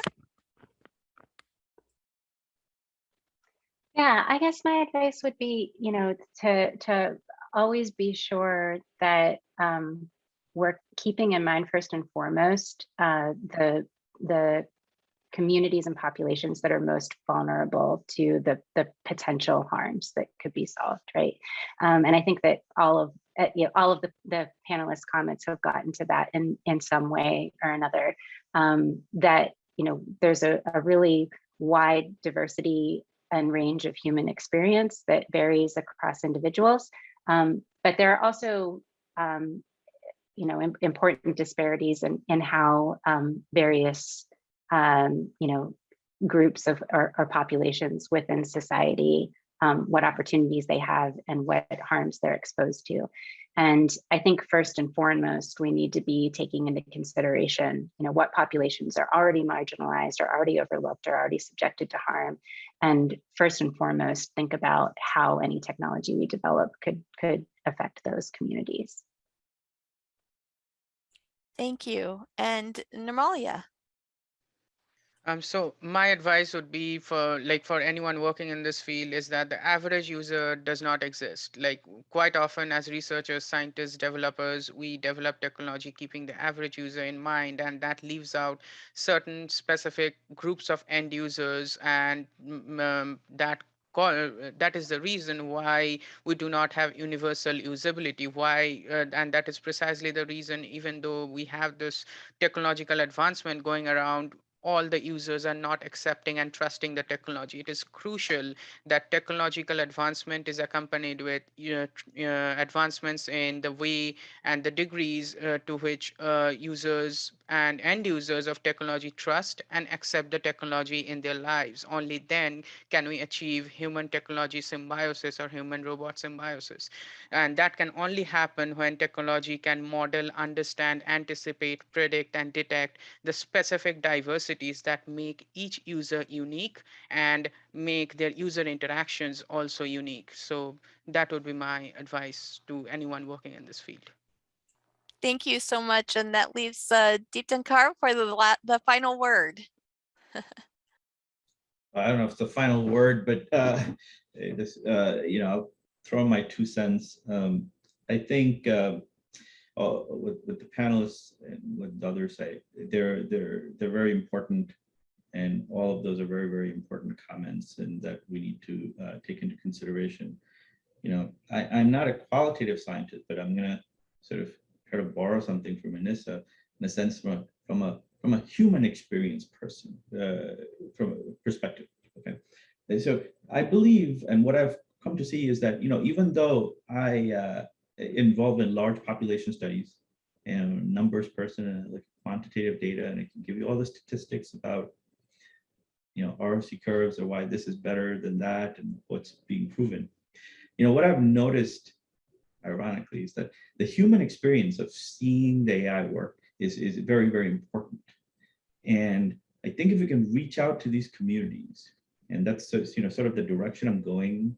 I'm trying to see how can I make an impact in this, and I really need help with this too. People who are involved here and have ideas, because I'm still learning about all this and of how to engage the community, and I could use help. But the concept here is I would like them to come, whether it's at the undergrad level or grad level. Well, grad level I think is already they're specialized, but earlier on, maybe at the high school level, where they could actually see what we're doing and play with it and see how it works. They don't need to understand the underpinnings of the code, or they can just apply and see. And I'll give you an example. I had a student who was doing some of this processing, the predictive analytics. They look at patients' data and they predict what's happening. And he was just bored. He was just doing it as a mundane thing and playing the numbers. So I said, okay, they just come with me. So I took him to the ICU and I showed him a patient. I said, see that patient? That's the numbers you're looking at back there in our computational lab. That's that person over there. And look, everything looks normal. Okay. And then we look at the numbers, say, look, these numbers say this person could die and it's going to have something bad happen. Okay. But it's probably going to be discharged home by all current medical things look normal. And they said, well, yeah. So, then I would ask them the next day, how's that person doing? He's like, yeah, it's fine. But then 2-3 days, I can't remember exactly, a couple of days later, within that, a person died. Okay, unfortunately. The impact it had on this guy was huge, immense. The fact, the power he could see, it's an N of 1, which we're taught in science, it means nothing, right? The N of 1, you can't believe in that. But the impact when he was seeing thousands of N's, okay, that personal interaction, personal experience, where you see that, you know what? And this is an observational study we're doing where we don't tell the physicians, we don't do anything, we just watch. But if he was able to say something that might have made a difference in the life of someone, right? That personal experience of firsthand experiencing that has huge impact. And it changed him. He became so dedicated. He's working on this with so much enthusiasm.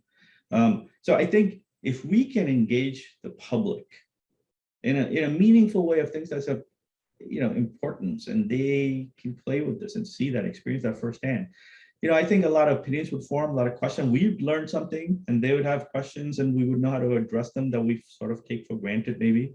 And I think that type of exchange of forum, if that could be set up, I would be very much interested, and I think that's what we need. Well, thank you very much. We've come to the end of our time today, but I wanted to thank our audience for attending today and submitting your questions. And also a huge thank you to the panelists for sharing your perspectives and expertise. I hope everyone enjoys the rest of the day today. And please note the link in the chat to complete the survey. And thank you all again very much. I hope you have a great rest of your day. Thank you. Thanks, Thank you everyone. for moderating, Chris, and thanks for having us. Thank you. Bye-bye. Yes, I will second that. Thank you so much to our panelists for giving your time and your expertise today. And I also really want to thank, Chris and our morning panelists. An amazing thank you to our American Sign Language interpreters. They were keeping up with you guys and really, navigating a very technical and difficult conversations. And so many thanks to them for participating today. And to our organizing committee, thank you so much to the Office of the Provost, Office of Research, and for UC Libraries. And as requested, if you could fill out the survey and let us know about how you experienced today, and that really helps us with future events. This was an amazing event, and we want to make sure we can continue to deliver such amazing content for everyone. Again, thank you very much and have a great rest of the day and enjoy the weekend.